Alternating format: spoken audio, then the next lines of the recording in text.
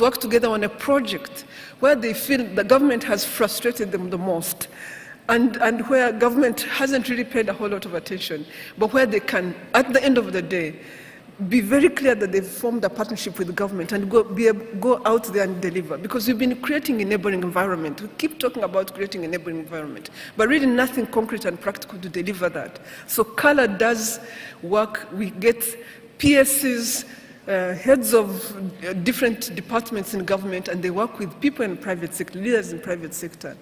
And the first one I saw, because you know this Honorable Prime Minister is a young person here in Rwanda that was working with NAIEB, with Ministry of Agriculture, to solve a problem that they felt they hadn't solved forever, and they were able to solve it. So we're really proud what you young leaders are bringing to the forum.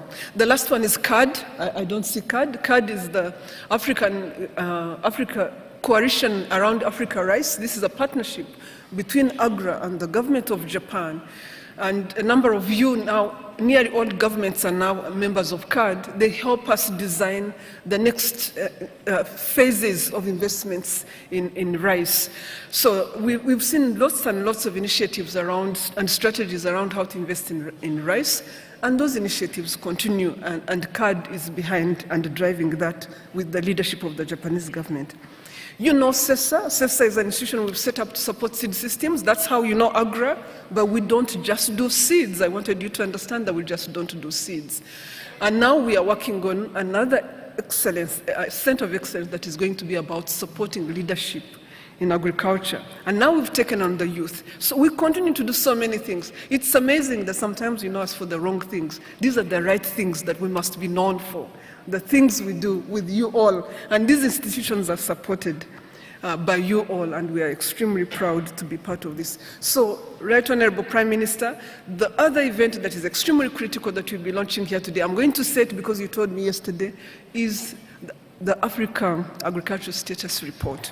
His Excellency told me that he thought that that was one of the most important documents that come out of the agriculture sector every year. So I want to congratulate everyone that has participated in that, because he reads it and he uses it.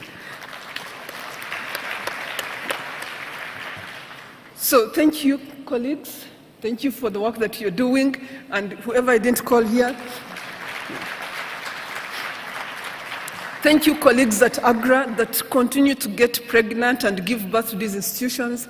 Thank you to all you partners that support this work, because AGRA doesn't do this alone. So thank you so much for the confidence and the opportunity to work with you, and for building AGRA the Alliance truly as we initially envisioned it. And as you see, it's really beginning to grow. So thank you again, and welcome to this forum, and let's make the most of it. Let's crack some deals, and let's get the Africa food systems out there going. So thank you again.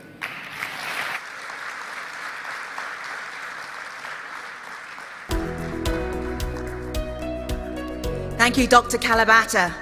The Minister of Agriculture and Animal Resources in Rwanda, the Honourable Dr. Musafiri, you are very welcome.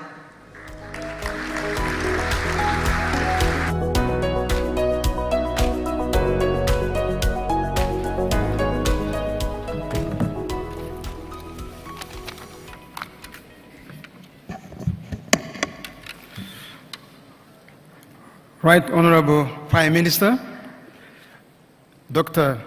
Edward Ngirente, the Prime Minister of Rwanda, Excellencies, ladies and gentlemen, Rwanda is privileged to host the Africa Food Systems Summit 2024, the world's leading agriculture and food systems forum. As the host of the Africa Food System Forum, this is the second time that the Rwandan government, through the Ministry of Agriculture and Animal Resources, hosts in person the Africa Food System Summit. Its overarching goal is to mobilize all stakeholders, policymakers, private sector, academia, youth, women, and farmers to innovate, accelerate, scale the food systems transformation. The Africa Food System Summit planned from yesterday till Friday this month, is expected to gather about 5,000 people who will share lessons and take practical actions to build productive, nutritious, inclusive, resilient, and sustainable Africa food systems that have the power to accelerate the achievement of the Sustainable Development Goals by 2030. This summit will entail plenary and parallel sessions as well as field visits to key Rwanda flagship agricultural projects across the country. Right Honorable Prime Minister, for your recognition, allow me to raise your attention. The participants we have, key dignitaries, government officials, private sector leaders, and representatives from various institutions that have arrived here, who are happy to be with us in the room. We would recognize His Excellency Haile Mariam Desalegn, former Prime Minister of Ethiopia. We recognize Right Honorable Dr. David Moinina Seng, Chief Minister of the Republic Sierra Leone. You are welcome. We recognize His Excellency Mizengo Pinda, former Prime Minister of the Republic of Tanzania. We recognize His Excellency Mohamed Bevogi, former Prime Minister of Guinea. Bienvenue. We recognize His Excellency Ibrahim Mayaki, former Prime Minister of Niger. Your Excellency, we also recognize our fellow ministers, brothers from African continent and beyond. We have in the room Honorable Haile Musa Kapaka, Minister of Agriculture of Sierra Leone. You are welcome.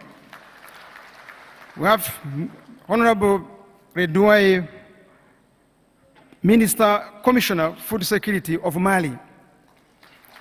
Honorable Simeon Kalema, Minister of Agriculture, Mali. You are welcome.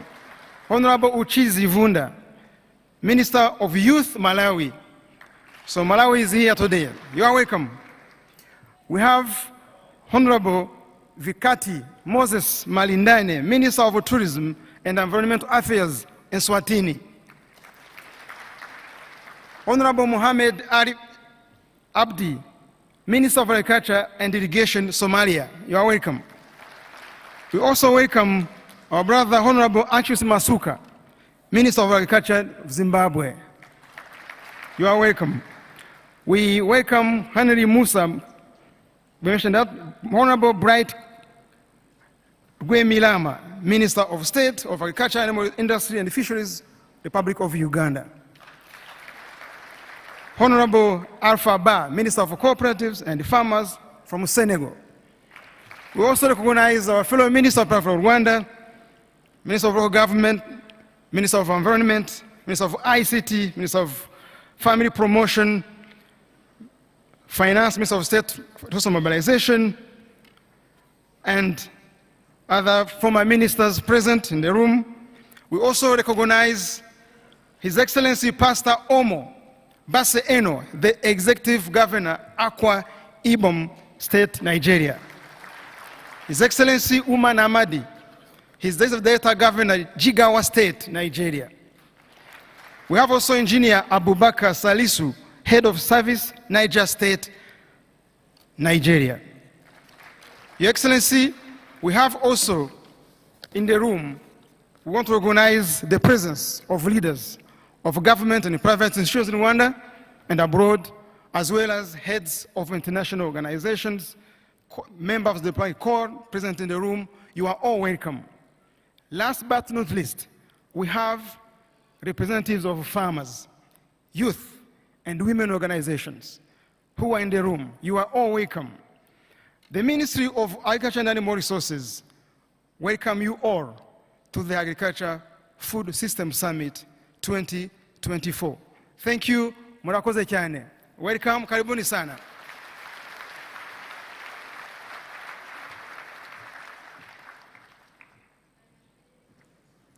Thank you, Minister Musafiri, for the very warm welcomes. How do you sum up Africa food systems and transformation in just a few minutes? We managed it here at the ASF, so take a look at the screen and lean in.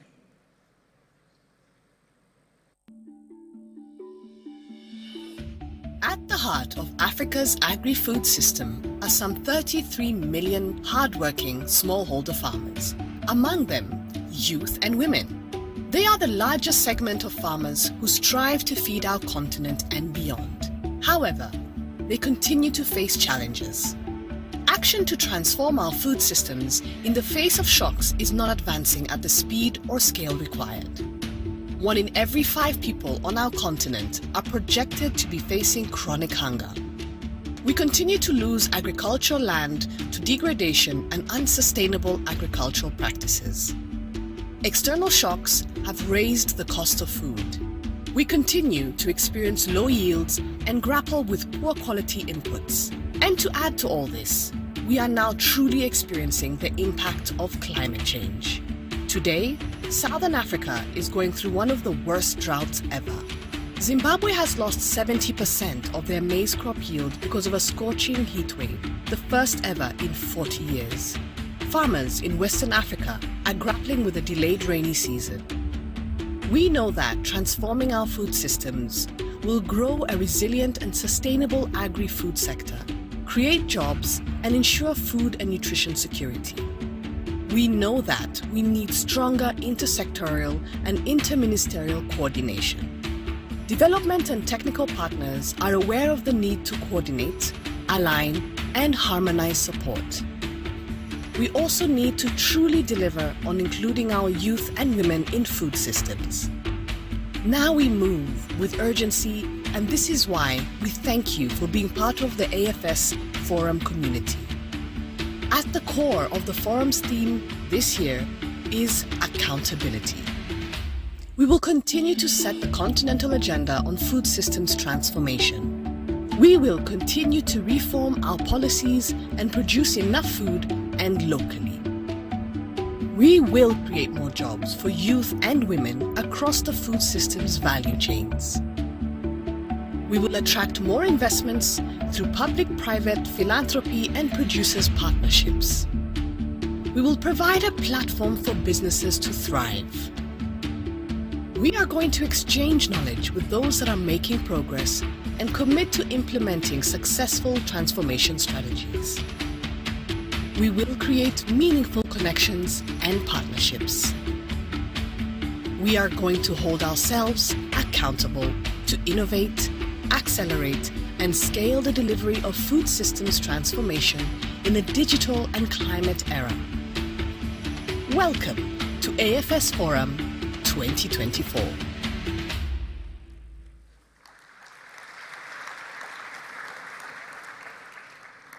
The former Prime Minister of Ethiopia, the current board chair of AGRA, His Excellency Haile Mariam Desalegn. Please, you're very welcome. The podium is yours.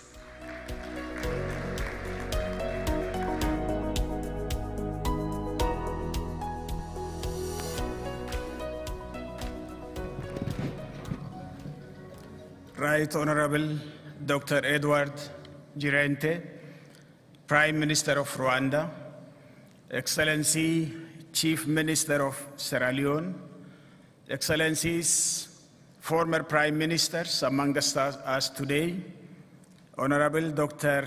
Musafiri, Minister of Agriculture and Animal Resources of Rwanda, Excellencies, current and former ministers among us today, Excellencies, state governors, high-ranking government officials and development partners, farmers' representatives, AGRA board members, and President of AGRA, distinguished delegates, ladies and gentlemen. It gives me a great pleasure and honor to address you on behalf of African Food Systems Forum Partners Group and AGRA at the official opening of the Africa Food Systems Forum 2024. The theme of this forum, Innovate, accelerate and scale delivering food systems transformation in a digital and climate era in Kigali, a city of history, culture, exceptional hospitality, and innovation. On behalf of all of us here today, may I take this liberty of thanking the government and people of Rwanda for the warm hospitality and your outstanding generosity accorded to all of us. I'd also like to thank you all for joining this important forum, which creates an opportunity to deliberate on what we can do together to improve the Africa food systems and achieve results at scale. I eagerly anticipate that this forum will address the critical issues surrounding our food systems. Excellencies, ladies and gentlemen, food is an essential part of us, our continent, and our world. Ready, do we pause and ponder what it takes for the food to arrive on our plate? The journey for food mix from the farm to our plate is so long and often involves complex politics, sophisticated business, and interrelated networks. We need to realize that behind that ear of corn, the pack of chicken breasts, or the bag of apples in a network of actors whose efforts is making sure that you and I have food to eat. I extend our profound gratitude to all involved, and especially to our smallholder farmers. Ladies and gentlemen, we are gathered here this week to play our decisive role, and more importantly, to take the ownership of transforming our food systems. We know for sure that we cannot move forward with the same old ways. As the African saying goes, I quote, "For tomorrow belongs to the people who prepare for it today," end of quote.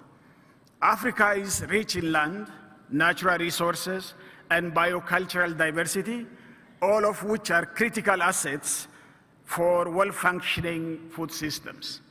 Besides, with around 60% or so global share of arable land and food basket corridors, it is a strategic position to cement a global leadership in agriculture and agribusiness and become the food and agribusiness center of the world.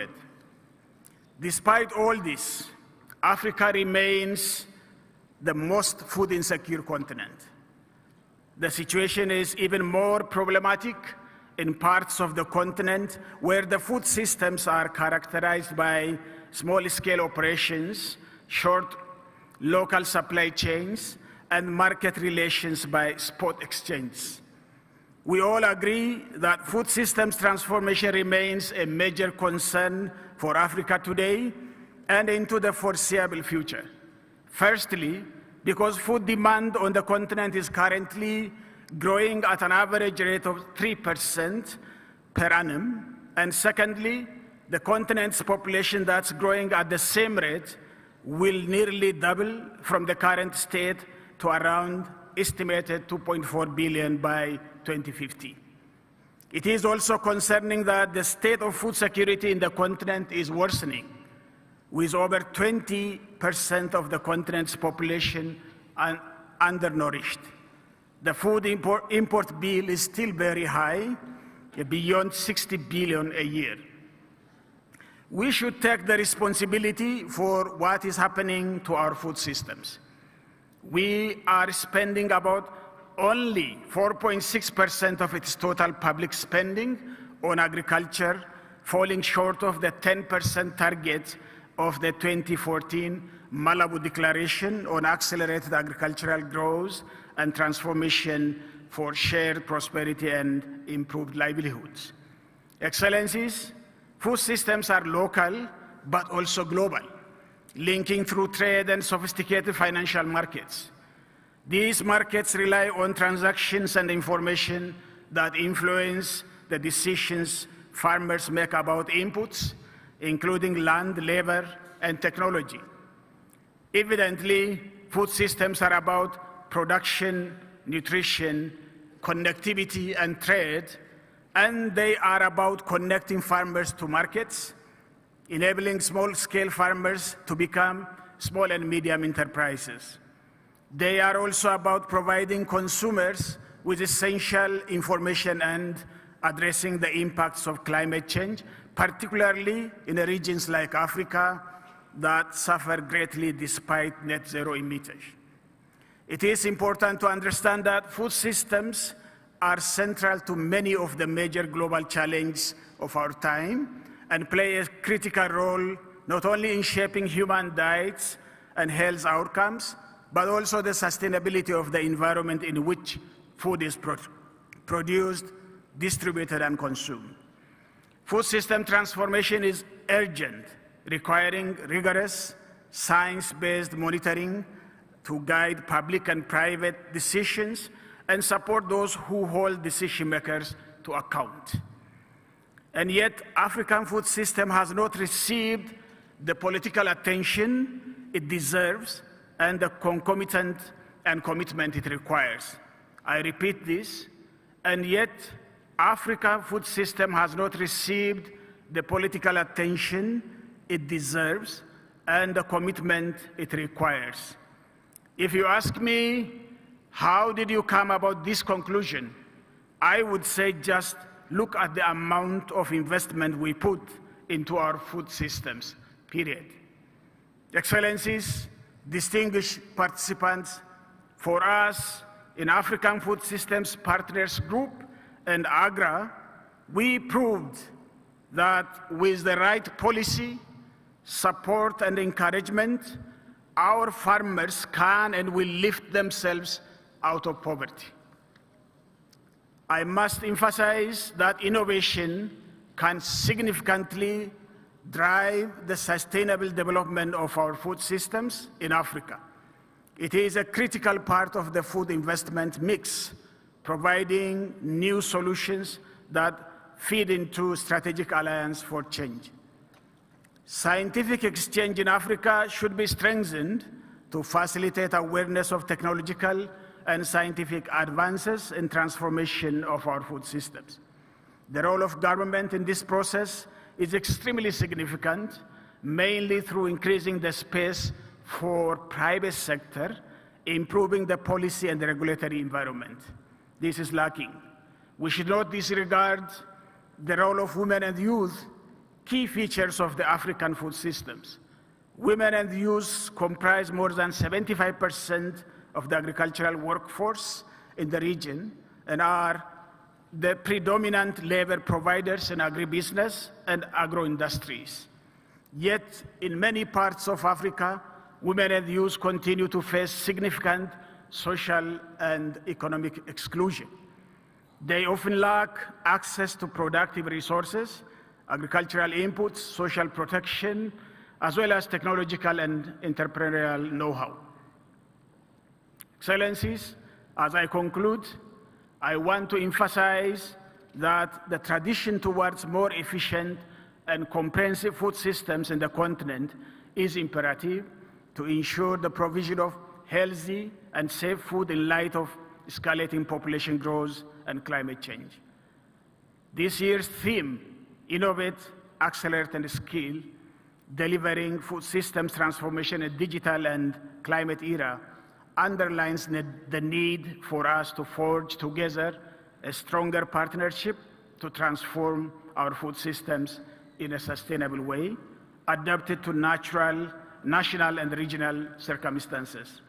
We need to shift the narrative from food availability to the development of resilient food systems by ensuring that farming is intensive, climate smart, and technology enabled. We need to commit ourselves to work diligently to tap the Africans' youth creativity into transforming ideas, inventions, technologies to solving problems related to African food systems. This commitment includes creating a conducive policy environment for our youth to develop and sustain innovation platforms.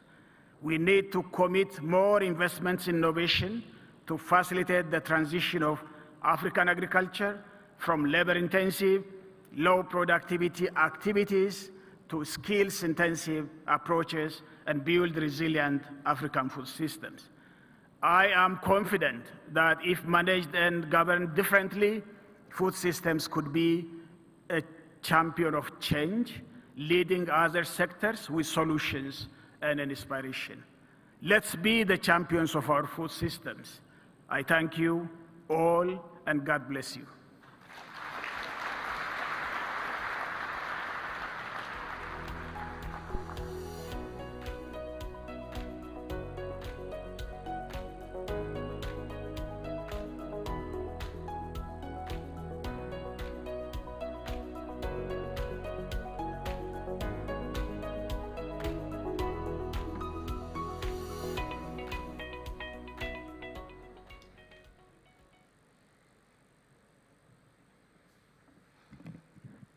Please welcome the President of Rwanda.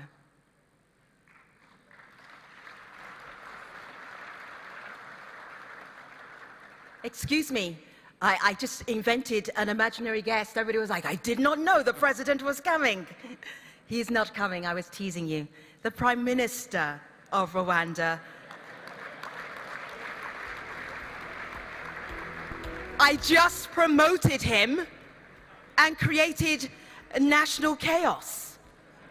Mr. Prime Minister, forgive me. It is so great to see you. Welcome. I was actually scared. Mr. Prime Minister, I'm going to stop speaking now. I think it would be wise.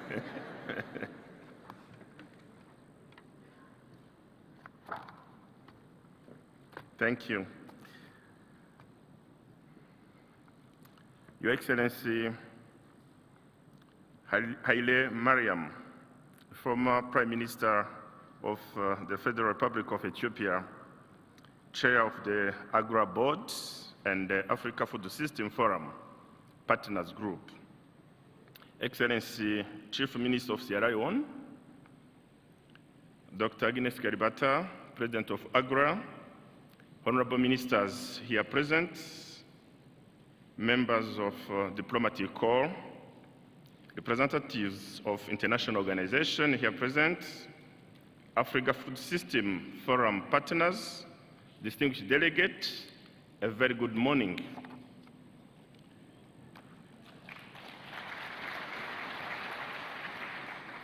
We are very happy to host you for the Africa Food System Forum 2024 Annual Summit, and I am very pleased to welcome you all to Kigali. I would like to begin by thanking the Africa Food System Forum team for their tireless efforts in advancing the agenda for transforming African agriculture. My appreciation goes also to His Excellency Haile Mariam, the Chair of the Africa Food System Forum and partners, for continued collaboration with the government of Rwanda in organizing this summit. Allow me also to acknowledge and thank Dr. Agnes Kalibata, the President of AGRA, for her long-term dedication to the transformation of Africa's food systems. The importance of this forum is driving the transition to resilient food systems across Africa is unquestionable. Over the past decade, the platform has influenced agricultural policies, mobilized investments, and served as a knowledge-sharing hub. It continues to shape the future of agriculture in Africa, driving progress toward sustainable and resilient food system. As you know, back in 2019, through a competitive bid during the summit held in Accra, Ghana, Rwanda became the long-term home country of this forum, previously called Africa Green Revolution Forum. And we have all appreciated that in 2022, AGRF was rebranded to Africa Food System Forum. This strategic shift reflects the ambition to bring on board all stakeholders across food systems value chain. I noted with satisfaction the move to turn this annual summit into an accountability platform. It is time to challenge ourselves and move from words to actions that make things happen. Excellencies, distinguished delegates, I commend the choice of this year's theme, Innovate, Accelerate, and Scale, delivering food system transformation in the digital and the climate era. This theme reminds us of our shared vision to scale up our efforts to transform our food systems. This year's forum is particularly significant as it precedes critical milestones for our continent. As you are aware, next year, 2025, the African Union's Malabo Declaration will elapse. We also have less than 6 years to achieve the Sustainable Development Goals. As we work to fulfill our commitments, we find ourselves facing a deeply concerning situation. Food is a fundamental human right, yet across our continent, it remains a daily struggle to access sufficient, nutritious, and affordable food. Some reports indicate that over 32% of all African children under the age of 5 are stunted against a global average of 22%. In addition, over 20% of our population is experiencing severe food insecurity. This means that nearly 1 in 5 Africans lacks regular access to enough nutritious food for a healthy life.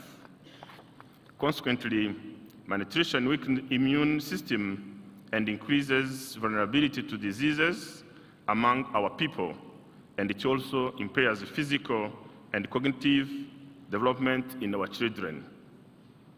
This results directly in higher healthcare costs, reduced workforce productivity, and in diminished capacity for innovation.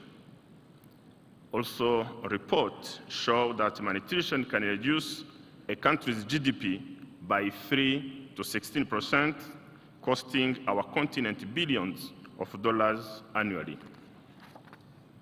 As we know, when a country faces food insecurity, it must allocate huge resources to emergency food aid and social safety nets. As a result, this diverts essential resources from critical sectors such as agriculture, education, infrastructure, and healthcare. And we should always avoid these situations in our countries. Therefore, our collective responsibility is to address all these challenges. We must hold ourselves accountable for creating and implementing policies that promote a more resilient and equitable food systems. A few examples of those policies include investing in sustainable agriculture, improving value chains, reducing post-harvest losses, and improving processing capabilities on our continent.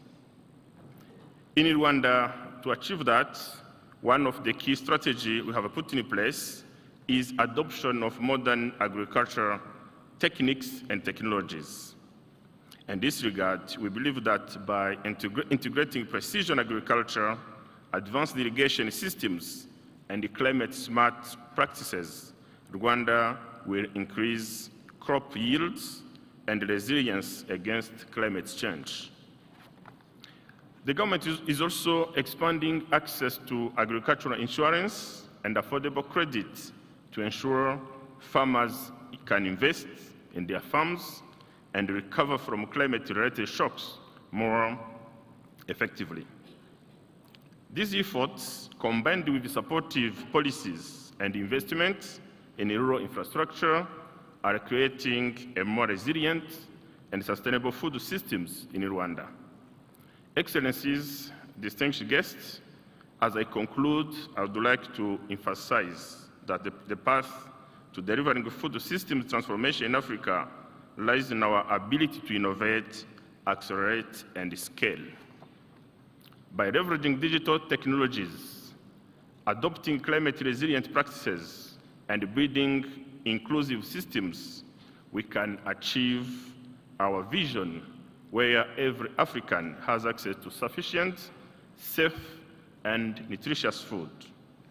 Our African governments and other policymakers should collaborate with the private sector to transform agriculture and ensure sustainable food supply.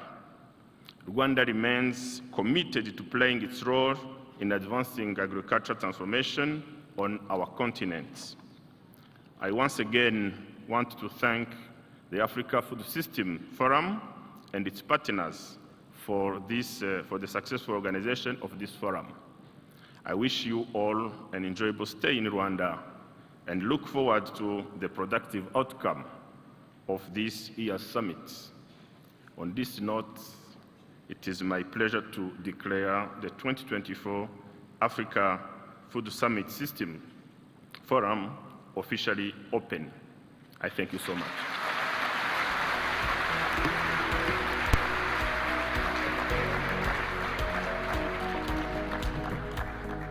Thank you, the Right Honourable Prime Minister Edouard Ngirente, for officially opening the AFS Forum. It takes collaboration and teamwork to transform Africa's food systems, which is why you have more than one MC today. I will be handing over to Dr. Roy Steiner, but I have one more speaker on my shift before I hand over. The African Union Commissioner, Mr. Godfrey Bahigwa. Please, you're welcome. Please take that far lectern. It's a very long way to walk, but I know the applause will keep you going. And it won't stop until you get to that far lectern, and it might even give you a little bit more to set up. Thank you.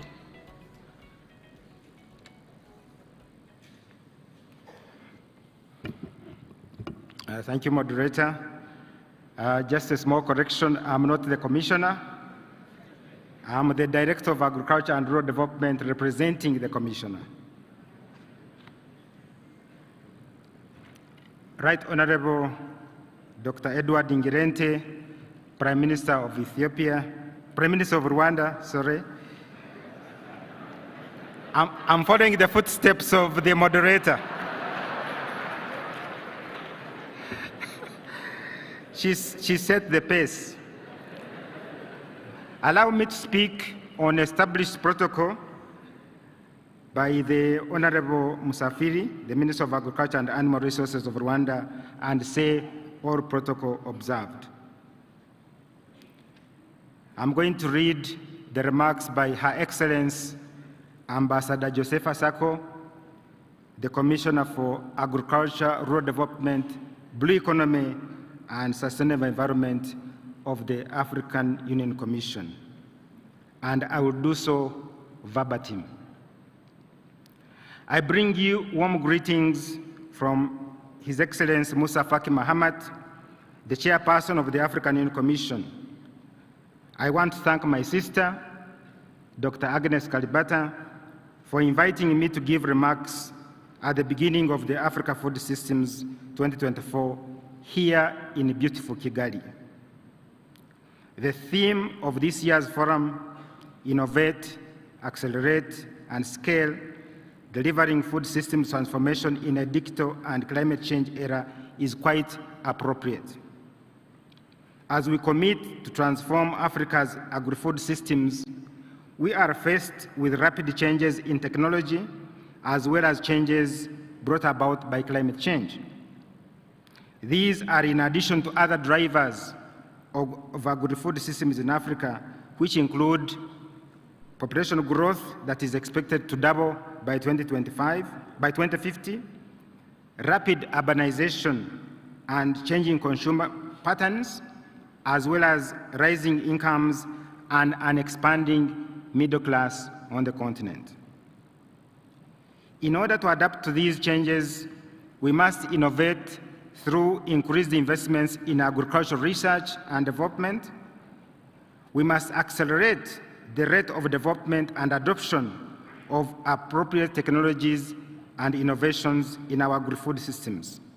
And we must do so at scale that will match the needs of the continent, in particular food and nutrition security, creating jobs for youth and women, and wealth creation while protecting the environment. In short, we need to build sustainable and resilient agri-food systems for a healthy and prosperous Africa.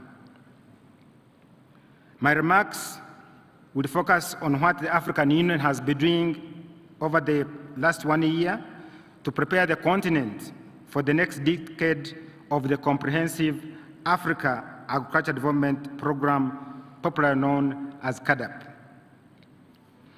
During the 5th ordinary session of the AU Specialized Technical Committee on Agriculture, Rural Development, Water and Environment that was held in November 2023 in Addis Ababa, the ministers requested the African Union Commission and the AU Development Agency, ODA NEPAD, working with regional economic communities and partners to develop a post-Malabo CAADP agenda for the next 10 years.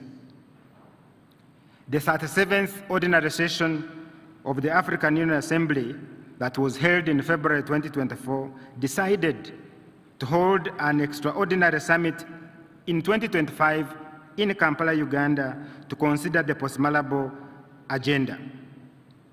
The African Union, working with regional economic communities with the support of various partners, has led the formulation of the draft CAADP Strategy and Action Plan 2026-2035, which was just last week presented to stakeholders in Kampala, Uganda for validation to make sure that the strategy covers the key issues that need to be considered in our efforts to transform agri-food systems in Africa over the next 10 years.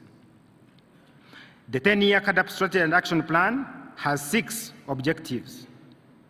1, to intensify sustainable food production, agro-industrialization, and trade. 2, to boost investment and financing in transforming agri-food systems by both the public and private sectors. 3, ensure food and nutrition security across the continent for a healthy and productive population. 4, advance inclusivity, especially for women and youth, and equitable livelihoods in agri-food systems value chains. 5, build resilient agri-food systems that can withstand and adapt to various shocks and stressors. And 6, strengthen agri-food systems governance. To improve leadership, you had the former Prime Minister of Ethiopia emphasize this point. To improve leadership, policy coherence, and mutual accountability.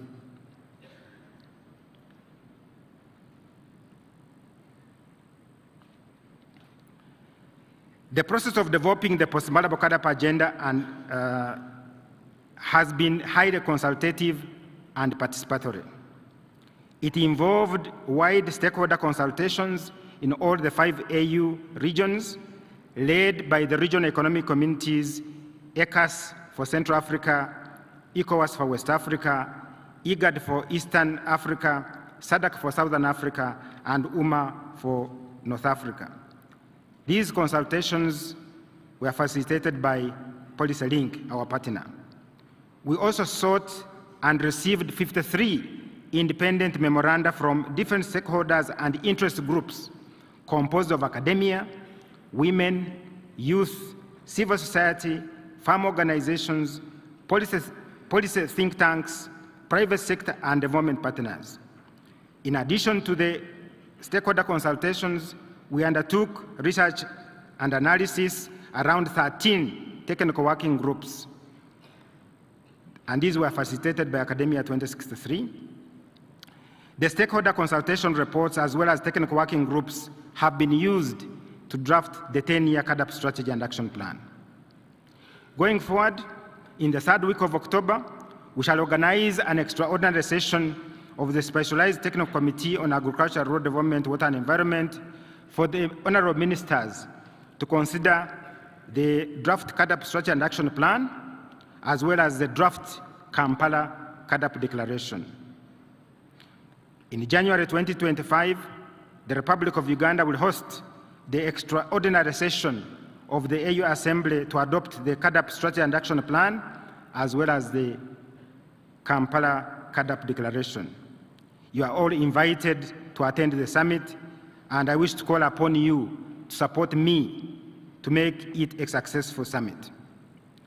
I would like to end my remarks by acknowledging and appreciating the support, both technical and financial, that AGRA has provided to the African Union in the process of the development of the post-Malabo CAADP agenda, strategy and action plan. The African Union looks forward to continue working with you in the implementation of this strategy and action plan over the next 10 years. Thank you. Asante sana.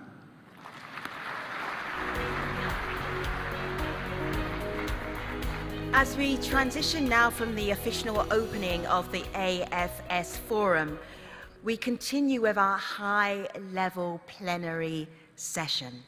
Coming up in just a little bit, we have Dr. Roy Steiner. He's standing by. This is what Dr. Roy looks like. You will have him in just a moment. Dr. Roy, I have 2 more things to do before it's your turn, and then I will bring you back in. But I wanted you to know who the next moderator is going to be. I'm going to take you into our accountability room. We're going to look at the year in review and the current situation. And who better to do that with than with Pate Sene. He is the Managing Director of the Africa Food Systems Forum, and he will join us here on stage. We really appreciate you, Pate. I know you have so many things to do. You're doing them all at the same time, but we're really looking forward to hearing from you. Thank you.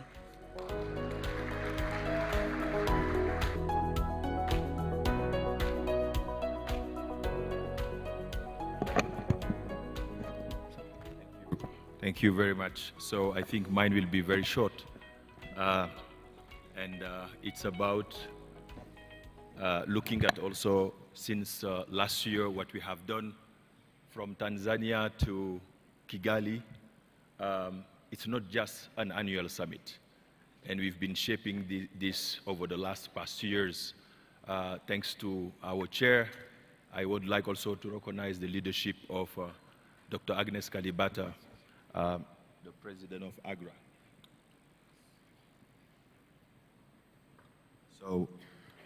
So the AFS goes beyond an annual summit, but it's a unique platform on the continent.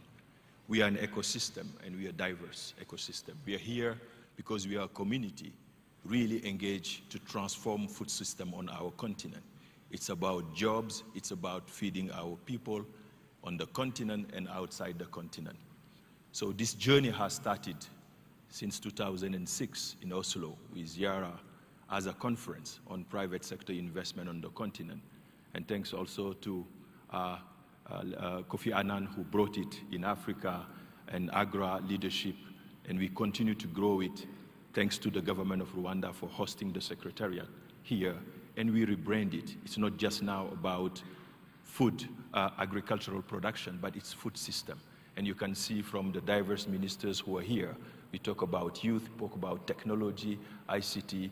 It's what we want, it's to transform the food that comes to our table with all sectors, with all leaders. And that's why many countries over the past years have shown leadership for hosting the forum, but also pushing this agenda forward, the direction which is feeding our people, but also creating jobs and opportunity. And these are all countries we would like to recognize that continue to push this agenda forward. So as my predecessor said, it started with 200, 300 participants. Now for a community of 5,000, it will continue to grow. It grows because also of all of you, and we recognize also the private sector, the farmers' organization, but more importantly this year, young people. So we have set the stage for these young people. You will see all of you, the Youth Dome, and they are here because they are also the power in Africa. So this community has transformed this conference to a forum, which is the World Premier Forum on the continent, a World Premier Forum where an aggregate delegate of more than 60,000. World Premier Forum because we are a community also connected, not only in Africa, but outside. And we are trying also to do our best from all the different countries that are here and also outside the continent to push this one. And we thank also all our partners who are with us working on the continental agenda, which is setting the direction, but also investment to implement and push this forward. So this forum has been growing. We rebranded into 2023 to become this ecosystem of policymakers, businesses, research, farmers, youth, all coming together, because food on our table is not just one actor, it's a group, and it will continue. So I think this is why we are here. This is why we are also pushing this. We would like to feed our communities. We would like to create jobs, decent jobs, but also particularly solve the issue of youth and women, inclusivity, marginalized communities, indigenous people who are here. So we all thank them for coming. And as we do this review, the leadership lies on accountability. So we have started also to hold ourselves accountable, a platform where when we meet, we measure what we have said, the communique, and we create also systems and process to make sure that we can measure that one. Because every year, after 1 year to another year, and late my colleagues from Tanzania will come and tell us what we have done in Tanzania. And every year we will call also each country that hosts this summit to tell us also what has happened during that year. And thanks also for the government of Tanzania for joining us for this exercise. So we move from an annual summit. We are also providing this technical, the knowledge platform, as well as the financing. So, Dr. Kalibata said we have businesses, so there are deal rooms. All of this is happening, and then we are also looking forward through the leadership that also we want to build on us to hold all of us accountable on what we do. So this has led us to now a platform where many themes that matters for the continent, fertilizer and soil health, all of them are institutionalized within the young people, youth, women, deal rooms, legacy program, farmers forum. So these are your platform. It's our platform to make sure that the direction we want to take is right, but we are also going fast and making sure this is addressed properly and all challenges addressed. So we recognize also the Council of Wise, and this year we've been also discussing with them to help us use your notoriety, your wisdom to inspire these young people, but also give them and make them shine. So the Council of Wise this year will bring you young people. Most of those guys who are sitting there, they're also doing very well. So we mix and help this agenda moving by building from your notoriety. Last year, we conclude with a communique where we were talking about really stakeholder coordination. There have been a lot of joint programming in many countries, and we start having numbers. But this is the first exercise we are doing. Now the next step will be every year we'll give you numbers. So as we build our infrastructure to be able, after forum to another one, be able to say this is what has happened. And that's also, I think, what we owe ourselves in terms of accountability. I will just put few of them. For instance, the climate COP. Most of the African countries signed that communique on Emirates, the Emirates Declaration on Climate and Food System, which is a significant achievement. And this brings also why we are here on the climate era and trying to do this work. The BBT, my colleague will talk about it. Several progress on trade with regional commissions working, and it will continue. But more numbers will come. But before I end in the deal room, my colleague will talk about it. Before I end, I would like to recognize all our partners who are here in the room, the Africa Food System Forum partners, but more importantly, those who are also coming and joining.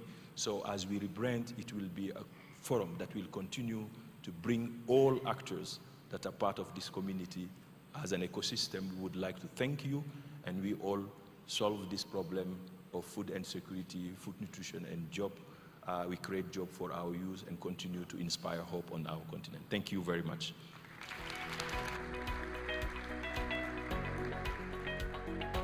Thank you, Pate Zane. And so, from the Ministry of Agriculture in Tanzania, we have Gerald Mweli, PS Gerald Mweli. It is good to have you here. Welcome.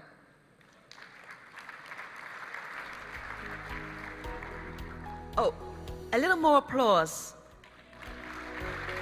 Just to get up the stairs and to the microphone. Very good. Thank you. I feel the presentation is about to start. Thank you, Mr. Mweli. Good morning, everyone. Habari za asubuhi. Ngiramuse.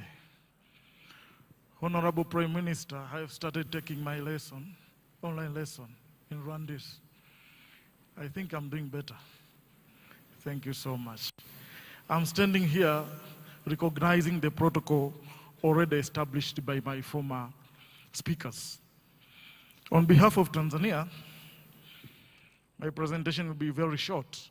It's just to give the rapid overview of the key commitments from the Africa food system we had last year in Tanzania, where we rebranded the AGRF to AFS. Tanzania, like many other countries, agriculture is our backbone. Speaking of the economy and prosperity, 26% of the GDP is contributed by the agriculture. And here I'm speaking of the value added and those from farms. And 65% of our raw materials are from the agriculture sector. And we are employing, the agriculture sector employing about 65% of our population. And speaking of the export bill, 30%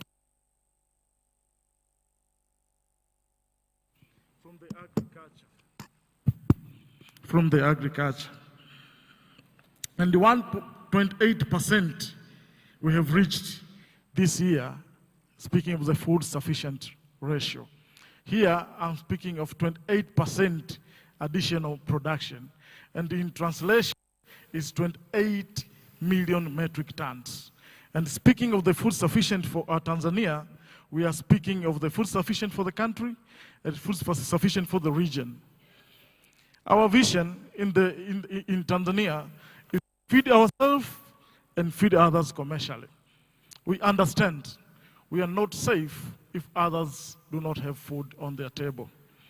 So we have decided to rebrand and change our vision to make sure that whatever we are investing in the country, it will be sufficient to feed our population, but also to feed others who have issues or have challenges to attain food sufficient.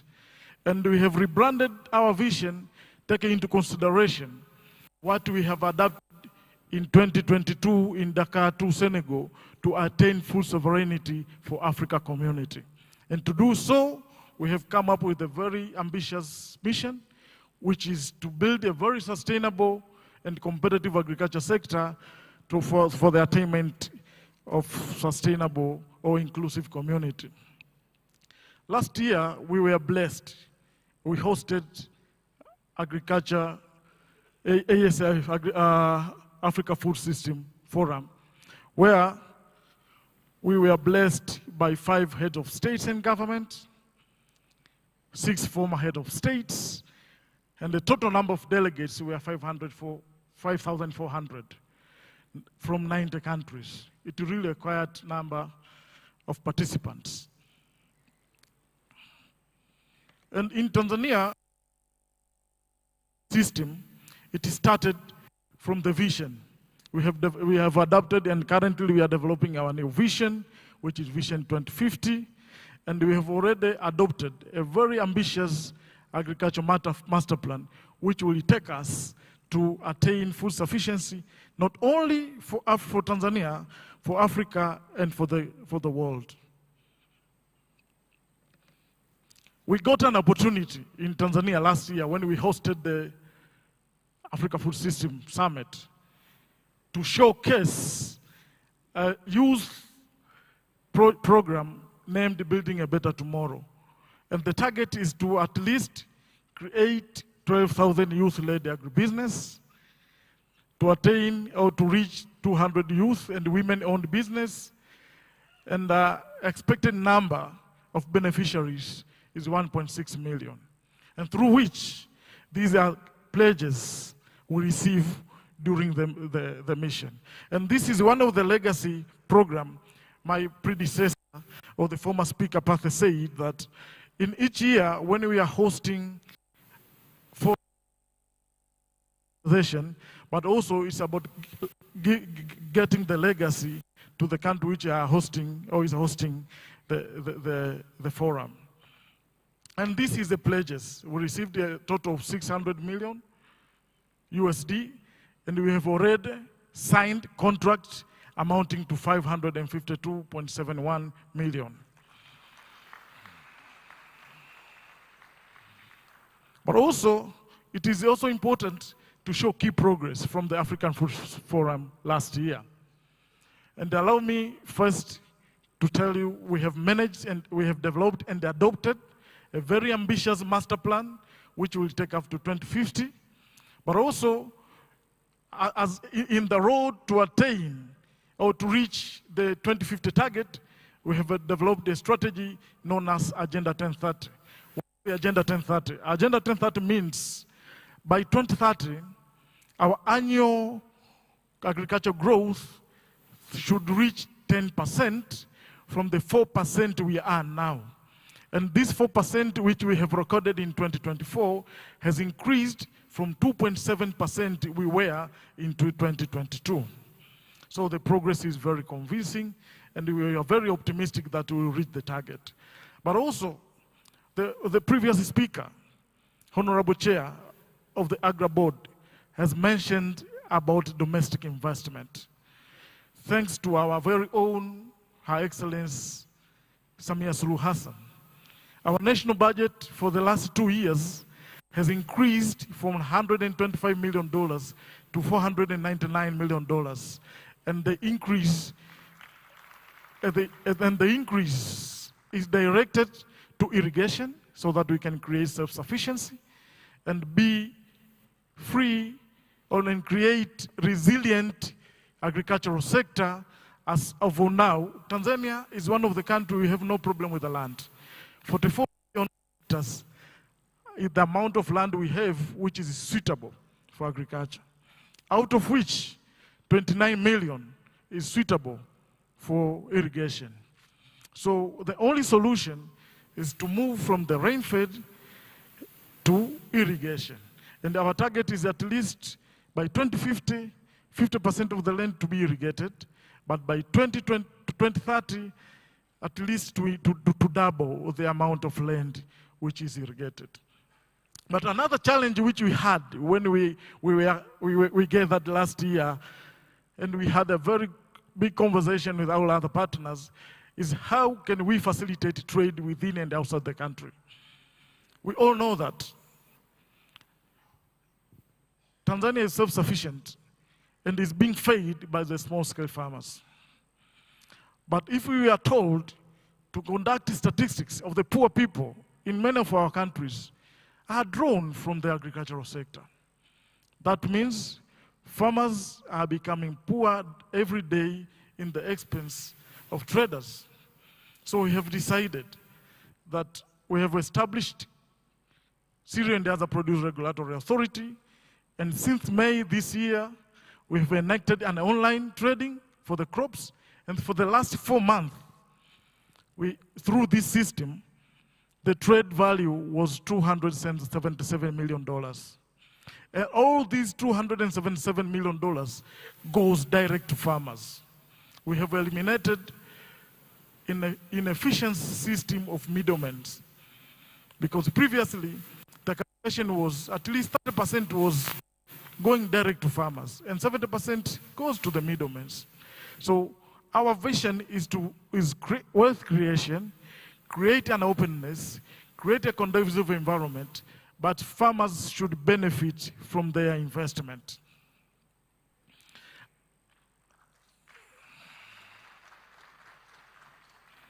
Another achievement worth to mention, which we did for the last 1 year, is the investment in research and development for seeds.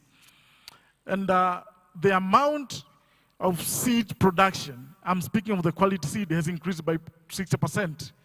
But also we have embarked on subsidies to seeds, fertilizer, and other agricultural inputs to reduce the cost of production. But also we have increased the irrigated land for the last 1 year, and we have enhanced extension service. But also it's worth to mention, one of the very important achievements, and which should be aligned with the AFS, is the enhancement of intra and international intertrade to increase, and it has increased from 2022 to 2023. Our export bill has increased from 1.2 billion to 2.3 billion, and the reason is we have incentivized our farmers, but we have created a transparent system of data collection and trading. Another area, we all know that, and when we gather and have a conversation, we all agree that we should go to mechanization. But in Tanzania, 90% of our farmers own less than 2 acres. So we had an agreement during AFS that our farmers should use tractors and all other mechanized approach, but they should own the tractor. They shouldn't own the tractor. Because for a farmer who owns 1 acre and tell him or her to go get a loan for a tractor, you are just giving poverty to him or her. But we all agree that all farmers should use or take advantage of a mechanization. So we have established a mechanization centers which we are constructed all over the country. We are partnering with the private sector, and the target is to have 10,000 tractors by 2030, and we will be hiring tractors to farmers. That means we'll be all assured of losing less time during farming, but you reducing the cost of production, but attaining the target of having mechanized agriculture in Tanzania. And our very own President Samia launched this on 8th August this year. But also to improve or promote research, during the summit we managed to sign an MOU with the Norwegian Institute of Bioeconomy Research as an effort to improve our research institute within the country. Asanteni sana. Thank you so much.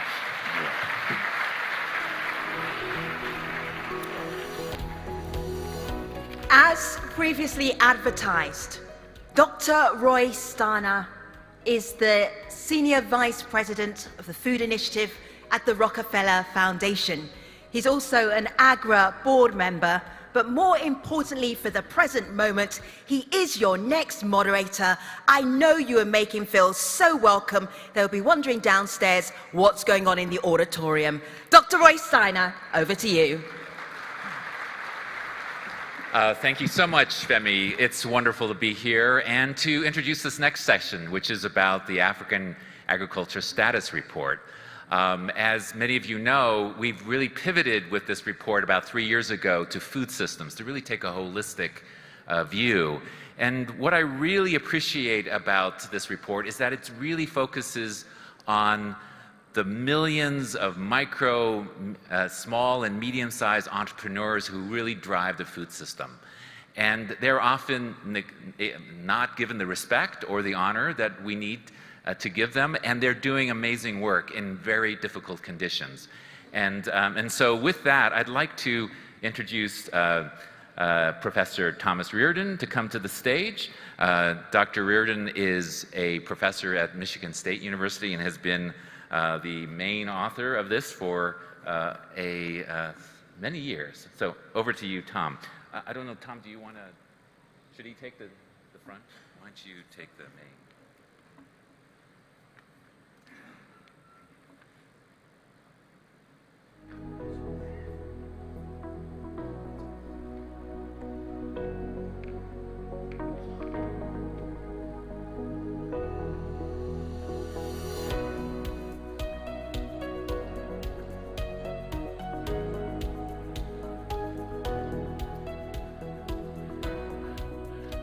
When you're up here, you see that there's massive lights shining here, so I think I can see.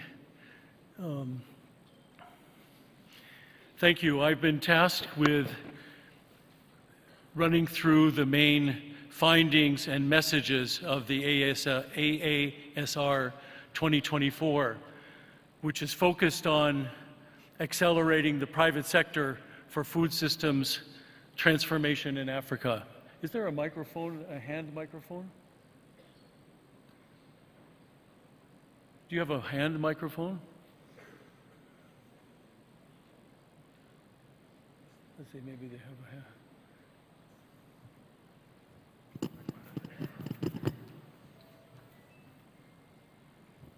Hello, yes.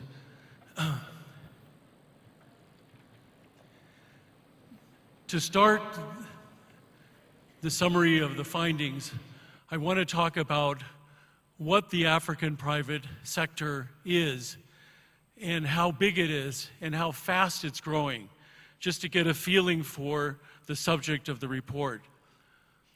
And to think about the private sector is best understood by understanding the fast-growing African food market that the private sector supplies. Think of the African food market as a vast river of food from farmers to consumers, passing via the private sector. Africans consume 1.3 billion tons of food per year, a gigantic amount.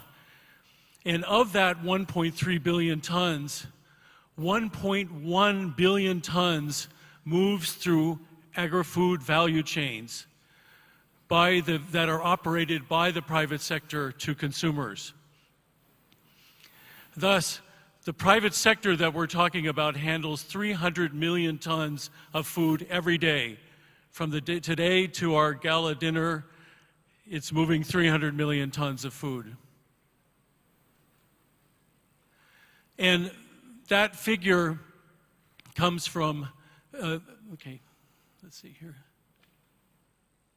Does that go back? Okay, the 1.1 billion tons of food that's coming from, the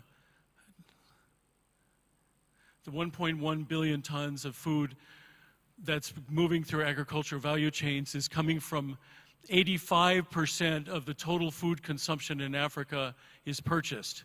And the details of that figure are presented in the report. Now let's think about the nature of the African food market in order to understand the nature of the African private sector. 85% of the African food market is from domestic supply. Only 15% in tonnage terms comes from imports. 95% of African farm output is sold to Africans. Only 5% is exported. 75% of the African food market is urban. And that urban market is 9 times bigger than African agricultural exports. So the private sector is selling to a gigantic urban African market. And that urban market is growing extremely fast. It was 145 million people in 1990. It's 500 million people today. So let's think about who is this private sector that's supplying this vast river of food to African consumers. Now some of you, and very often people in general, think when they hear the term private sector that we're talking about big companies. We mainly are not. The AASR defines the private sector as being two sets. One are the MSMEs, which are the micro, small, and lower tier, medium-sized enterprises, and the MLEs, the upper tier, medium, and large firms. So it's essentially smaller firms and large firms that comprise the private sector.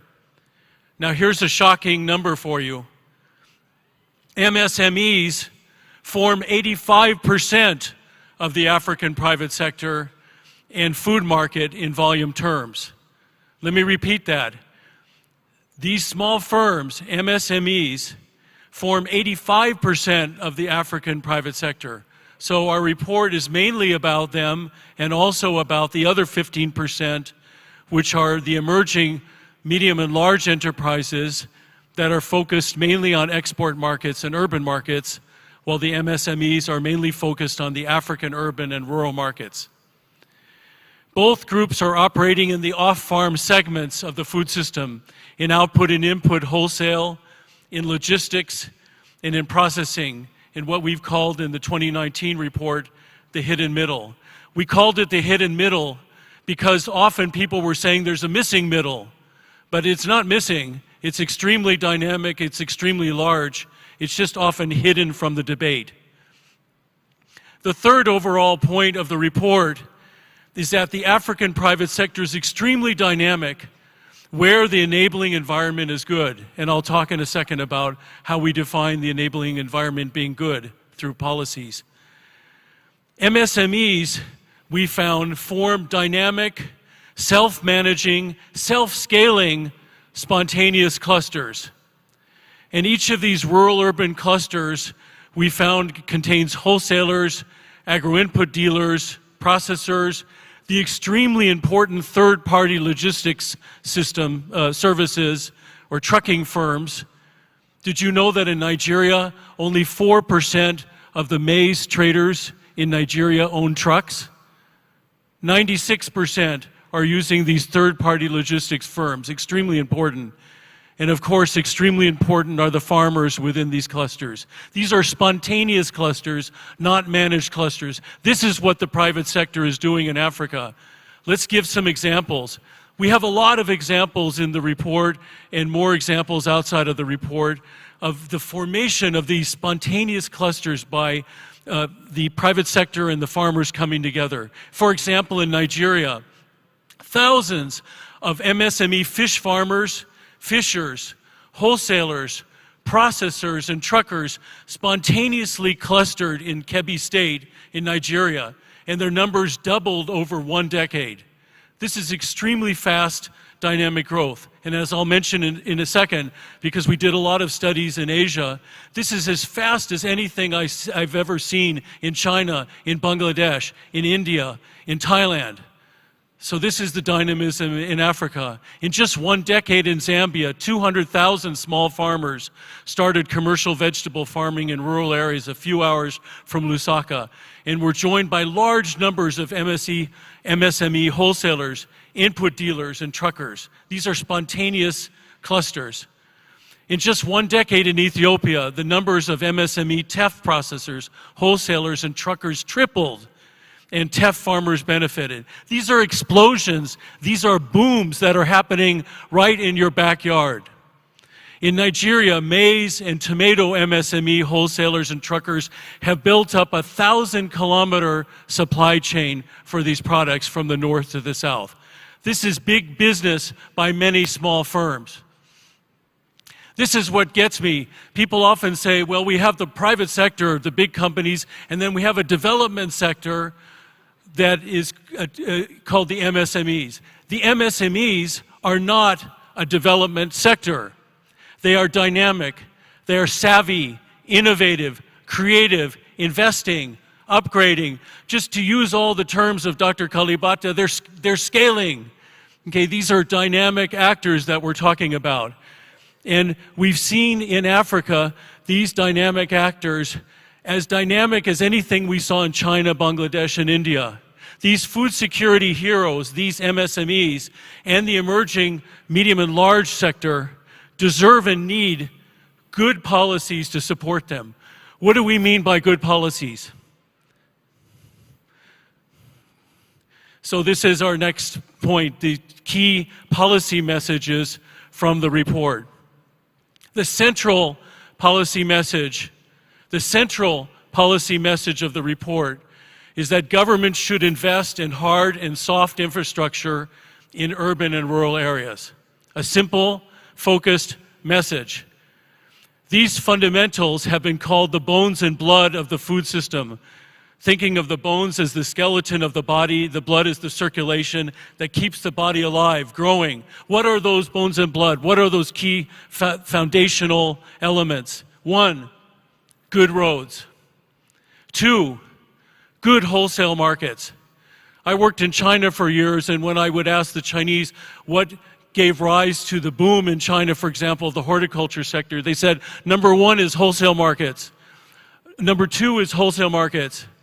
Number 3 also is wholesale markets. And then number 4 is roads. And then the number 3 here is good utilities, energy and water and ICT infrastructure. The third element of this hard and soft infrastructure. And finally, good security against banditry and violent conflict and bribes.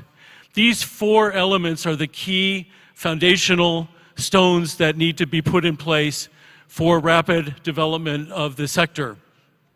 And we found repeatedly in our studies that where governments have invested in the bones and blood, made these investments, set up these enabling environments, the private sector itself just grew very fast. It didn't have to have its hand held. It didn't have to be shown how to innovate and grow. It formed spontaneous clusters. It thrived.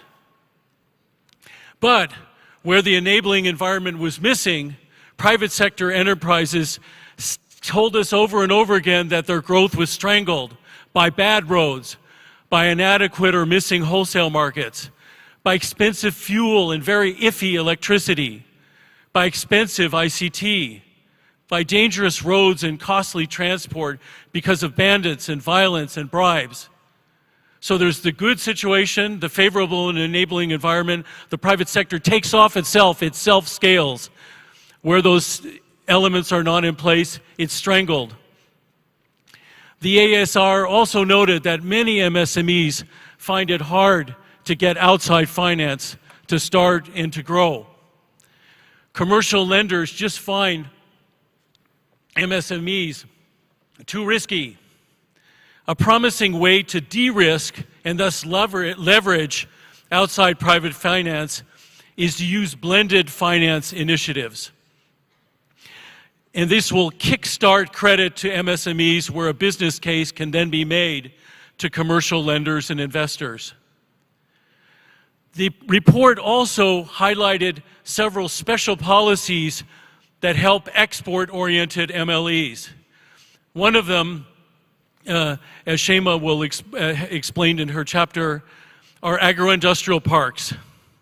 These are coming up in Africa. They've been used in Asia. And in her chapter, she noted cases where these accelerated growth and upgrading for challenging export markets. But watch out, there's a lot of failures littered around the world of these agro-industrial parks. And they're very challenging in design and implementation. And to get around those challenges, they need to be very market-oriented and adaptable to business conditions. And regardless if they're set up or not, they too require the bones and blood of the food system, a good enabling environment of hard and soft infrastructure. Also in the report, there's a chapter about infant industry policies, especially for the large enterprises, where government is giving subsidies, tax exemptions, grants, putting up tariff walls against competitors. And the report notes cases where large firms were helped by these policies to scale and compete in demanding markets. But for several hundred years, there's been a critique of these infant industry policies. Not that you shouldn't try them, but that they should be phased out once they've been operating a little bit, or you turn your companies into uncompetitive, flabby firms. Okay, so there needs to be a sunset clause for these subsidy policies. And again, you put those policies in place and you still need, for good implementation, to have the bones and blood of the food system, the good hard and soft infrastructure to succeed.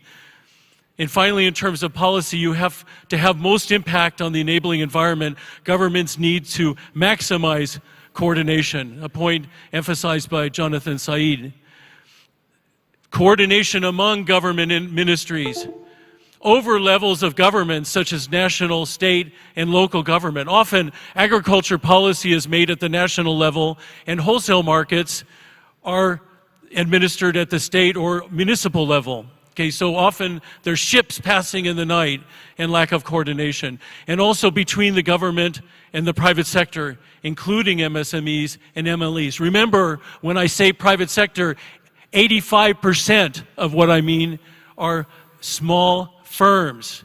Okay, so I'm not talking about coordinating just with the big guys, but coordinate with the big and also these giant numbers of the basic private sector in Africa. What are the key takeaway messages for AASR stakeholders? For farmers, we would say that you depend hugely on the private sector to market your output and supply you inputs and rural services.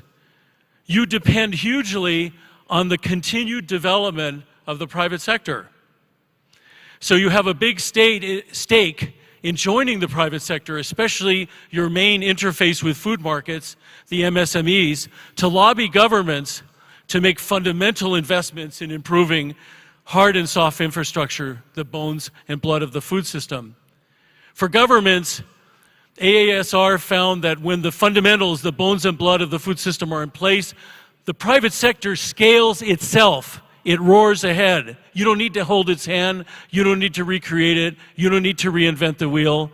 Our message then is to redouble your efforts to focus on these investments.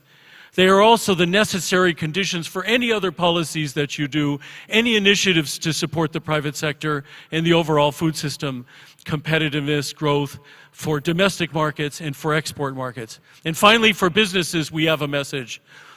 Be you small, be you medium, be you large, our message is to dialogue and coordinate with government and farmers to push single-mindedly for government investment in hard and soft infrastructure of the 4 types that we noted. On this, your business competitiveness, your costs, your risks, your sourcing and marketing initiatives all depend, first and foremost, on these fundamental conditions. Thank you very much.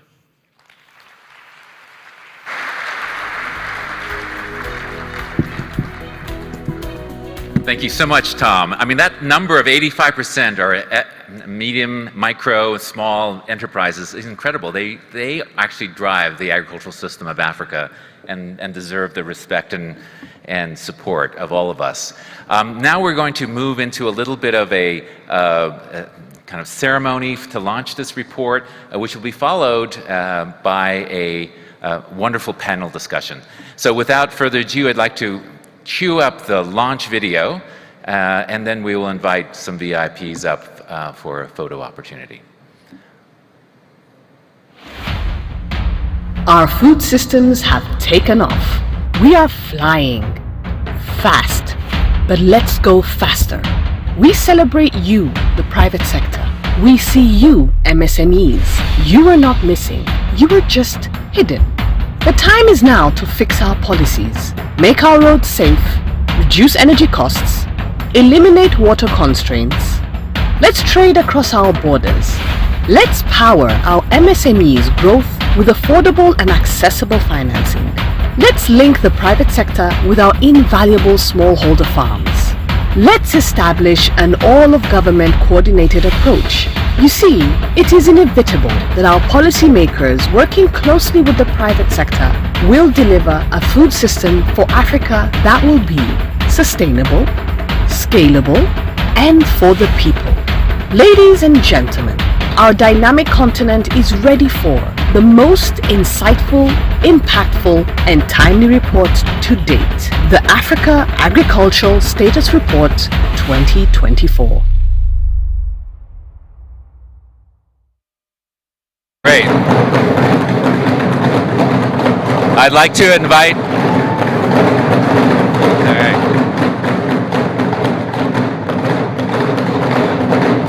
I'd like to invite to the stage Agnes Kalabati, President of AGRA.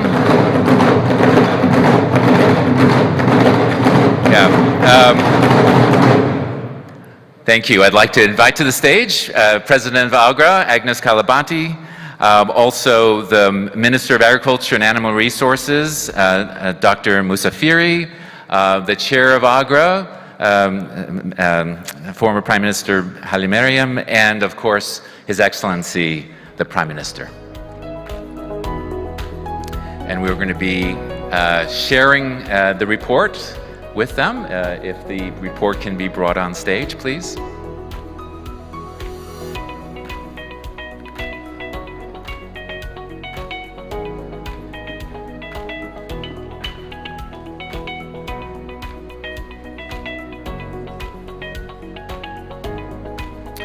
And if the authors of the report could be on the sidelines, because after the photo of our distinguished guests, we will also bring on the authors. So if you can be ready to come on stage. So that's Tom and his team. Great. Would Tom and his team please take the stage?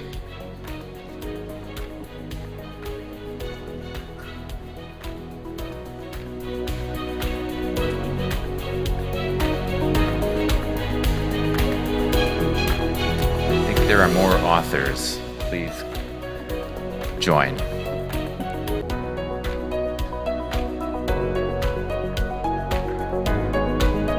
This has been a very comprehensive and detailed report and took a lot of effort. So please, everyone, could you give them a good round of applause?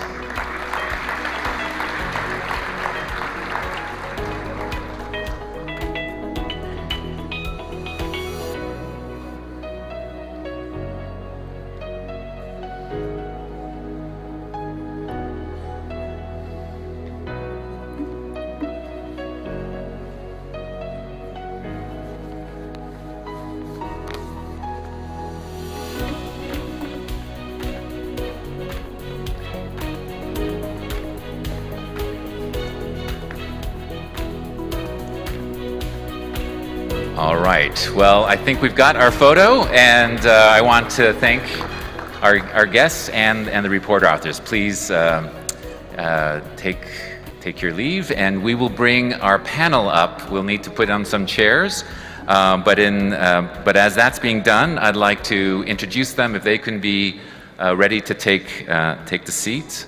I'd like to introduce Mr. Daniel Hailu, who's the Executive Director of Pan-Africa Programs at the MasterCard Foundation. Ms. Chema Triki, the Managing Director of the Growth Team of the African Agriculture Status Report, who's also one of the authors of that report.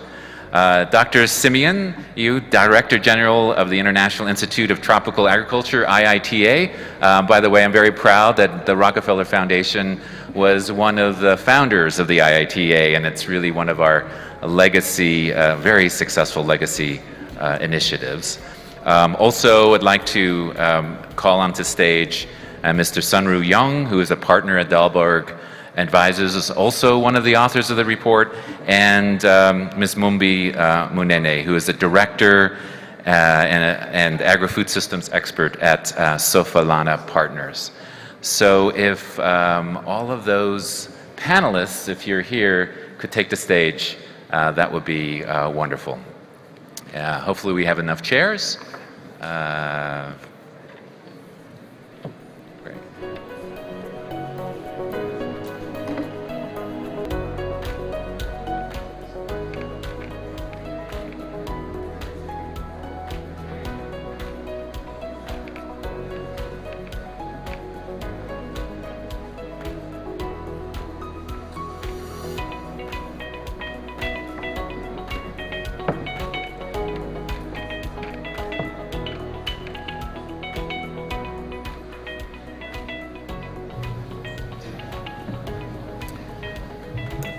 And of course, we have to introduce the Honorable Eric Rui-Gamba, the Minister of State for Agriculture and Animal Resources. So I think we need a couple of more chairs. Hopefully those are coming.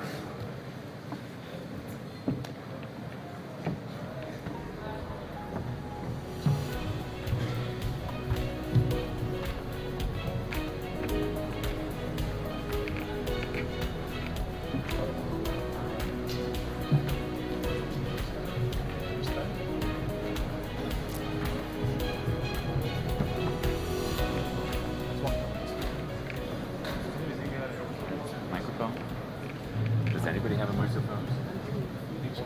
Okay, but is there, okay. Just, yeah.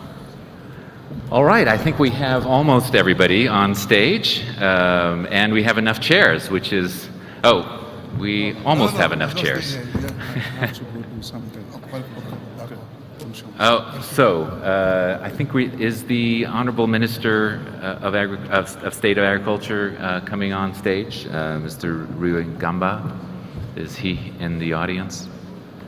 All right, well, I'm going to get started. Let me see.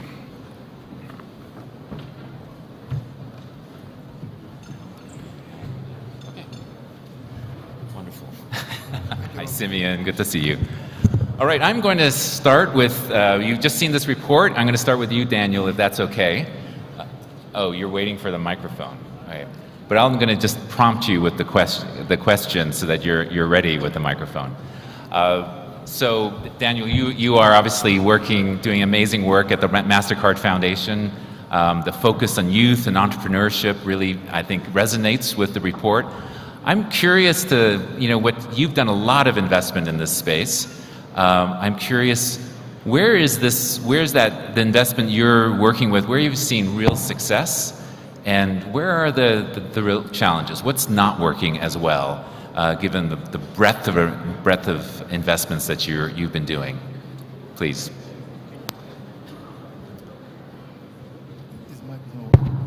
Okay. All right, we're good. Thank you so much. Thank you, Roy. Pleasure to be here. Wonderful to be in front of this really awesome forum that we are here to learn from. So, and Roy, I would be remiss if I didn't mention, before I answer the question, when you ask what we, the MasterCard Foundation, are doing, it's everything the MasterCard Foundation does is through our partners. And I just want to be mindful of that and thank all our partners that are here, including our colleagues from AGRA, as well as youth-led enterprises that are also part of the solutions that we deliver. So I'll start with that. And then to get to your question, Roy, what we've seen work really comes from how the solution is developed. And what I'm referring to is this notion of co-creating the solution. And this is really part and parcel of everything the MasterCard Foundation believes in.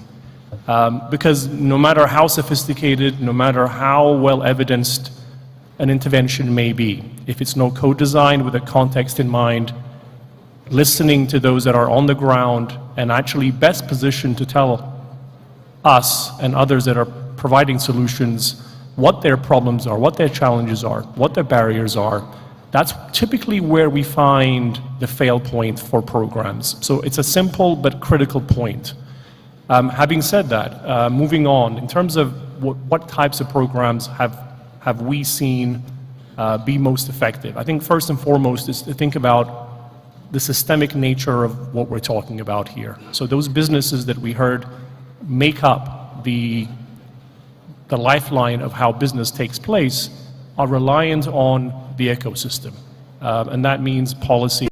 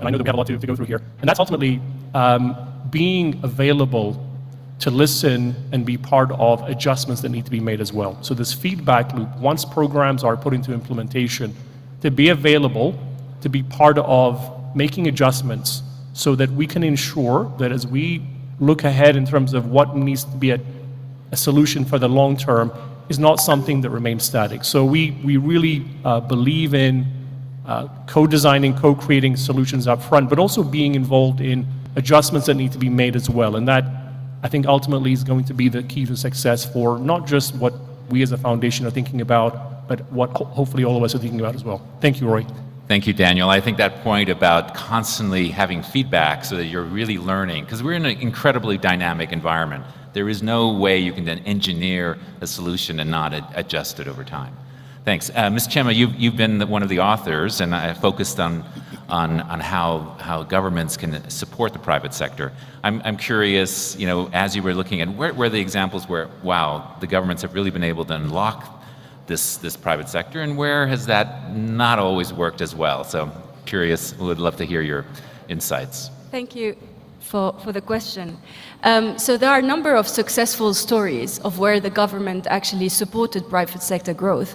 One that comes to my mind, and I know Côte d'Ivoire is highlighted during this summit, is actually the cashew sector in Côte d'Ivoire. So I love cashews. So this is good.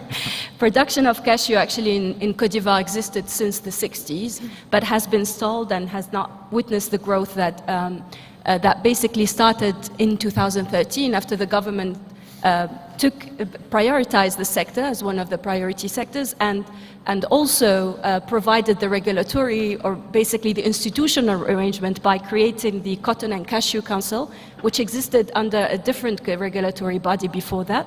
And the Cashew and the Cotton and Cashew Council played the role of not only a regulator but also of a problem solver and of coordinator with smallholder farmers, with traders, and with different entities in the sector. And actually they pushed not only for the production of agriculture, but also for agro-processing. And we know obviously it's very hard to compete in agro-processing with the economies of scale that exist in Vietnam and India when it comes to cashew. And actually most of the cashew used to be exported to Vietnam for further processing. But they've managed to negotiate a deal with an anchor investor, which is a trader as well, Olam, to start the first processing facility, and then that created an ecosystem effect by helped other private sector actors to come in, and basically now today the processing is about 22% of the production of cashew.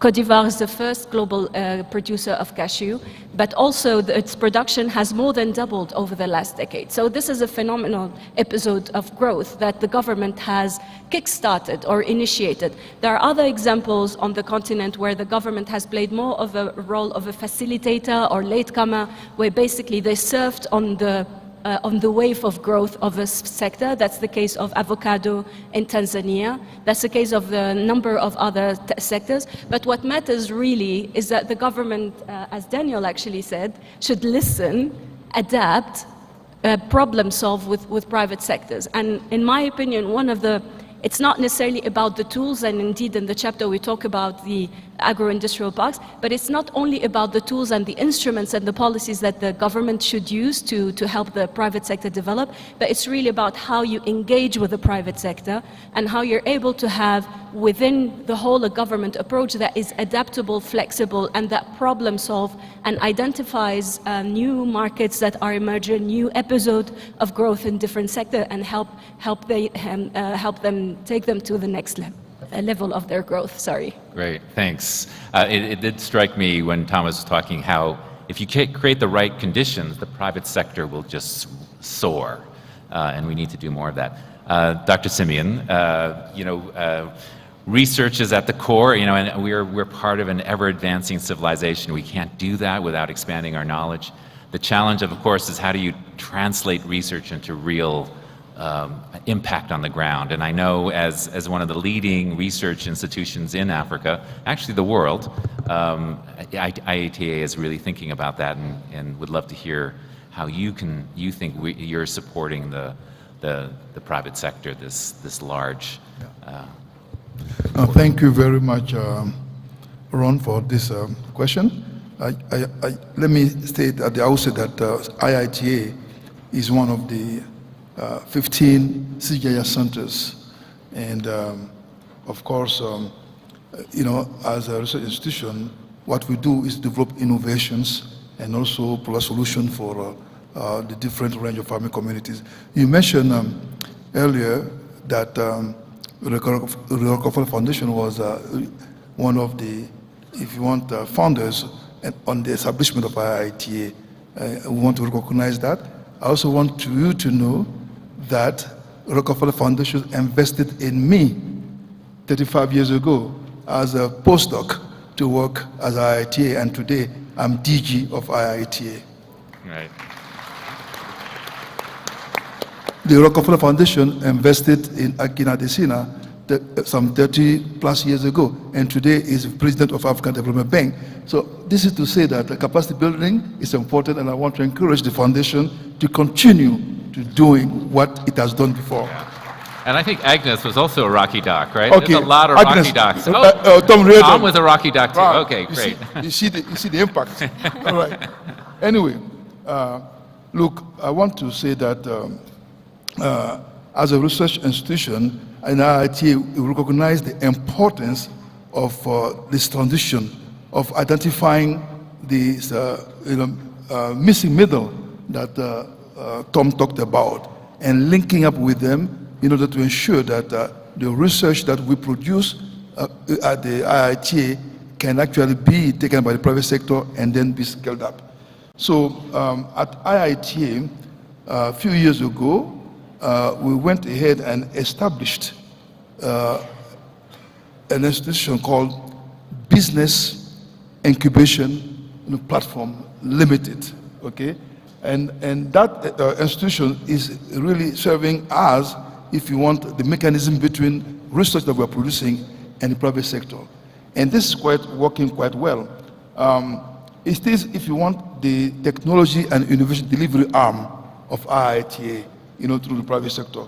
Let me give you some examples for, through this partnership, what we call the public-private and development partnership. IITA, through the business incubation platform, has entered into a contract with to establish what a business, a farm business for cassava near in a place called Fashola, in the Oyo State, where basically the IITA research product, particularly this one called the semi-autotropic anthropodic system, is being used to be able to produce, if you want, cassava with clean material at a massive scale, and then scale them up to other countries.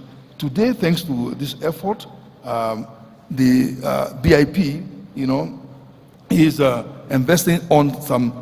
Is helping private sector to invest on some 10,000 hectares, and next year we expect to even expand that to 20,000, hectares. Another area where IITA is investing, for example, we enter into a contract with a firm in Nigeria, and we have other examples in other countries where the firm is, taking up the IITA, early generation seed to be able to, multiply them and produce like a cassava industrial product like sorbitol, ethanol, and others. And that partnership is working effectively. And I think the experience of IIT in establishing this BIP is something that I think the CGIAR system need to be able to look into very carefully and then try to see how we can expand it, because it is really working. It's helping, connect the research with the private sector and then ensure that the private sector is able to really scale up. One good example that I also want to mention, which is quite, for me, fascinating, having joined IITA 1 year ago, it is the aflasafe product. The aflatoxin is a toxin that's really killing people. It can create cancer, and then IITA, through its research partnership with funding from Gates Foundation and USDA and so on, has been able to help produce a product called aflasafe, okay, that is being helped to produce safe groundnut, safe maize, product that can be today exported. And I think for me this is really some achievement that the CGI center like IIT are doing. So we're not just even focusing on seed, we're also focusing on non-seed product. Biological control is quite important. And for me, I think this is the kind of example that we're doing. It's not always visible, but I think the impact that we're having on the ground is something that we need to be able to scale up. And I'm making a call of action, to look at all the development partners and look at this particular model. How can the new technology that we're developing be scaled up through, this kind of partnership with the private sector? And it's quite working, quite well. So we are no longer doing research for the sake of research. We are doing research to respond to the needs of the farming community, to the need of the private sector, in order to change the lives of people. And I think this is the kind of direction we need to be able to go. Everywhere when I travel, in my current job, and I talk to policymakers, the question they're asking me always is, yes, you are doing all these technologies, what is the impact you're having on the ground? But to be able to have this impact, we really need to strengthen this partnership with the private sector. So this is the direction that we are going, and I hope that we can, scale that up significantly. Thank you, Rom. Thank you, Simeon. It strikes me this theme of really listening well is so critical, that researchers have to not assume they know the answers. They have to co-create it, just as Daniel was talking about, building in those feedback systems. And when we do that, you have extraordinary, I think, impact. And all the studies show that the investment in research has many, many times the return on investment. It's one of the best investments any country can make, but we're not doing enough of that, and we got to get the right kind of research in place. Great. Well, I wanted to just turn over Sunru. You were one of the authors. You focused on finance, in particular blended finance. That's been an idea that's been around for quite a while, and I know we've really looked at this as well. But I'm curious, from that analysis, what kinds of blended finance are working, and what kinds of blended finance have failed? Because I know there's both of those, and it would be great to hear from you. Sure. on what is, and then advice for folks in the audience. Sure, thanks. Maybe I'll start with the latter and the times where we see it not working quite as well, and I'll continue to build on this co-creation or co-design theme. When you see blended finance programs, usually credit schemes that are announced to great fanfare, but then there's very little uptake and very little use of that. Usually that's because they've been designed with very restrictive parameters, so they don't quite work for the financial institutions that might apply them, or the mechanics of actually accessing it are really painful, or there's just not much credibility to it. And so, we, as Dahlberg, we engage with banks all over the continent, and sometimes we'll be like, yeah, the government's announced it, we don't know if the money's going to be there. So it doesn't really change behavior. So that's one way in which it doesn't work well. The other one, we've talked about coordination or the lack of coordination. We sometimes see different programs, technical assistance, concessional capital, all kind of circling around the same spaces. And then it becomes duplicative, and no one's quite sure what anyone else is doing, and so you may be not addressing certain needs, whereas there may be overkill in others. And so the lack of that coordination leads to kind of wasted effort, potentially. Now, there are a few ways in which we're seeing blended finance, I think, show real traction. I want to talk about three. So one is, blended finance, I think everybody knows about guarantees, which you might describe as credit enhancement, right? De-risking the investment. In the area of return enhancement, we're seeing some good uptick from financial institutions. And by return enhancement, there's a few ways that can be done. One is through concessional capital, of course. You lower the cost of capital, it makes it a little bit easier for institutions to invest or lend more profitably. There are other ways to do this as well, though. You can use origination incentives or incentives for certain types of lending to certain types of agricultural SMEs, for instance, led by women or led by youth. And what we see there is that's actually flowing straight to the P&L of a financial institution, right? And so that's immediately enhancing the risk return of that potential opportunity. And so that does change behavior. And when we are seeing changes in the agricultural SME lending portfolios of financial institutions who are participating in programs like this. And that's point number 2, which is around financial institutions. When you look at the amount of blended finance that's out there, the Convergence database tracks a lot of the blended finance deals. A lot of it's flowing to big projects, big deals, big fund managers, and that's good, that's necessary. But where the action is, and we heard from Tom earlier about the MSMEs, the action and the growth is, and the need is really towards the bottom end. And so we're talking about loans in the $10,000 to $25,000 range. That's not very big. That's not appropriate for a lot of these blended finance deals. And so the institutions that can best reach them are your classic, not so exciting commercial banks, microfinance institutions. They're most likely to have the products that can reach ag SMEs, even if they're not perfect. They're most likely to have the geographic and community reach to actually be accessible. And so we're seeing good progress there. We heard earlier about some of the things happening in Tanzania. So the Tanzanian government has provided some concessional capital to financial institutions, and in the data you can see a huge uptick in the amount of credit now flowing to the agricultural sector. Another organization, Aseli Africa, which full disclosure is a client of ours, they've also applied some of these tools and levers, and we've seen a big uptake from financial institutions that are really changing the way they lend. The very last thing I'll say is we need a transparent learning agenda. So there's a lot of stuff out there. People aren't closing the loop to say, here's what's working, here's what's not working. This was business as usual, so all we did was waste money, versus we actually saw a change. We need to see whether there's stickiness in the behaviors of lenders and investors. And so everyone who's doing this needs to invest that extra little step and take that extra time to figure out what are we actually seeing that's changed. Great, thank you so much. It's always surprising to me when I look at how important agriculture is to the overall economy, right? 30, 40% in many countries in terms of the GDP, yet it's still only getting 2, 3, 4% of the financing, the commercial financing that's going. There's a disconnect here, and we've got to figure that out.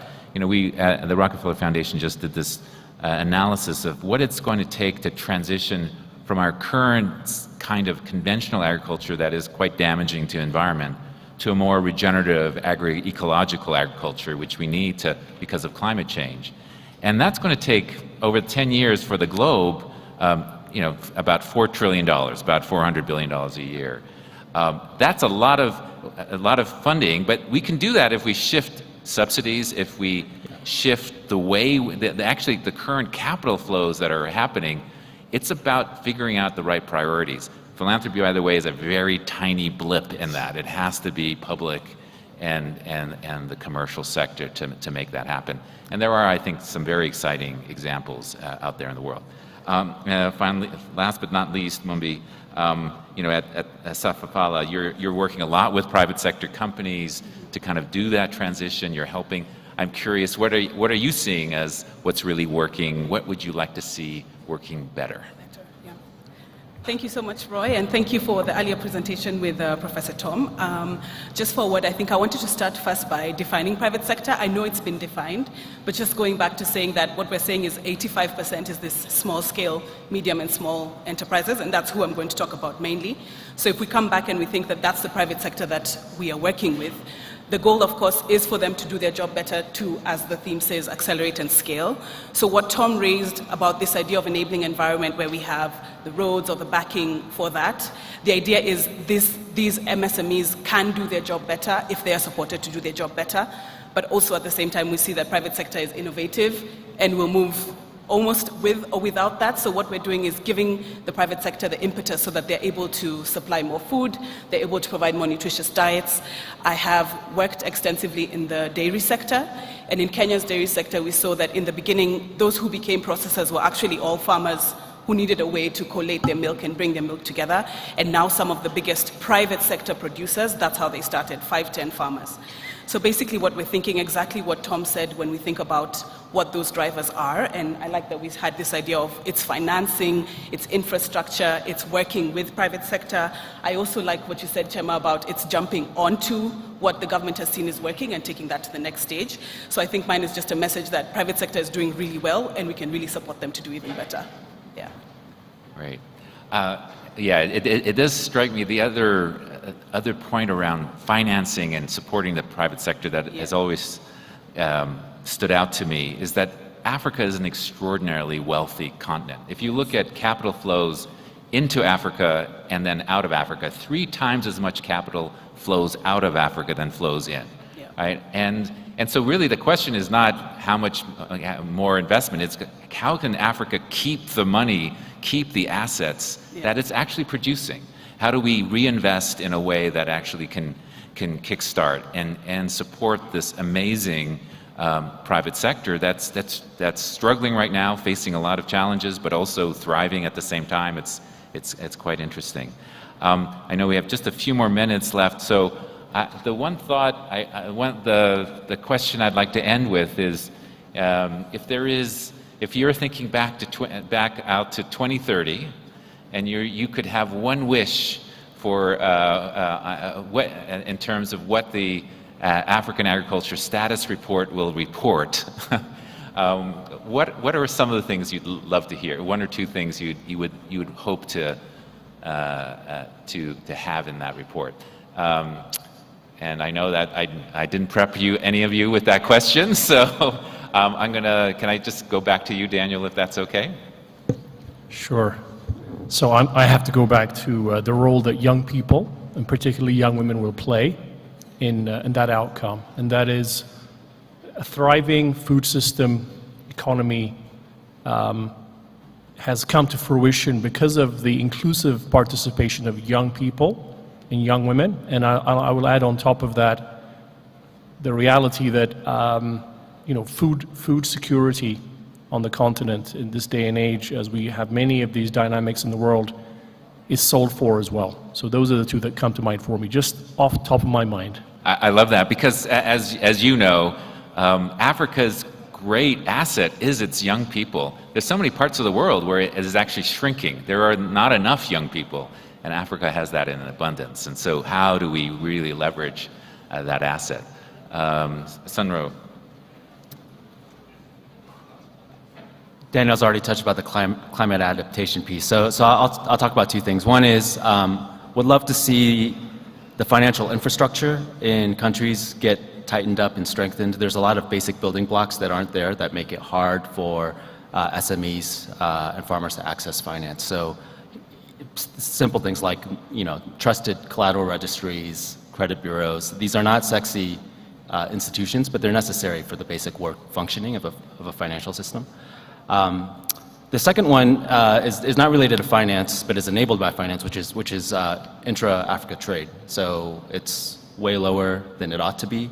And so putting in the mechanisms, having the AFCFTA actually implemented, investing in the infrastructure, the blood and bones that we talked about earlier of enabling trade to flow, such that the cost of goods are not super inflated by the time they get to their destination. And so I think that's also an untapped opportunity.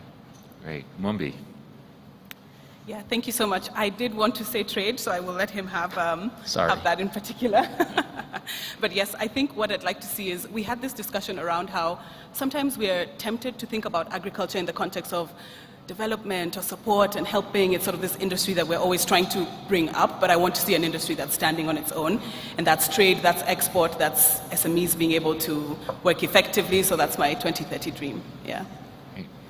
In the same lane, it would be around how agro-industrialization or agriculture transformation has led to economic transformation, because ultimately we need agro-processing, we need industries, not only agriculture as a food security, but actually agriculture as a driver of processing and of industrialization as well down the line, to create jobs for the youth. You mentioned the demographic the demographic growth, we have an emergency, if not an urgency, to do so. Yeah. Right. Simeon. Yeah. You know, earlier, the former Prime Minister of Ethiopia mentioned that Africa invests or imports at least 60 billion US dollars of food from outside the continent. And then I remember when I was at the World Bank, we did a study where we showed that the food market value in Africa, you know, by 2030 will be a $1 trillion business. By that time, I would like to hear that Africa's import bill has reduced significantly, maybe shrunk, at least by half, and then that research and development investment in some of the blood and bones in Africa have contributed significantly to the reduction of this, you know, foreign exchange that's going overseas that can be invested into education, into public infrastructure, in other things, but not to importing, you know, food that they can produce. That's what I will hope for by 2030. Thank you. I love that. I love all of what you guys have said, but if as a moderator, I can add my own wish for 2030, part of it is that Africa is leveraging its assets even more. I mean, it's such a diverse continent with incredibly diverse crops that we haven't even analyzed them, and I think there's so much diversity. Diversity is the key to a healthy ecosystem. It's a key to a healthy society. And I'd like to see more of that diversity. And it's the private sector, these small, who can leverage all of these minor crops or opportunity crops, as we are calling them. So I think we've come to the end of our panel. And with that, I want to thank all of you for sharing your thoughts, and thank the organizers for allowing us to share them as well. So thank you.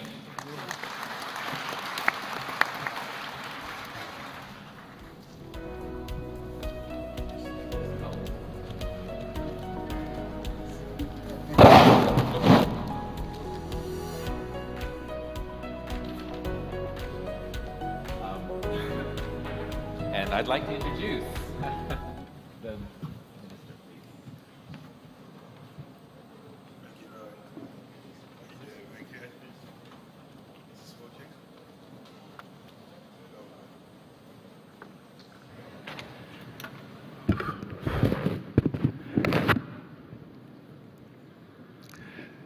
Good morning. Good morning.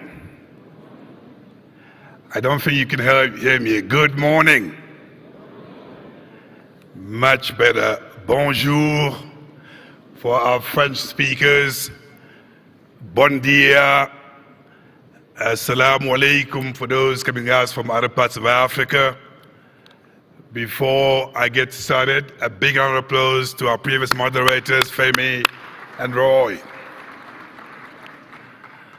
I come to you from the beautiful country of Senegal, but just for the record, I am not the president of Senegal, but I am delighted to be here to talk about a topic extremely important for the African continent, and that is the progress we've made so far in our food system across Africa.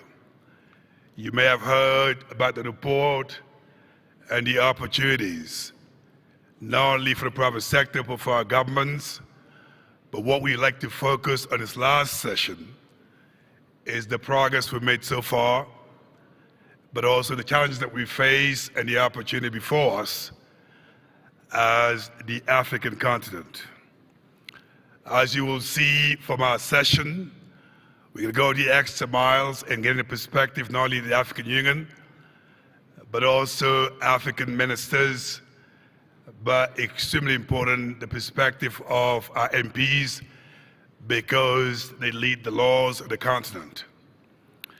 Now, to get us started, I am delighted to invite on stage Dr. Lawrence Haddad, who is the Executive Director of the Global Alliance for Improved Nutrition, to frame the questions of our conversation before I come back with the rest of the program, Dr. Harat, come on stage and frame the question for us. Give him a round of applause.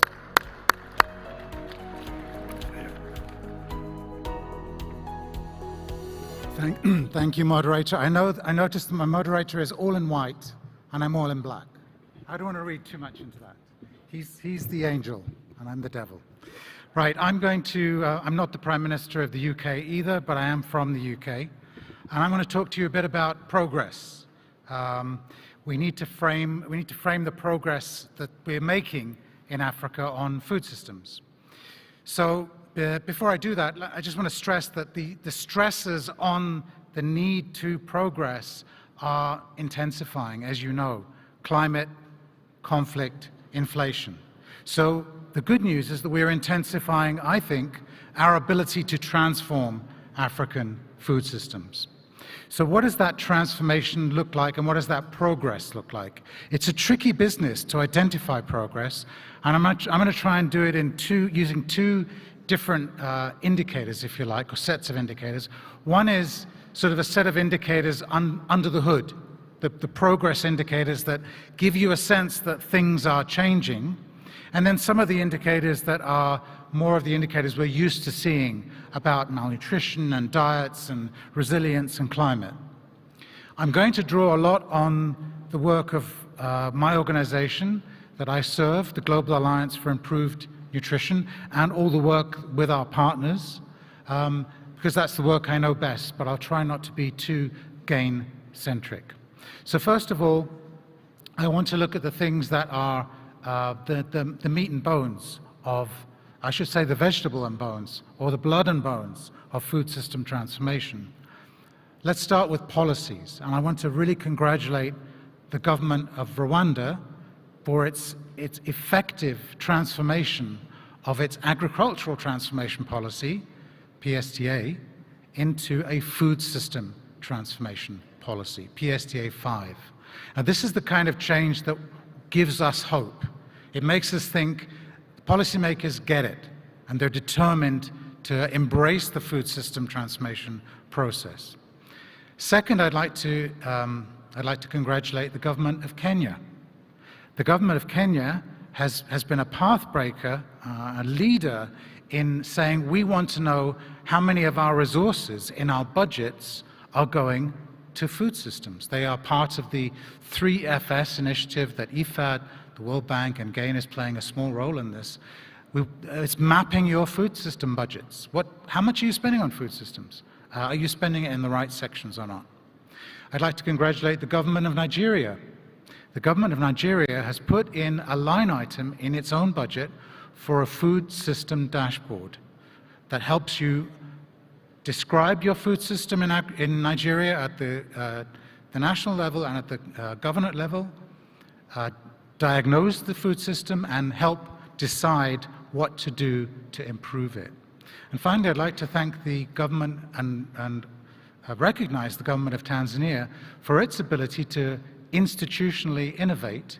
It has been able to decentralize its food safety regulation architecture down to the next level. So much policy is made up here. A lot of it is intended to be delivered at the subnational level, but the institutions, the infrastructure is not there. So those are just 4 examples from our work that make me encouraged, make me optimistic that food system transformation is happening. Ironically, the business sector, not talking about the MSMEs that Tom and his team were talking about, but I'm talking about the bigger companies, the companies that are monitored by the World Benchmarking Alliance, the 350 in the food and agriculture space. They are not transforming as quickly as they need to. That's what the World Benchmarking Alliance report tells us. So they really need to step up. So that's under the hood. What about the more conventional outcomes? Well, we monitor this with FAO in the Countdown to 2030 report, and here are a few highlights. That report's coming out in the next couple of months, but a few highlights for you. In productivity, African agriculture is really lagging behind in vegetable productivity. Why does that matter? Vegetable productivity, vegetables employ lots of people, so very important for jobs. They're very climate friendly. They're very export friendly. And they're also, vegetables, of course, very essential to healthy diets that prevent all manner of things, such as stunting, wasting, diabetes, hypertension, cancers, etc. Second area is consumption. And let me come back to vegetables. Consumption of vegetables is very low. By the way, productivity in vegetables in Africa is 1/30 of what it is in Central Asia. Consumption of vegetables, I just happened to pick that indicator, is also very low in Africa. It's half as low as it is in Latin America. It's 4 times as low as it is in East Asia. Let me now focus on climate. For sure, Africa is not responsible for most of the world's emissions, greenhouse gas emissions, but per kilogram of beef and dairy, the emissions intensity is very, very high. That means that a lot of animals are dying before they can be consumed effectively.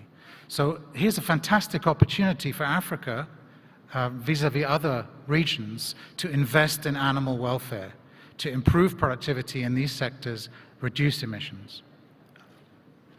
Let me talk about resilience. In Africa, the percentage of the land that can support a minimum diversity of species is much higher than it is in other regions. That's great.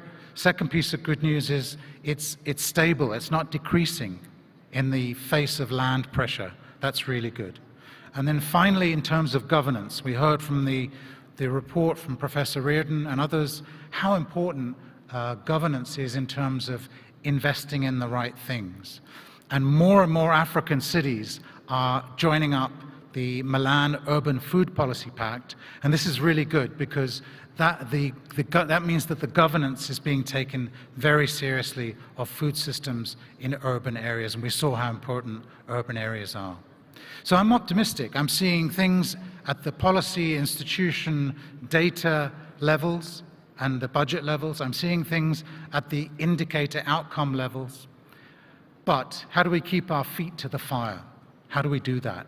The media is important. They're getting more and more interested in food systems. It's a pretty impenetrable issue for many, but they're getting more and more interested and more knowledgeable. I think data are becoming more and more available. More and more countries that we work with 8 countries in Africa where we have offices. They're very keen and very desperate, really, for food system dashboards to pull all the data together so that they can describe their food systems, they can diagnose them, and importantly, they can act. But I think the thing that's really going to hold our feet to the fire in the future is youth, young people. So you saw the energy that was injected into the session this morning by the young people in the audience.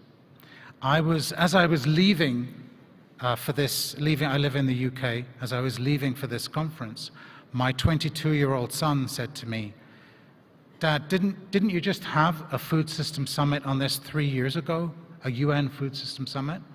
What's taking so long? What's taking so long to transform food systems?" Now, part of that is, I think, the tendency of young people to oversimplify things. But I think part of that is the tendency of people like us to overcomplicate things. We need to keep it as simple as possible, not worry too much about whether the action we're going for is the actual optimal action, as long as it's positive and maintains momentum. Colleagues, if we don't do that, we're going to be running the risk of sons and daughters, especially daughters, from all over the world asking us this question: what's taking you so long? So my word, out of the innovate, accelerate, and scale, they're all important, obviously. My word is accelerate, because the accelerate comes in the middle of those 3 words for a reason. It's the connection between innovation and scaling. Acceleration tells us we're doing something different. It's effortful. It changes the dynamic. It changes the status quo. It's visible. It gives us hope. So colleagues, I'm optimistic about food system transformation in Africa, but I'm not complacent. We need to hold our feet to the fire, we need to work with youth, and we need to speed up. Thank you.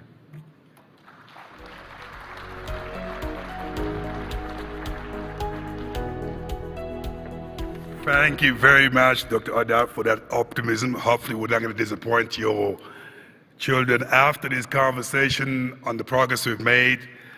But you did beautifully actually frame our conversation around the policy, the progress we made on policies, on resource allocation, on innovation, and the way we actually address our needs across Africa.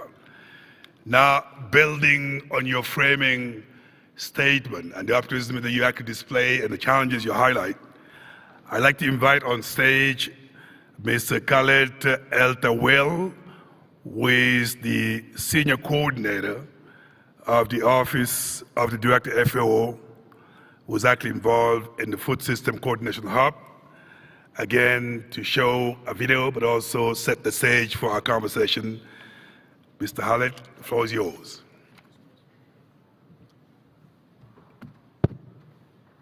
Okay.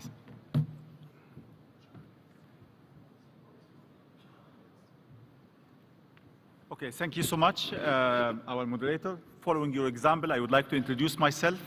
My name is Khaled El-Tawil. I am from Egypt. I work for FAO, but I am today in my capacity as the Senior Coordinator of the Food System Coordination Hub.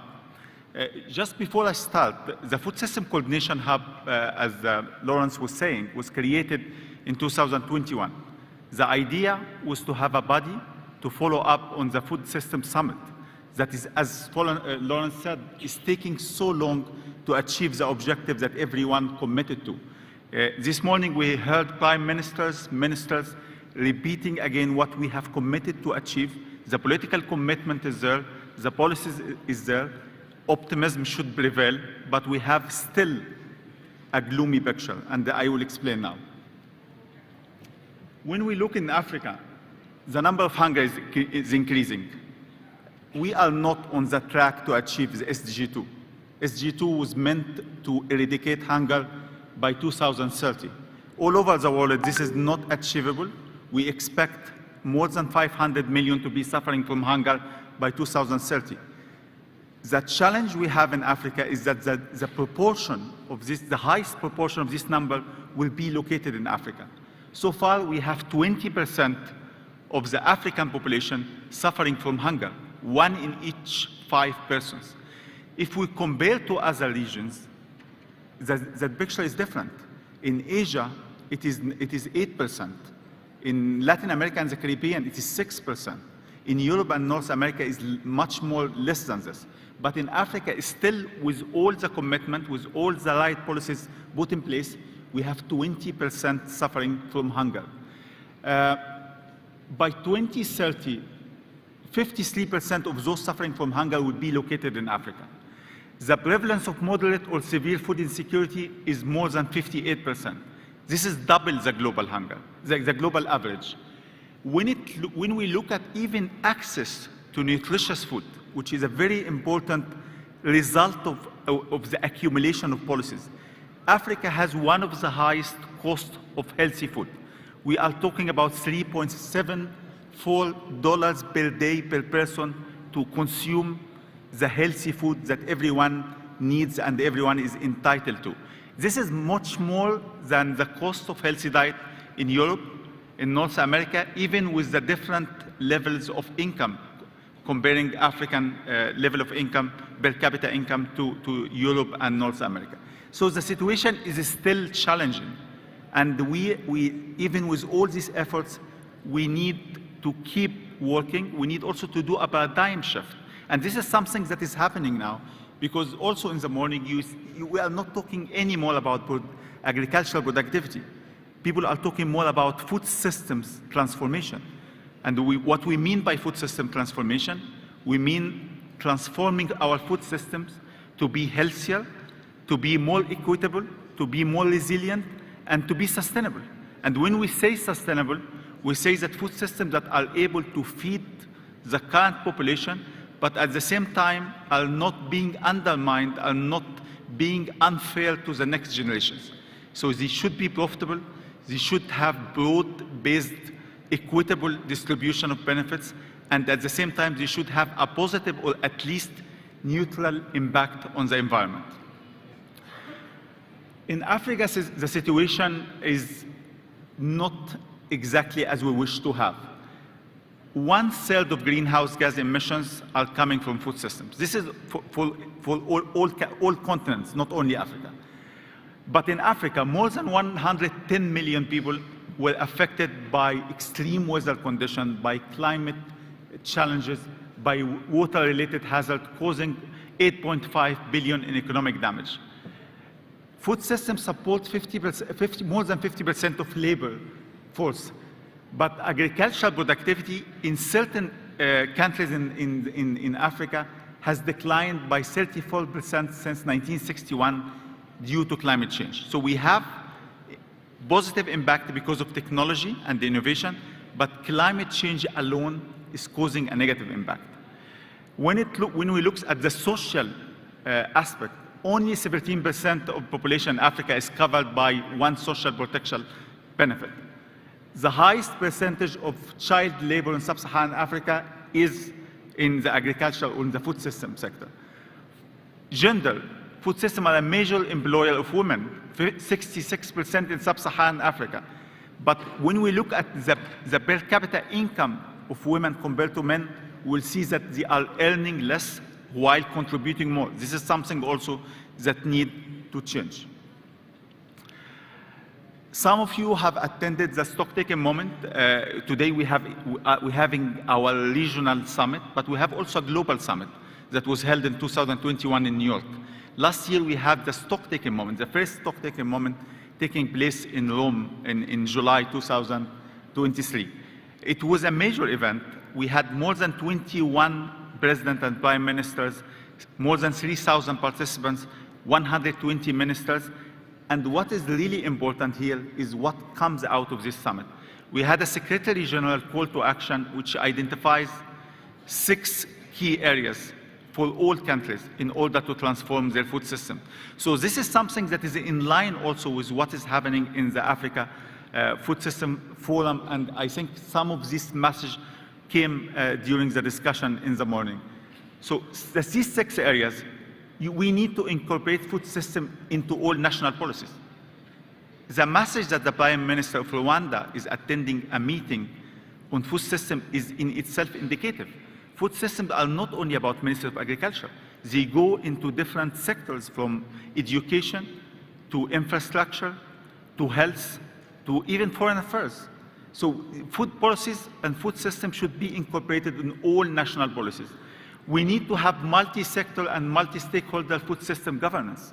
And this is what we are doing in the Food Systems Hub in collaboration with the UN system, supporting countries in having a multi-stakeholder governance mechanism that includes different ministries, include private sector, civil society, and other stakeholders. We need to invest in science, research, data, and innovation. And we are also, many of the UN agencies, FAO, WFP, IFAD, are doing great work in Africa in connecting the agriculture and the food system with sources of innovation and research and data. Deepening inclusive design and implementation, meaning that we should not ignore women, we should not ignore youth, we should not ignore indigenous people. They are part of the solution. We need to promote the engagement of the business and accountability. We have seen that the report that was just launched now is about private sector engagement. According to the call to action, private sector has a major role in supporting food system transformation. But at the same time, we need to make sure, and this is a tricky part, we need to make sure that the private sector is also accountable and to contributing to the sustainable development goals. It is not only about profit, but about sustainability as well. And ensuring access to finance. We are working with different institutions. The Food Systems Hub is working with, for example, with the SDG Fund to provide funding to many African countries, and some of the African countries have already received funding. IFAD and the World Bank have developed a tool that measures financial flows, and this is very important also for decision making. So what is the situation in Africa? And this is the positive side. we have 49 national conveners. So almost all African countries have appointed a national convener. And the national convener is tasked with this task of guiding food system transformation, working with different ministries and stakeholders. We have pathways that will develop in an inclusive way that design what the country want to achieve by transforming food systems, and who are the stakeholders, and what are the means of implementation. We have 22 finalized action plans. 40% of the African countries are integrating financing into their national policies. We have 70% of established multi-stakeholders governance mechanism. We have a growing recognition of the importance of food system transformation, which is now aligned also with the ongoing discussion about the post-Malabo work, and the effort also to transition to healthy and sustainable food systems. As I mentioned, we have this yearly meeting with national conveners to support them, to provide them with their needs, and to discuss, to understand with them what are the priorities. The last meeting took place in Addis in April this year, and we had many important key messages that are in line also with the discussion we had this morning. So there's a recognition that food system is an entry point for the implementation of the SDGs. This is one of the 6 entry points for accelerating the achievement of the SDGs. Political commitment is there. We have progress that is in line with CAADP and the Malabo Declaration. Work on financing, the 3FS tool developed by IFAD and World Bank is highly recognized. There's a recognition that some of the negative impacts on food security in the continent is because of external factors. For example, climate change, conflicts, situations that sometimes goes beyond our control. We need a systemic approach that goes beyond food security. We are not talking only about food production, but systemic approach that consider environmental and social impacts. Integration and collaboration with the private sector, with youth, with women, with civil society. Improving market access. One important flagship initiative in Africa is the Africa Continental Free Trade Area. And this is something that can support as well food system transformation and achievement of the SDGs. The conversion initiative is being implemented now. We are identifying few African countries as pilot countries. We would like to make use of the momentum around food systems and the climate and the new NDCs to make sure that when we establish governance mechanisms, when we implement policies, we are taking into consideration food systems. We are making sure that we are adopting policies that can support food system transformation and at the same time climate action. Briefly, some of the work, other areas of work that we are doing, as I mentioned, the private sector corporate accountability, the conversion initiative, but we have also the youth leadership program. And this is meant to build a new generation of youth leaders in food systems. And this was conducted in Africa, and we are doing another round. We would like to make sure that, as Lawrence was mentioning, that the new generation, the energy of the new generation is being utilized to achieve food system transformation. The joint SDG fund, few countries are benefiting from this in Africa, including Ethiopia, Somalia, and Kenya and Egypt, but there will be another round, and we would like to expand this to include other countries. I would like to thank you so much. The Food Systems Hub will keep supporting national efforts. We are having a side event tomorrow at 8 o'clock where we bring national conveners, so please join us and listen to some of the work being done at the national level. Thank you so much.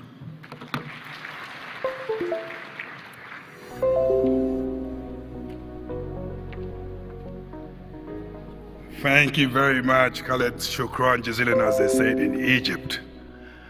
We had to make an executive decision by skipping the next keynote speech as well as the panel, because some of our panelists actually did not show. So what I will do instead, based on the conversation we had so far, just provide the takeaway of what we heard so far from the different speakers.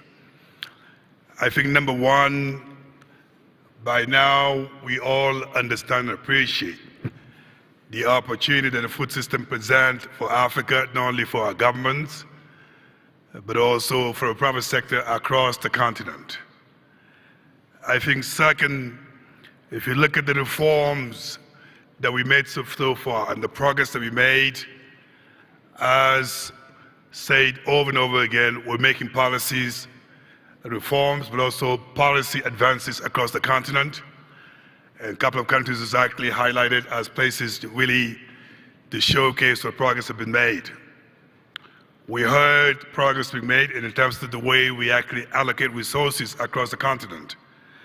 We have to talk the talk and walk the walk, and making sure when we are committed as government, we put our resources where it should be. I heard on the reforms and the progress we're making in better actually assessing our demand and our needs so we can allocate resources appropriately. And that is something also to salute as the progress that we made in the sector. Fourth, I heard a lot of things about innovation.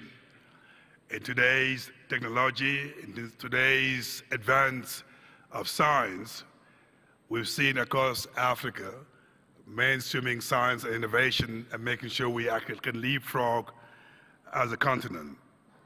But nevertheless, despite this progress, we also heard some of the challenges that we face as a continent. Challenges in terms of productivity, challenges in terms of consumption, challenges faced because of the climate situation that we're faced with.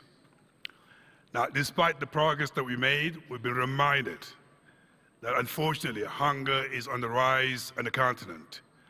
And because it's on the rise on the continent, we have to make sure collectively that no one is actually left behind as we address the food crisis across the continent. And that was underscored by the hub coordinator that we heard earlier. It is extremely important to understand, despite the progress that we made, the challenges that we face from climate, from gender imbalances, from some of the social challenges. As such, we need to actually develop our efforts if we want to keep the momentum, the progress in our food system across Africa again, so that no one is left behind.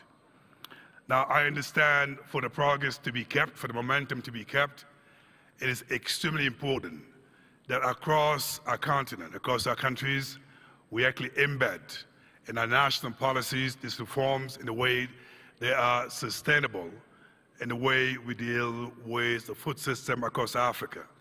It's not just in agriculture, it's all of our sectors, and that is why that embedding and mainstreaming these reforms are extremely important. We've also heard the importance of actually leveraging our private sector in Africa, so that across the continent, not only we create local content, but make sure the private sector is part of the solution. But I also heard for the private sector to be part of the solution, our government had to be pro-business and providing actually the incentive that make it possible for our countries to give the space and the opportunity for the private sector to play their role fully and be part of the solutions. I'm extremely comforted by the message that I heard about across our continents. We're using our convening powers to draw our action plans, to demonstrate our commitment in the food system, but we're showing more and more political commitment across our different countries. Now, for that to happen, we need to be converting as continent and making sure our initiatives are guided by good governance, by policies, but also by programs, so that whatever progress that we made so far is actually sustained and scalable. And that is why it's extremely important to realize that our continental organization, the African Union being in the room, hopefully will pick up some of those great messages and carry it forward. So on that note, realizing I'm standing between you and your lunch, thank you very much for this session that we have to revise to capture at least the great message that we heard so far. So thank you very much. Merci beaucoup. Shukran jazilan and obrigado. Thank you.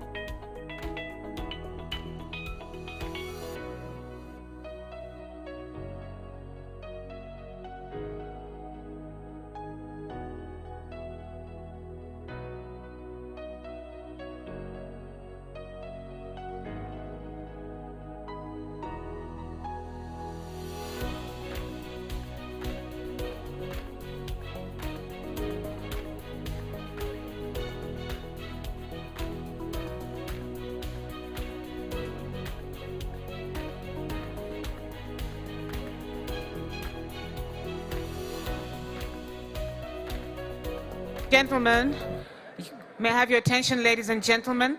The next session in this room is the deal room opening ceremony. So if you would like to stay on for the deal room opening ceremony, that session will be happening now.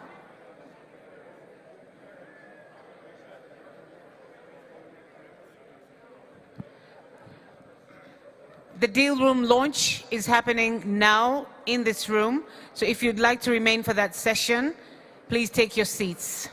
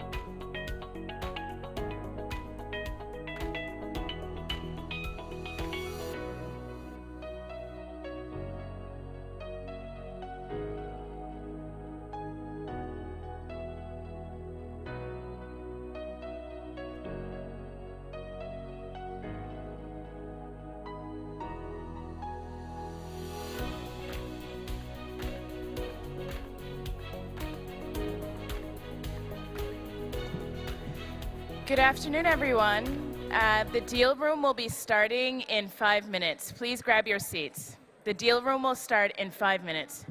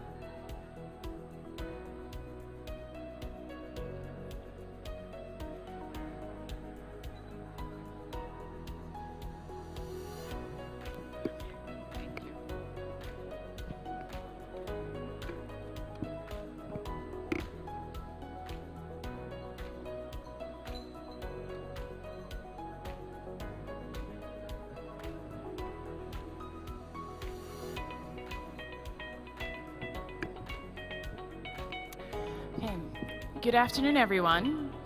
We will get the deal room started. Please just grab your seats.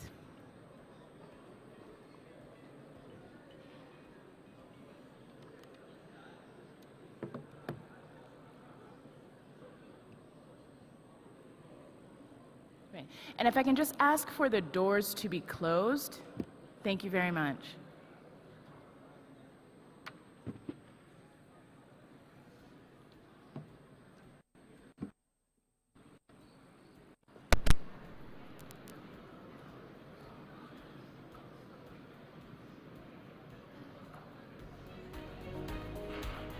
Amazing.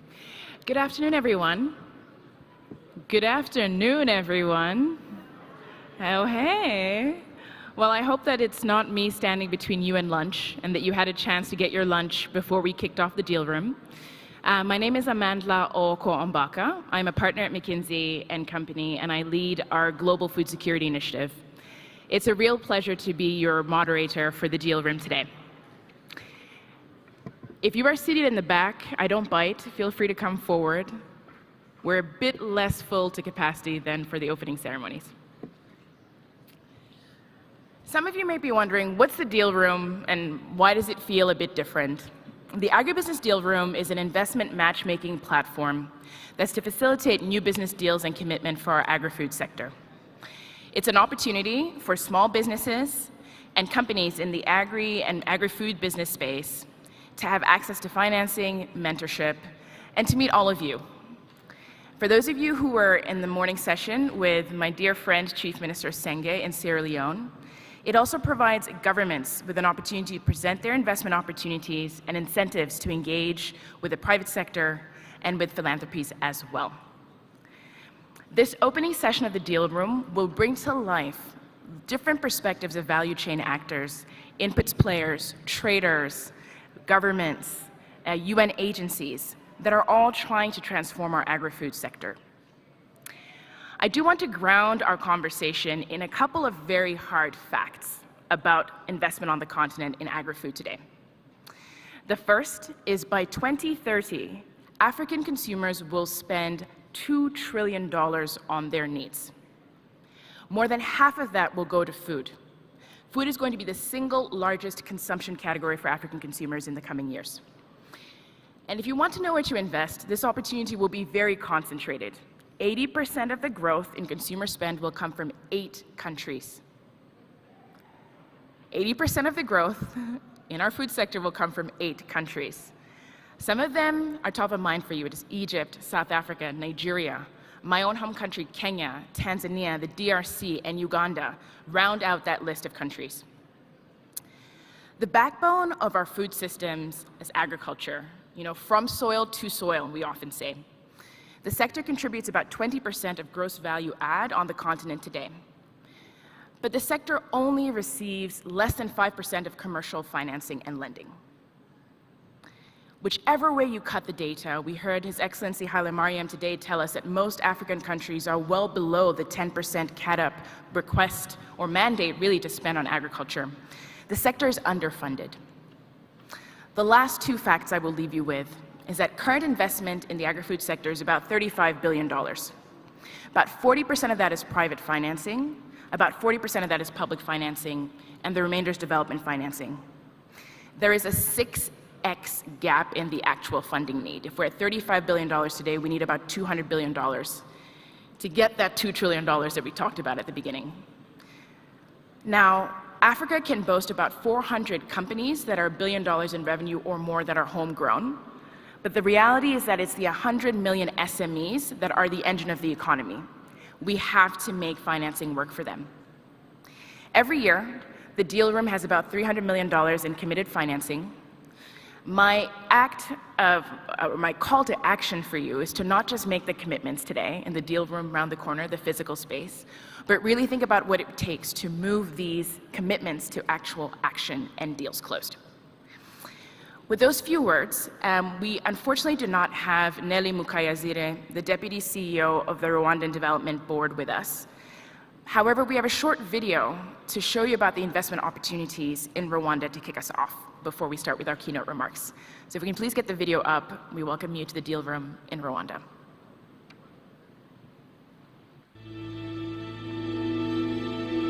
Welcome to Rwanda, a world of endless opportunities, where innovation and growth converge against a breathtaking backdrop. This is your opportunity to embark on a transformative journey, ideal for organizations seeking new horizons. In the heart of Africa lies Rwanda, a nation that has not only overcome adversity, but has emerged as one of Africa's most promising business hubs. Here, the prospects are boundless, and the incentives are abundant. Imagine a nation renowned for its ease of doing business, with a government committed to fostering a conducive environment for foreign investments. The World Bank ranks Rwanda as one of the top countries in Africa for business-friendly policies. Picture a workforce that is young, dynamic, and eager to contribute to your success. The government of Rwanda's commitment to technology and innovation creates the ideal setting for your business to thrive. With a rapidly growing digital infrastructure, your company can harness the power of connectivity like never before. From the vibrant streets of Kigali to the lush landscapes of the land of 1,000 hills, Rwanda invites companies and investors from all around the world to be a part of its success story. Be it in finance, technology, manufacturing, renewable energy, mining, or any sector, the possibilities are endless. Therefore, if you're a company with a vision for growth, Rwanda is more than a destination. It is an opportunity to be part of a nation's journey towards transformation. Discover Rwanda, where innovation meets opportunity and where your business aspirations can thrive. The future is here, and it's calling you to do business in Rwanda. Welcome to the deal room. With that short intro video, I'd like to welcome Ambassador Paul Larsen, Special Envoy for the Norwegian Ministry of Foreign Affairs, to the stage.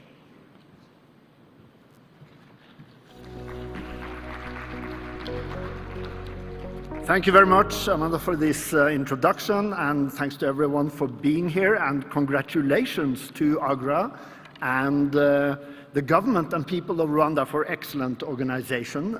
It's really a great honor for me to be here representing the government of Norway and Minister Ann Beate Tvinnerheim, who was supposed to stand here now, but I'm in her stead. Unlike the minister, who is actually an expert, I'm not. I'm just a diplomat, ambassador, special envoy. So I will simply make three high-level political points and messages to kick off this very important opening of the deal room, the second opening, because this morning I was there when Sierra Leone minister opened the deal room downstairs. First of all, partnership with Africa and African institutions, especially on food security, is now priority number one in Norway's foreign and development policy. And that's a new thing. And what's also new, that it's also become, food security, it's become a priority in security policy.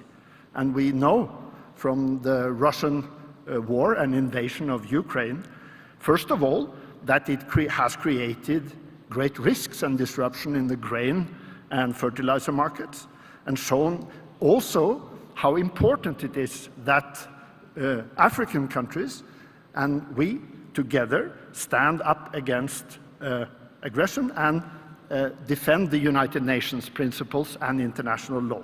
So that's why our partnership with Africa is more important than ever.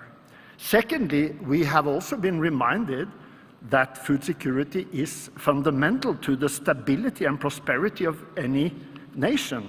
When I was chief of staff at the World Food Programme, fantastic UN organization in Rome, during the previous food crisis of 2008-2009, many African and other leaders called for assistance in order to prevent riots and disturbances when rice markets and grain markets broke down during the food crisis. So that was a reminder. We have seen again how food security is national security. And that's why Norway has taken this lead role internationally to promote food security and national self-sufficiency and food sovereignty with a special focus on the role of smallholder farmers and sustainable food systems, which is the very appropriate topic of the forum, in order to fight against hunger. And that is sorely needed because, as we all know, the progress on the second Sustainable Development Goal has stalled and reversed, actually, since we adopted the SDGs back in 2015. And in order to fight hunger and promote a sustainable food system, the role of private business sector is crucial. We have, of course, our Norwegian, partly state-owned company, Yara, here as one of the driving forces and partners of the Forum since its inception in Oslo back in 2006. And it's great to have so many business people coming to sit at the panel just after me. I hope also to see many of you at this afternoon's event on the follow-up to the successful Nairobi Summit on Soil Health and Fertilizers this summer. High priority for us, and your engagement from the private sector is absolutely crucial. And here I would like to make a kind of announcement of innovative commitment that we and the United States have made together. We know that financing is a big challenge for small and medium-sized enterprises in the agribusiness sector in Africa, which actually provide smallholders with so many crucial inputs, seeds, fertilizers, etc., because the banks are not ready to take the risks of providing loans to these small agri-SMEs.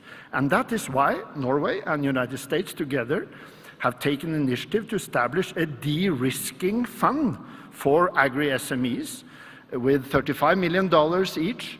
And we will launch this next month at the World Bank annual meetings. And we hope and believe that other donors will also join us so that we can reach the first 100 million on the way to a rather significant, substantial fund to support smallholder farmers and the SMEs working with them. So this is my small commitment today.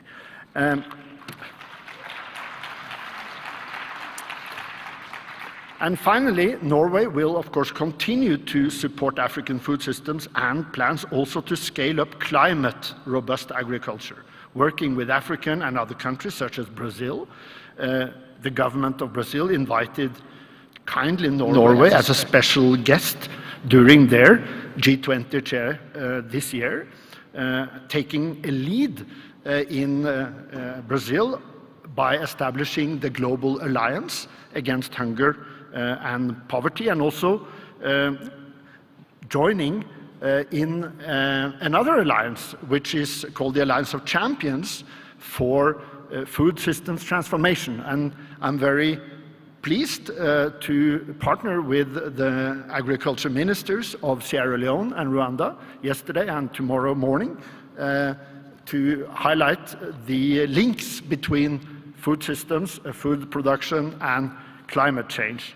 This is very important. We are very pleased to see that food has become part of the climate conferences since the COP28 in the Emirates last year, Baku in November, and also in Brazil next year. Food security will be on the agenda.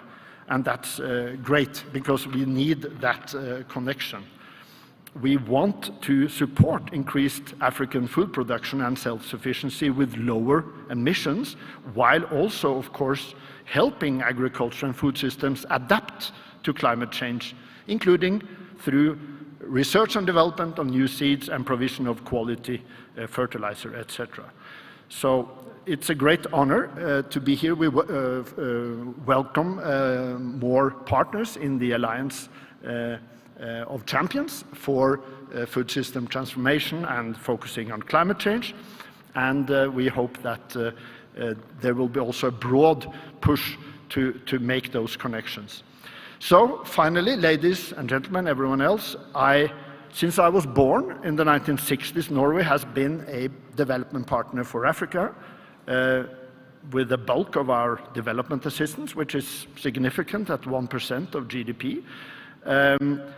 We have assisted and invested in health, education, women's rights, but never before have we prioritized food security and climate change to the extent that we are doing today. And we are very proud to see that this forum has grown tenfold, as someone said earlier today, since it started in Oslo in 2006 and has become the main platform for food systems engagement with the private and business sector, which is so crucial to complement our bilateral and multilateral finance and help African countries and farmers combat hunger and poverty. So I really wish everyone luck with the rest of this very important forum, and thank you for your attention.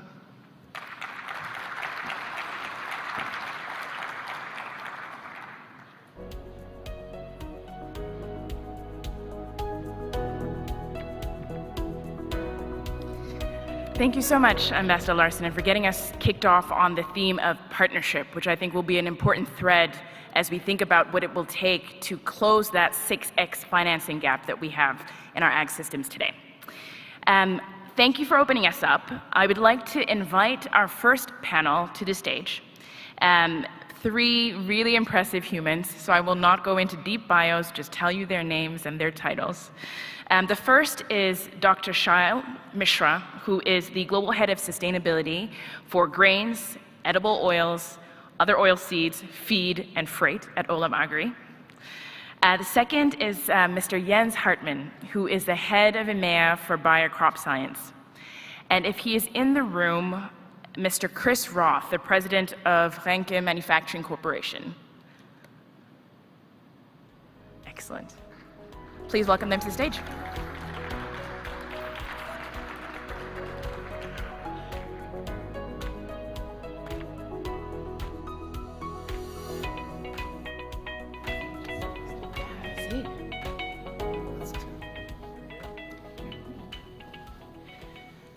Okay, I promise you it's not a mandala against the men on the panel.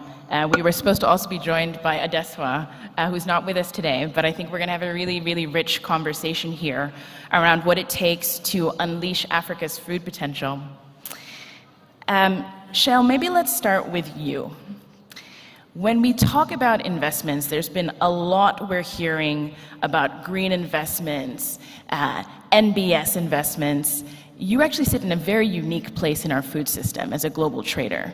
You're at the face of the end consumer, and you have to work backwards in your full supply chain to meet their needs. Okay. I've just been informed that Adeswa is here. Adeswa, we'd love to have you on stage, and my apologies if I missed you.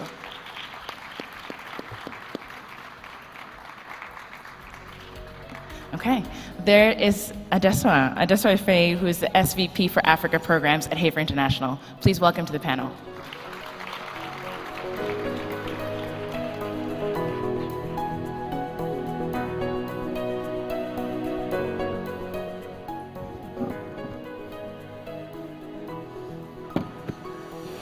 Okay, so Shailesh, as we continue, what are some of the opportunities that you observe in your role as a trader to actually make NBS investments that are good for planet and for people in Africa? Thanks. First of all, thank you for Agra, and thank you AFS for inviting Olam Agri to this forum. And thanks Amanda for this panel. At Olam Agri, we are, for us, nature-based solution is at the heart, because we are agri-food company. We are, of course, mostly traders, but we are dealing with the more supply chain, right? Food supply chain. And that's where nature-based solution is the extremely key factor that we are actually looking in just not for the decarbonization perspective, but really helping improving the productivity, so nature positive, climate positive, as well as livelihood positive goals that Olam Agri has. So what does nature-based solution at Olam Agri would actually mean? I mean, one, of course, we are talking about reach and act principles. So we are really working with, and I'm talking about Global South, that we are really supporting more around 500,000 farmers, out of which, if I talk about the food supply chain, is nearly 100,000 farmers that we are actually touching across Global South. And we are working with them on how sustainable agriculture practices can be developed. And in that, we are talking through trainings, through cooperatives and things like that. Now, NBS, in this case, when we talk about Reach and Act, there are 6 principles that Olam Agri actually really focuses on. One is, of course, when we are talking about favoring more organic aspects, really reducing the land disturbance, minimum tillage, mixed cropping, mixed forest, mixed cropping. And lastly, it's talking about how can we improve the ecology below ground. We have been talking about above ground, above ground biota improvement and, crop synergies and all. But for any region ag, it's the below ground ecology, the microbial communities below ground are the key drivers. So, and of course, in terms of mechanization, also we are very much in favor.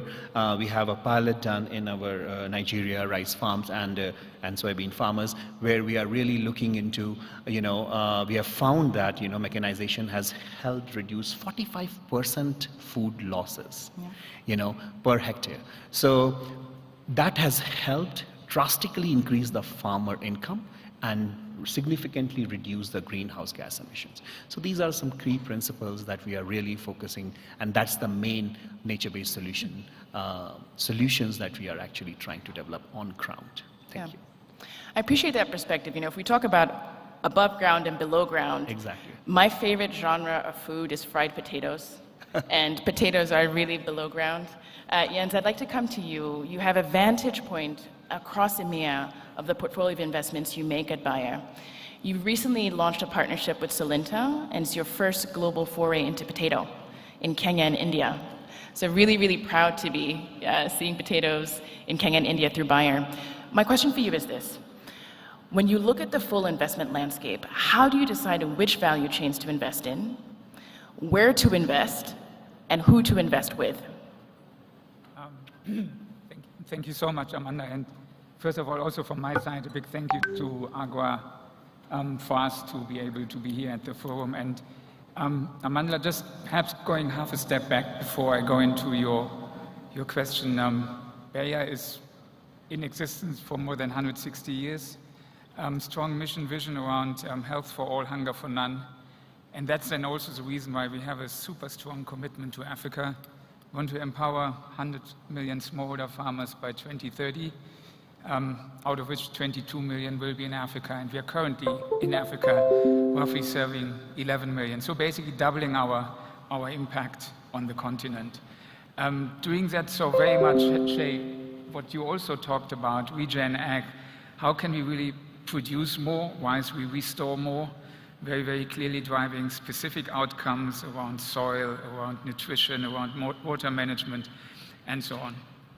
Now, when it comes to investment, a few major points to consider from our sides are, of course, first and foremost, the ultimate importance that we serve customer pain points.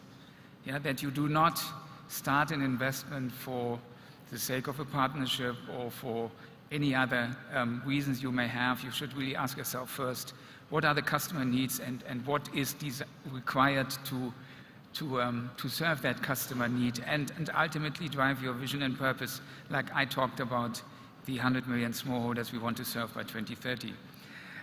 The second question then, of course, is would you have those capabilities in-house, or would you need to partner with in terms of those capabilities required to serve those customer pain points? And there are a few examples. For example, for us, of course, corn seed is a very important business value proposition in Africa. It's about extending capacities. It's about CapEx investment. And there's a decision then around the customer pain point on product availability is probably more going towards the in-house solution. Yeah, to say, well, it's the production footprint of our company. Let's do this by ourselves, which we do so in Zambia next year. When it's about a broader portfolio of services you want to bring to the market to serve those customer needs, then it's about the partnerships.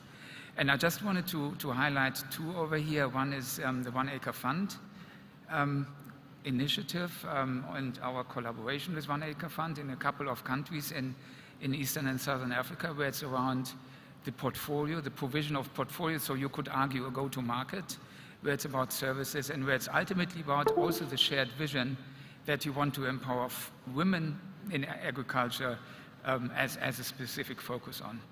And then, of course, another example could be our collaboration with Apollo, which is a digital startup basically in the area of financing, in the area of data, insights, and digital, just providing the insights on those respective farmers to enable financing.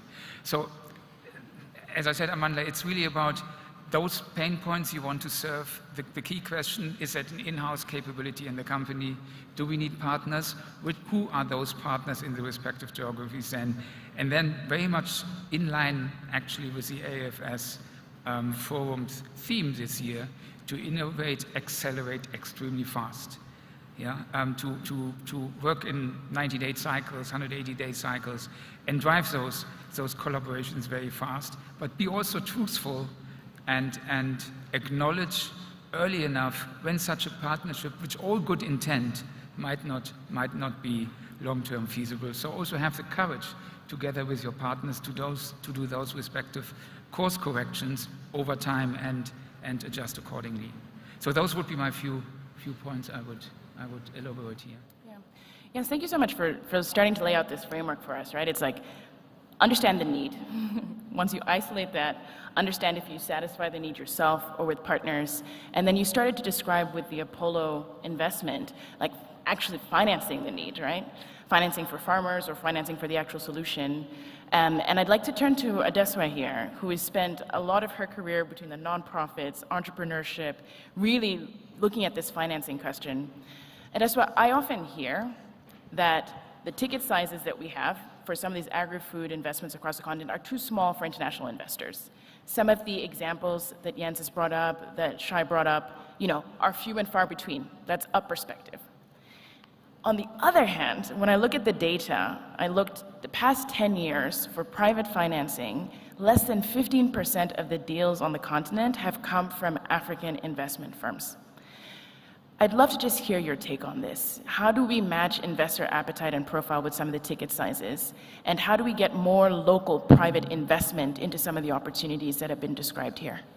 Yeah, thanks for that. And I also want to just touch on some of your comments when you were giving the introduction about the capacity for food production in Africa and the fact that that capacity is not translating to actual response from the financial sectors, both locally and internationally. And the challenge is simple. Most of our production of food is happening at the last mile. The smallholder farmers and their communities and the SMEs that work closest to them, who, by the way, create more jobs for most of the people in the continent, right, are the last mile and are faced with challenges that the traditional financial sector considers to be very risky, very difficult to understand, and therefore very not investable. Unfortunately, this historical way of painting the landscape of the SMEs who work closer to the smallholder farmers across the continent has resulted in a situation where we focus on microfinance because we want to finance the farmers and their co-ops. And then we focus on financing at another higher level that is completely out of the reach of these SMEs. Now, when we talk about international investment, I think that is shifting. There are many innovators across Africa who are African, who have worked and grown in farming communities, understand the details of the challenges on the ground, and there are growing companies that are attracting investment into the continent. The investment into the continent increased significantly between 2019 and 2021. It went down in 2022 a bit, but we do believe that there is already traction for international investment to go into especially ag-tech innovators across the continent who are local. However, we're talking about a large number of smaller SMEs into processing, food refining, mostly women across the value chain. The challenge is the local financial institutions need to begin to innovate from the traditional way of assessing these SMEs. This risk that we've claimed has prevented financing from getting to the ground, I believe that many innovators have proven that that risk can actually be addressed through data, appropriate data, not the traditional data that asks you for a lot of things that only a big company can have, but traditional data that can actually substitute other kinds of information for relevant information on which you can actually lend credit. Now let's talk about not just credit but investment. We know that Africa traditionally doesn't have that many portfolio when it comes to investment in companies. Most of that money is coming from outside the continent. But again, we are hoping that that will shift. There are many organizations like the Africa Philanthropy Forum and others that are beginning to talk about the need for African philanthropy to also come in to bridge the gap of those kinds of financing. But I do think that, in conclusion, we need to make a better case for the smaller businesses in the continent. We need to stop using the yardsticks that we use for bigger companies or the yardsticks that we use from a helicopter view when we don't even have context on the ground to determine who can be invested in and who cannot. I think the conversations to shift our perspective, I feel, is more critical because the continent has the potential. You shared the numbers. Yeah. That potential must translate to investable opportunities for those SMEs working across the value chain that are closest to the ground. Yeah. I really appreciate those perspectives because I think when we talk about investments and who are you investing in, you're investing in a business, you're investing in people, right? You're investing in the individual entrepreneurs and what they can do. And I'm hard-pressed to find a conversation with a young entrepreneur on the continent that does not leave me inspired, right? If it's black soldier flies that we're sort of turning into fertilizer, if it's some of the data and psychometric testing that Jens was talking about with Apollo Agriculture, really seeing this mindset shift and looking at the people whose lives we're making a difference for, I think is really transformational. So thank you for sharing that perspective. I think we have to balance, one, satisfying our SME base, because this is the base of our economy, right? These 100 million SMEs are 80% of private sector employment, with some of these big deals and big CapEx investments that actually allow us to make some of these step changes. And with that, Chris, I'd like to turn to you. You know, when you talk about big ticket deals, setting up a manufacturing factory in South Africa or a manufacturing plant to do central pivot irrigation is a big ticket item. I'd love your perspective on what you saw in the market that shifted the approach of Ranke from manufacturing spare parts to actually manufacturing some of the equipment. What did you see in the market that convinced you? Yeah, thanks for that question. When we look at the market for us, we've got well over 1,000 systems operating on continent. And so we've got a good base of operating equipment. We've got dealers in many, many countries on continent. And so what we look at is then, if you're going to make a big CapEx investment, what's going to be your return? And if you've got good dealers that are already on the ground, which we kind of spoke about either this morning or just on this panel, about those folks are really entrepreneurs because they're starting their own business. And we're very interested in those dealerships because say we're manufacturing in South Africa, but we have systems operating in Nigeria.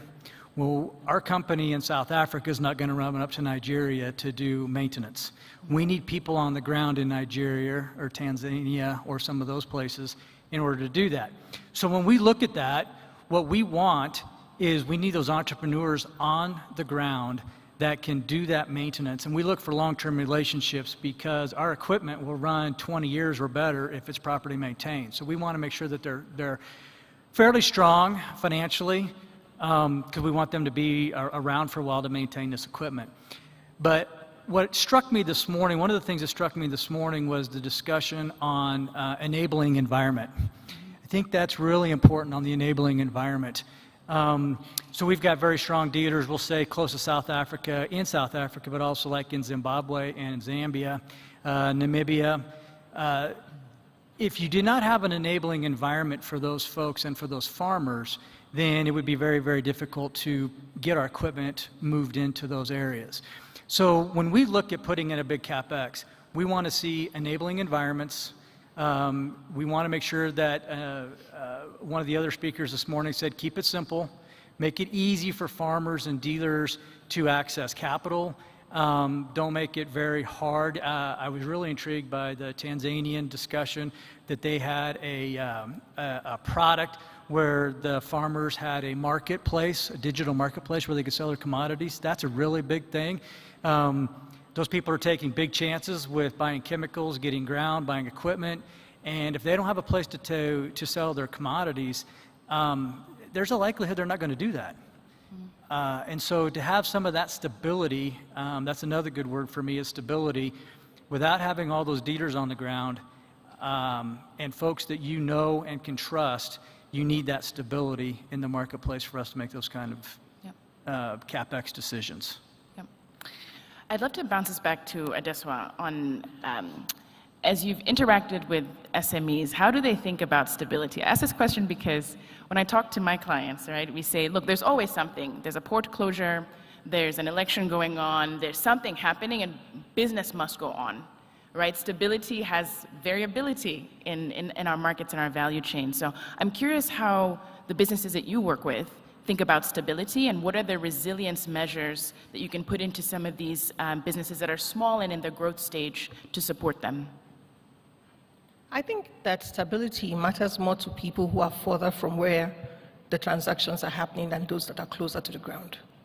The SMEs who work on the ground close to farmers have never had stability. If it's not climate change, if it's not one issue or challenge or the other, there is consistent instability in the communities where they work. But that's why innovating from the ground up is a game changer, because your business DNA is about agility. Your business DNA is about waking up every day and solving the problems that arise. And I think that this is the mismatch between what investors expect to see very neatly, tidily folded up, vis-a-vis the realities of innovators who understand how to maneuver in a system that is consistently complex and difficult to understand. We say now that we've moved from VUCA to a Bani world. And in that Bani world, people have to live with uncertainty. Uncertainty is the order of the day. So I loved what the last speaker talked about, where we're talking about an ecosystem of collaboration. There's a role for organizations who have the technology and have the scale, but there's also great opportunity for those with the intel, the knowledge, and the agility close to the ground. And I would say that one of the core competencies of SMEs who are successful and who are scaling today, we've worked with a number of them, we've invested in them. Our investment portfolio in Heifer starts with de-risking funds from $100,000 to as much as $5 million. So we understand what it means to do the small tickets and what it means to see them scale to the big tickets. And I think that core competence is their ability to maneuver those risks. So they would be a great partner for the bigger organizations who have their core competencies and also now need to deal with what's happening on the ground. Yeah. I love this. We just keep dimensionalizing the problem a bit more, right? That we're talking the needs of an SME that needs $25,000 to $500,000, very different from somebody that's trying to set up big, heavy manufacturing, and we need to serve both. And the investors that can see that difference and decide where their risk appetite sits, I think is a really important place to go. There's something else you touched on that I'd love Jens to pick up on here, around people, right? And the people that we're investing in. We've talked a lot about hard capital. It is human capital that will really propel this gap that we need to close. And some of these transformations, some of the volatility in people management today is really astounding. So Jens, I'm going to start with you on this massive change you're undertaking at Bayer to really get some of that agility that you talked about into such a huge organization, which you might say, look, some ways feels like a country, right? And some of the changes you need to get going. How do you catalyze dramatic transformative change with people? Yeah, excellent question and point, and actually build up a little bit on the comments made in the morning. Also, Chris, you talked about this enabling environment. Yeah, and if you talk about companies, it's actually that ultimate question you need to ask yourself day in and day out. How do I create an enabling environment in our company to day in and day out serve our customers ultimately better? And through that customer serving better and driving your mission and purpose, you ultimately achieve those financial objectives you set yourself. So talking about enabling environment, and this morning the comment was made around SMEs and dynamic self-management. Yeah, it's pretty similar in our company. We go through a massive transformation.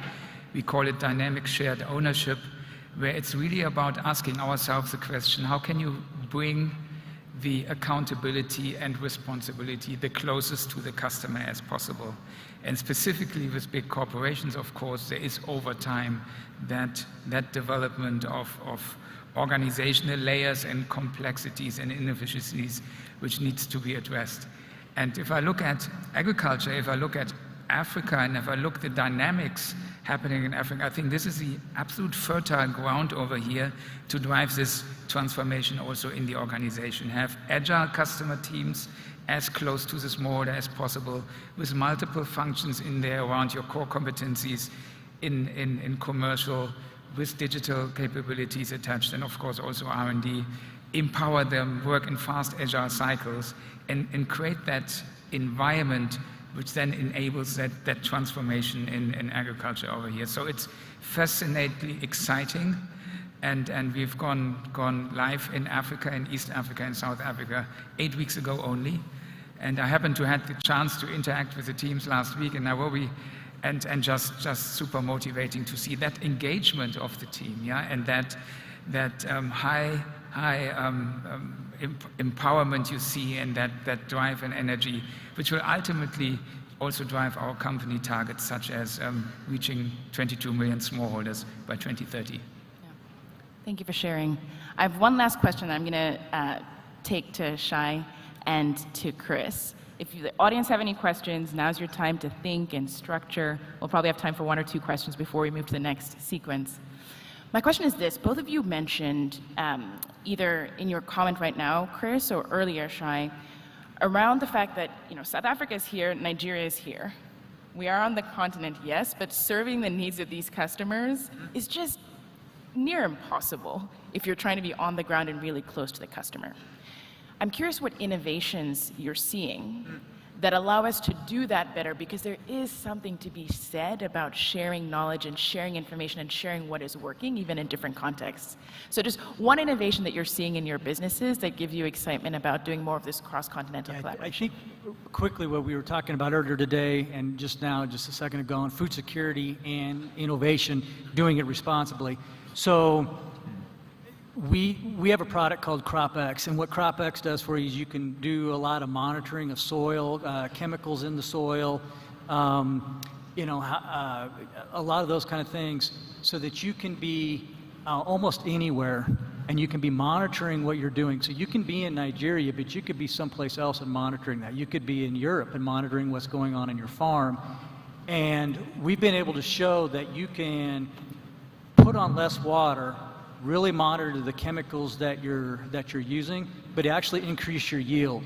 So you're actually doing things in a much more responsible manner, but you're also increasing food security. So that innovation, by being able to monitor and report and get that aggregated data out so you can make better decisions, I think that's something that's really on the cusp of a lot of really good things that's coming on innovation in agriculture.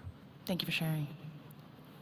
I think nothing much to add. I mean, in terms, but what I can take example in this case would be like something of perspectives of like South-South. So, I mean, how can this, I'm going to talk more on 5th of September as well, is really how can we bring that knowledge from the Global South? I mean, Olam Agri is present in the Global South in food systems. We are in Indonesia, we are in India, we are in Thailand, Vietnam, and we are in some part of West Africa and Central Africa, right? And then we are in Latin America. So how can we bring that knowledge of mechanization, of farmer programs, outgrower programs that we are very successful in our West Africa, where we are supporting so many farmers? How can we bring that knowledge to different Global South is something that we are really keen at. And all that, and when you talk about principles, it's all related to soil, in my opinion. So how can we improve the soil health? And what are the parameters, what are the KPIs that we are really collecting, or data that we are collecting in, for example, in Africa? How does that relate to in Asia or in Latin America is something that we are really looking at. Okay, I appreciate that. Any questions from the audience? I see one right there with Alex. Can we get a mic to the fine gentleman over there?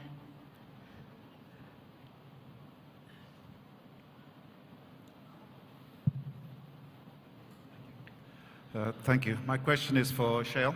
Okay. Maize and soya are two critical crops for the production of livestock feed. What are some of the barriers, the key barriers to scaling up the production of those two raw materials in order to meet the ever-growing, demand? Okay, thanks. Thank you. Let me take an example from Nigeria, where we are in the feed business, and we are really supporting the global demand of, all consumption within Nigeria itself. And what we are sourcing, soy, is from Nigeria itself again. So we are really looking into farmers, and we are supporting those farmers, and we want to now scale. So what are the key barriers, if you are asking? I think there is plenty of knowledge that is available in terms of technical assistance, but we have to put it across the value chain. So those trainings or those knowledge that we have, how can we then make it to scale? So one is like knowledge need to spread widely. That is one of the things that we really are focusing on. That is one of the things that if we want to reach the scale, that is one of the key barriers. How can we scale that knowledge at a much more larger farmer program, much more larger cooperatives for that matter? Second is on the, for example, access to finance. Now, how can we build more, PPP, public partnership, public-private and philanthropic partnership, to channelize those funds to the farmers so that they can really have that access to finance to really grow these crops at a much larger scale. And lastly is the market access. And that's where people like Olam presence really can make a big difference. And we are trying to work with several local governments as well in Nigeria, really trying to form cooperatives and how we can then be the off-takers for those responsibly sourced crops such as soy or maize. Okay. Thank you. I hope that answers. Any other questions? Okay. Going once? Okay.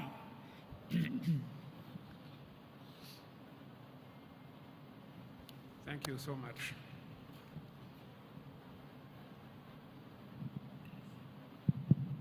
Thank you so much.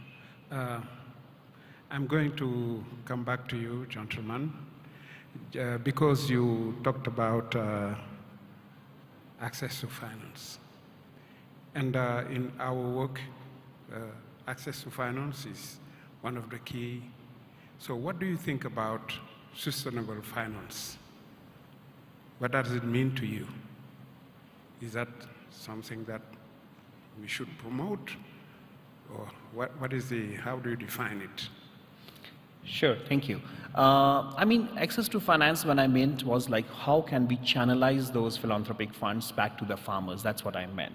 Sustainable finance is more towards similar concept, but really how can we have that finance with a more sustainability rate? Of course, with banks, when we're talking about if we are doing certain programs, whether it is for nature, climate, or livelihood positive, if we are ticking all those goals, then is there any reduction in the interest rates that we can get in terms of sustainability from the banks, for example? So this is the meaning of sustainable finance, that what would mean at Olam Agri or any other institution, I would say. But access to finance, when I said, was basically forming partnerships with private, public, as well as philanthropic funds, so that we can bring those finance to those smallholder farmers, to improve their livelihood, to improve their profitability, to really have reduced impact on, on the soil health, so that through regenerative agriculture practices, to really have more composting strategy and those organic fertilizers being inputted and things like that. Amazing. Let me try and synthesize what I've heard the past 30 minutes. I wish we could have gone longer. There's some real gems that have been dropped here. But if I think about the sequence 1 around unlocking and unleashing Africa's investment potential, I'm hearing 3 things from our panelists today. Number 1 is be very thoughtful of the country that you pick. We all know that flying from Joburg to Lagos or Abuja is tough. Think about that product's moving. Pick your country really well. Find an investment theme that goes to the heart of a customer need, the heart of a customer problem. We've heard that from all of the panelists. What problem are you trying to solve and for whom? It looks very different if you're a $1 billion business versus a business that needs $5,000 in working capital. And the final thing I'm hearing is really think about the ecosystem of collaboration that's required to make this happen. What do you have to do yourself? What can you do in partnership with others? And how do you keep that going to be sustainable, both sustainable in terms of time, but sustainable in terms of doing good for people and for planet? So I really thank you for this first sequence. A round of applause for our panelists.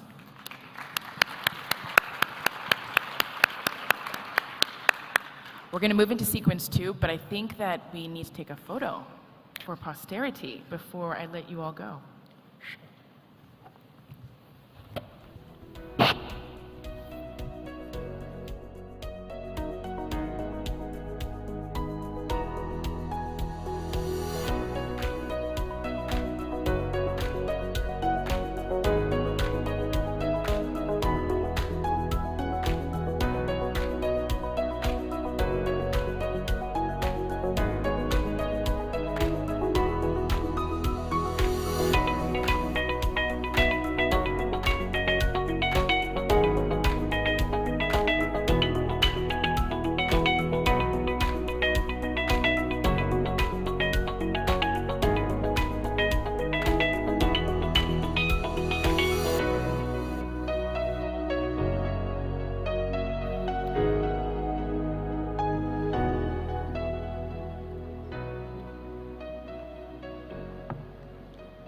Okay. We're going to make a slight pivot as we move into sequence 2. If we were focusing on understanding what it takes to get investments going, we're now going to focus on value addition and some impact stories as we think about our agri-food systems and sectors. I'd like to invite Dina Esposito to give us the keynote to start this session. Dina is the assistant to the administrator for the Bureau for Resilience, Environment, and Food Security at USAID. Welcome to the stage, Dina.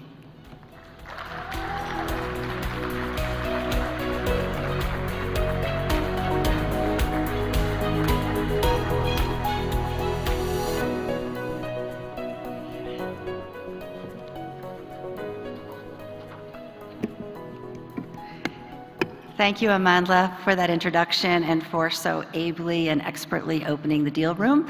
And I want to have a special thanks also to AGRA for not only hosting this event, but for their leadership all over the continent and for their close partnership with the United States over the years. It's really my great pleasure to be here representing the U.S. government and the U.S. Agency for International Development, which is the agency I work with. I'm really excited to be here again this year at the Deal Room, where each year so many really important partnerships emerge. As we recover from multiple shocks impacting food security and nutrition on the continent, the financing opportunities and partnerships that develop here have never been more important. I think the opportunities and challenges facing the continent have been beautifully described this morning and in this last panel, so I won't repeat so much of what has been said, but I would like to repeat something that my colleague from Norway said about Norway, which is the same which is true for the United States, which is that we are deeply committed to working in partnership with African governments, with the private sector, with philanthropy and other stakeholders to help transform agri-food systems on the continent, because it's good for Africa, but it's also really good for the world. Reflecting Africa's great need, but also its great potential, President Biden launched a US-AU strategic partnership to support more productive and resilient food systems on the continent 2 years ago. And the U.S. government's Global Hunger Initiative, Feed the Future, prioritize investments here, with USAID alone, which is just one of a dozen U.S. agencies involved in Feed the Future, providing more than $400 million each year to increase inclusive and sustainable agricultural growth, build resilience, and improve nutrition, especially for women and children. Over the past 2 years, the U.S. Congress has also provided over $500 million in supplemental development assistance through Feed the Future to the African continent in response to global food shocks triggered or exacerbated by Russia's unjustified invasion of Ukraine. Today, pending congressional approval, I am pleased to announce an additional $40 million of new Feed the Future development funds to support African farmers and food systems as they grapple with the effects of El Nino and other shocks and look towards what we hope will be a much better season ahead. Thank you. The provision of these funds through Feed the Future reflects U.S. understanding that we simply cannot afford to step back into the habit of solving hunger with the blunt tool of humanitarian aid alone. Together, we must accelerate support for the policy reforms that are essential to private sector-led growth and to programs that facilitate deeper investments in research and innovation, scale farmers' access to improved seeds and better agronomic practices and weather information services, expand value addition and regional trade opportunities, and increase the availability of nutritious foods on local markets, all the while ensuring women and young people are fully benefiting from these emerging opportunities. And I've been struck by the conversation this morning at just how consistent those themes have been across all speakers. And sometimes half the battle is coming to consensus on what to do, and it's a welcoming thing to hear that we really do have a coherent picture of what we need to do, and now we need to pull our various complementary efforts together to really deliver on that vision. The deal room is about expanding trade and investment opportunities, and I wanted to highlight 2 examples of USAID's work to help unlock additional finance for small and medium enterprises in the food system. This is the sector that AgriSupport focuses on, that Professor Tom Reardon spoke to so ably this morning, that really highlights how central they are to the agenda at hand.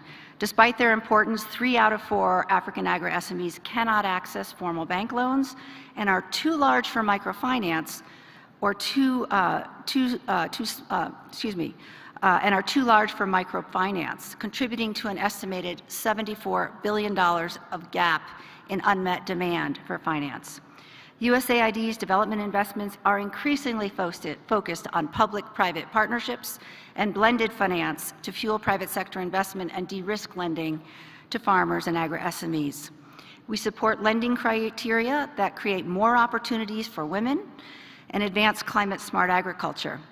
And we're currently testing a new nutrition investing framework to help investors screen for positive nutrition outcomes as well.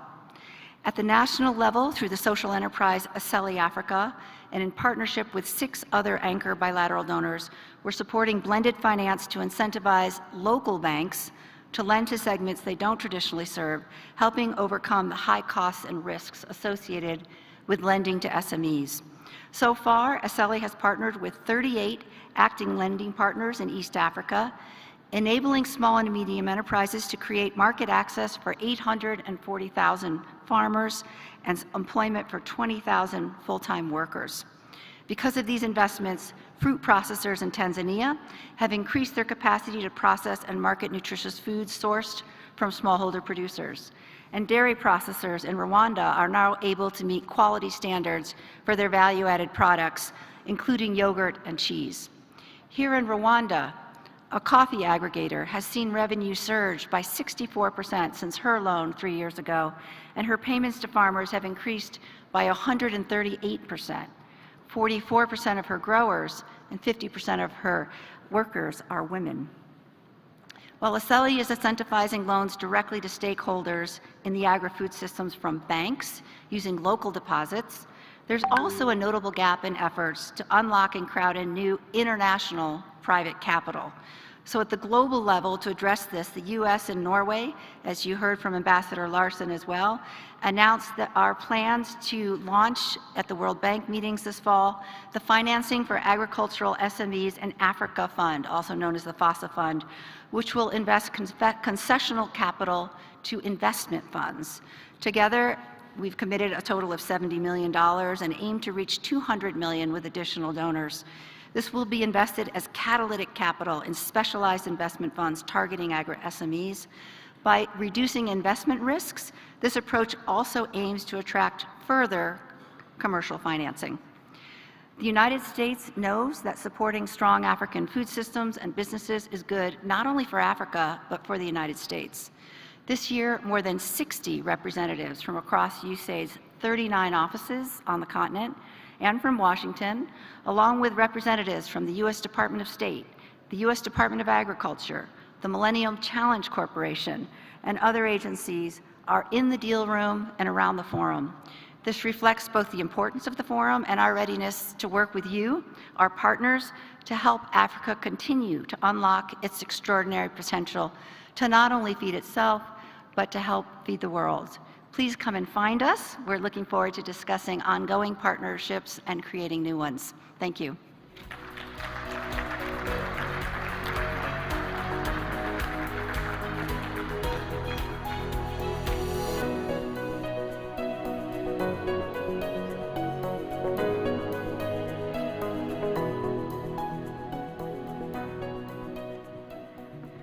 I was taking so many notes on that, feed the future, feed Africa, feed the world. Thank you so much, Dina, for that and for the commitment to up the $40 million on Feed the Future.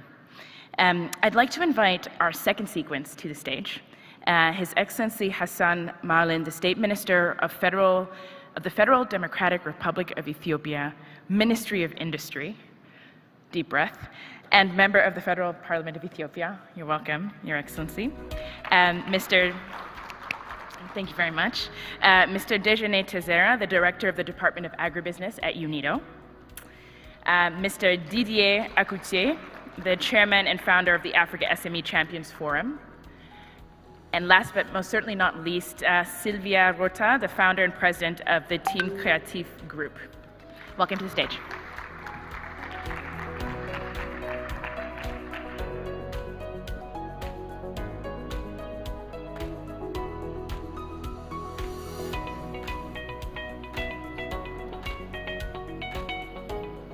Okay, let's talk about value addition.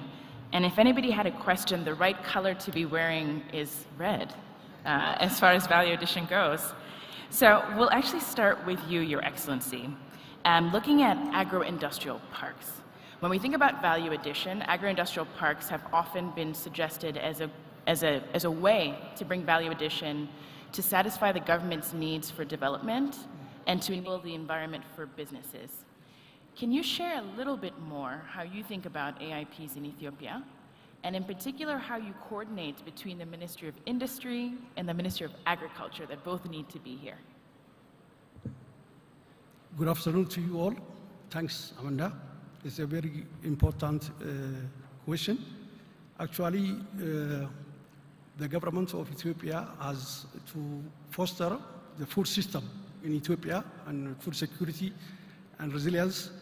The government of Ethiopia invested billions of dollars in integrated agro-industry parks, especially 4 integrated agro-industry parks. And already with the support of UNIDO, there are 17 identified, which will be built soon. But these 4 integrated agro-industry parks with a value chain, with the farmers, smallholder farmers and agriculture, which increase the productivity for the local farmers is very important. They add value and exports, especially job creation for women and youth. And one of the top important here is skilled manpower. Shortage of skilled manpower was the challenge, one of the challenges in the integrated agro-industry parks. And we are supporting on capacity building, especially for women and youth, to create jobs for them and train them. We have also created 100-kilometer radius within the agro-industry parks, rural transformation centers, the catchments for the market linkage. And this helps for the smallholders and SMEs for catchments and market linkage for them. And we created more than 140,000 small farm holders for the market linkage, unions, cooperatives, and one of the most important here, another aspect for the private sector to facilitate for the integrated agro-industry park to invest on them. The government took incentive measures, especially they have the access to shares with a low price, and we give them also incentives for the private sectors. And the government of Ethiopia has a long history on giving incentives for the private sector in order to work with them closely. Especially, we have a private development program and 10 years development program to support private sector. On top of that, we have a homegrown economy, which gives the priority for the private sector in order to create a job and support them. Even the other challenge that we used to face is access to finance. The previous speakers also talk about this issue because access to finance was one of the main challenges in this area. But nowadays, working closely with financial institutions like microfinance, banks, and international partners, we come to overcome these challenges in order to facilitate for them to get finance. Even nowadays, we have also macroeconomic reforms which open up for the economy, for the private sector. Even the government used to get 5 years, 6 years ago, 80% of the loan, but nowadays it's a reverse, 20% for the government and 8% to encourage the private sector. Integrated agro-industry parks are operational and working in a very good way. Especially, we have got a provision of infrastructure, roads, electricity, water supply, waste treatment plant for the climate change and all these things. Especially, we revised the government's policies, like contract farming, in order to encourage smallholders to come together and get a bargaining power. That's the most important thing.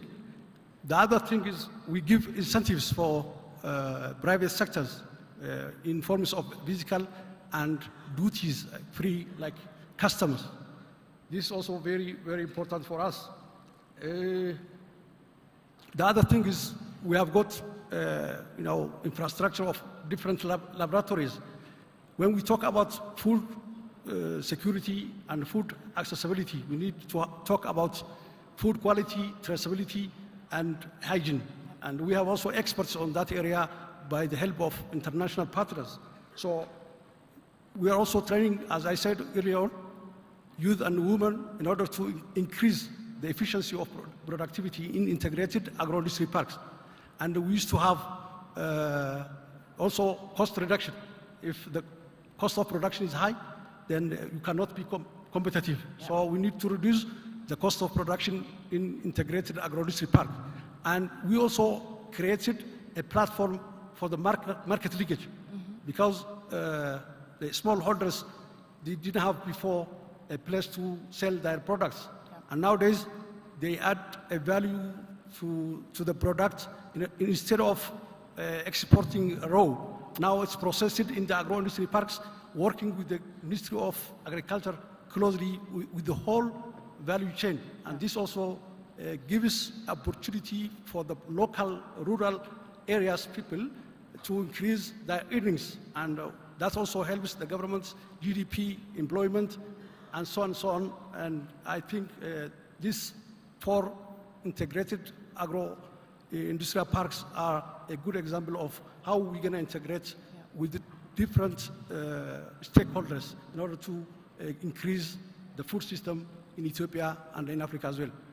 I really appreciate that. I'm a geek at heart. I'm an economist. I actually did my thesis on coordination in agro-industrial parks, so I could be here forever. Thank you for laying the foundation for us. We'll come back to AIPs in a second. You did talk about job creation for women and for youth. Yes. And I am in my final year of youth as mandated by the African Union this year. But I want to come to Didier on this question of youth, right? We're on a continent where 70% of people are youth. Yes. Didier, is it time to stop talking about youth interventions and just talking about entrepreneurship, period? Well, good morning, everyone, and thank you again for hosting us.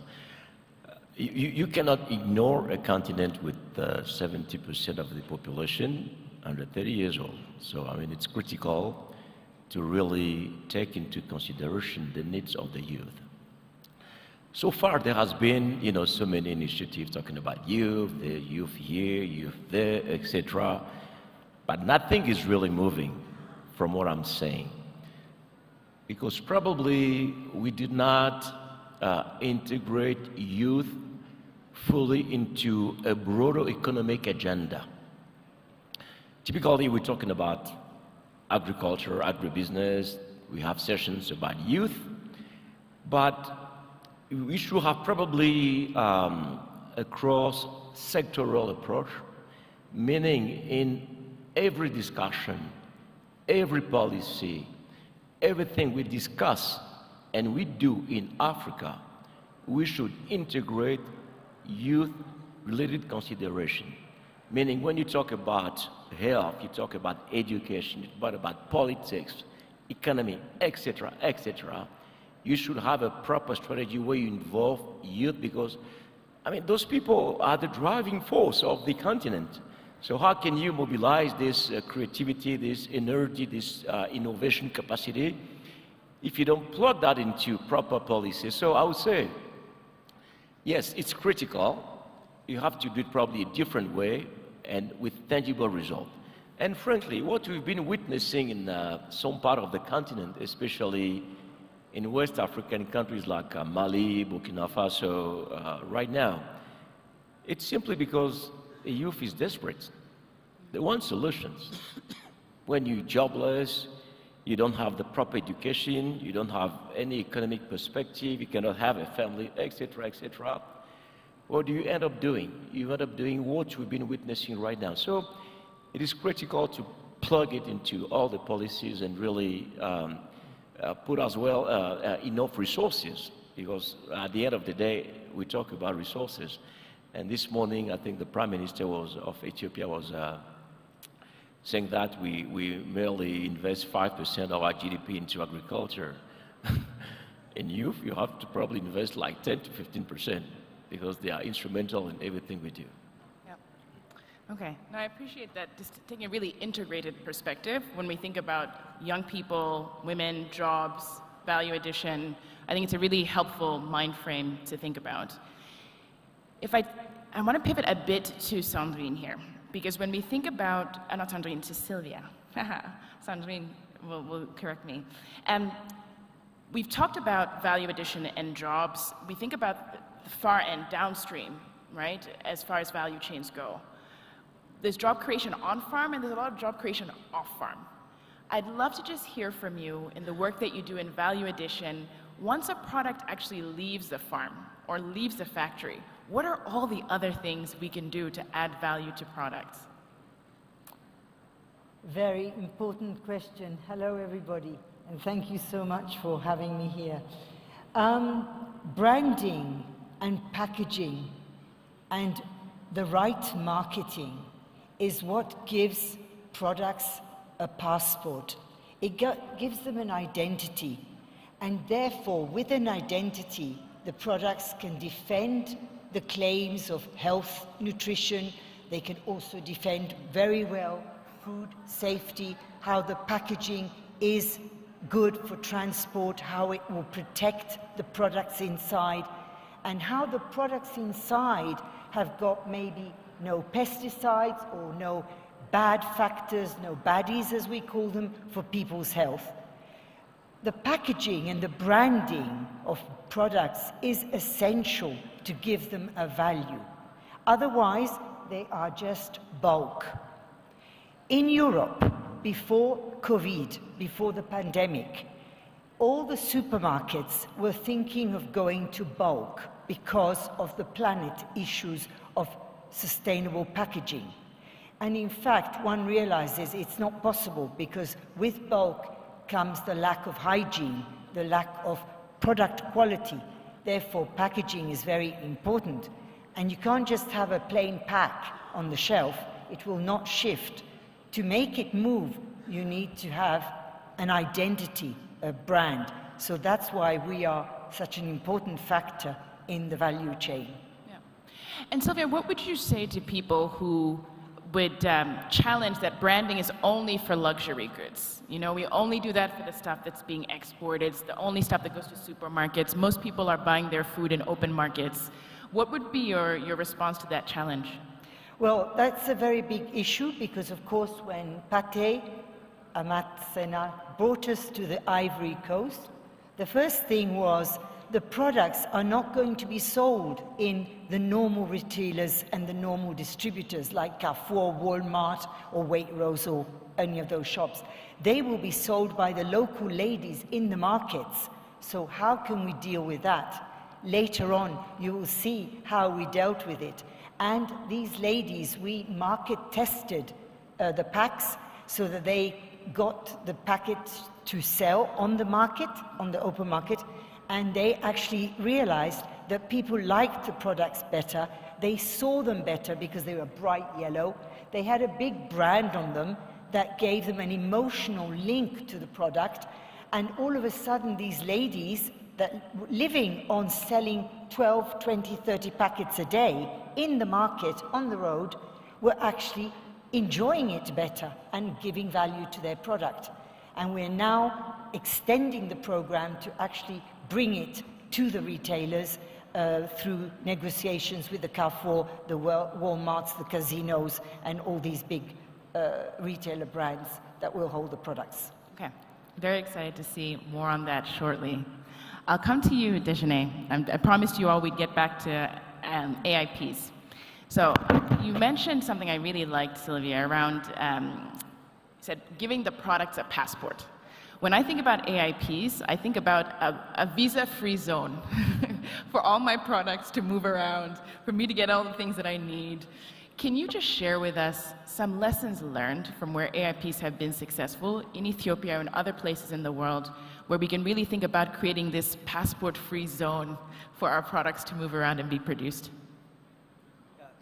Thank you very much, and I join my colleagues in thanking AGRA for creating this platform for discussing the importance of food processing as a part of the food systems transformation.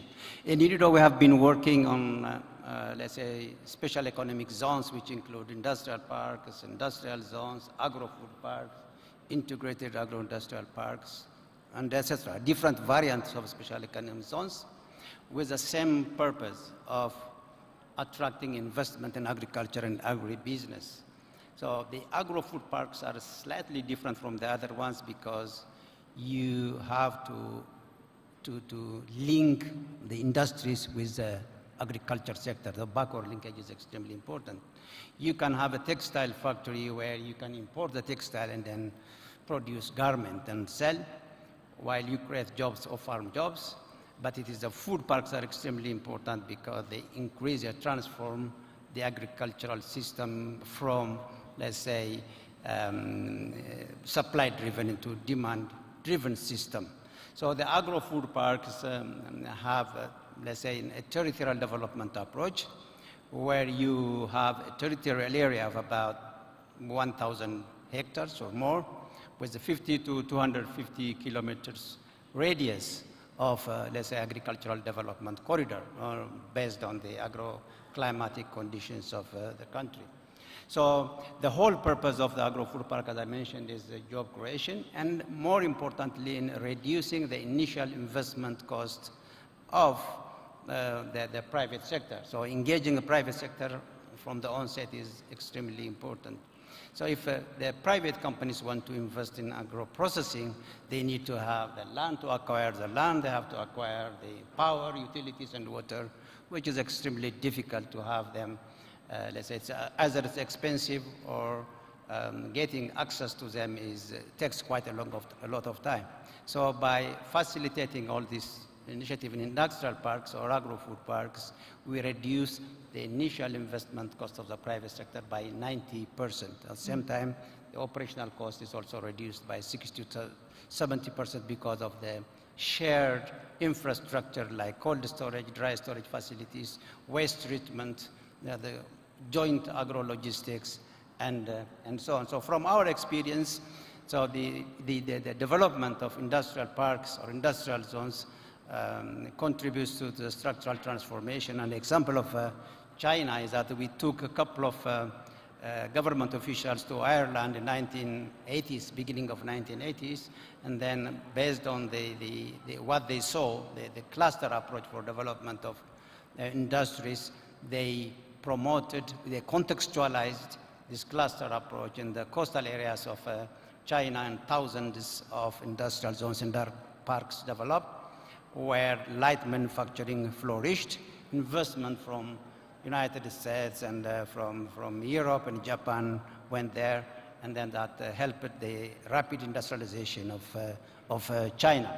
So we have done the same thing now in 23 African countries. We're trying to develop the concept of industrial territorial development to link smallholder farmers to the industries and finally to the market. The success factors for all these things is the most important ones is we have to have an engagement with the private sector from the onset. That is one important thing. The second thing is a proper identification of the location, as it should be closer to the market, that's a metropolitan city, and also closer to the farmers when the raw material is produced. This is two things. The third important thing is the management of the industrial park itself. In most cases, we support, we promote the public-private partnership in managing these industrial parks and industrial zones, because there is a lot of public sector involvement required, especially in supporting smallholder farmers to produce raw material for the quality and quantity required by the private companies and industries. So strong institutional setup, the right location, and of course engaging the private sector from the onset are the critical factor for success. Yeah. Thanks. A quick follow-up for you there before I come to Didier. What's been your experience with the sustainability of the businesses that set up within the AIP? Do any of them eventually leave the AIP once they've been able to establish their processing? Because 90% reduction of cost setup is significant.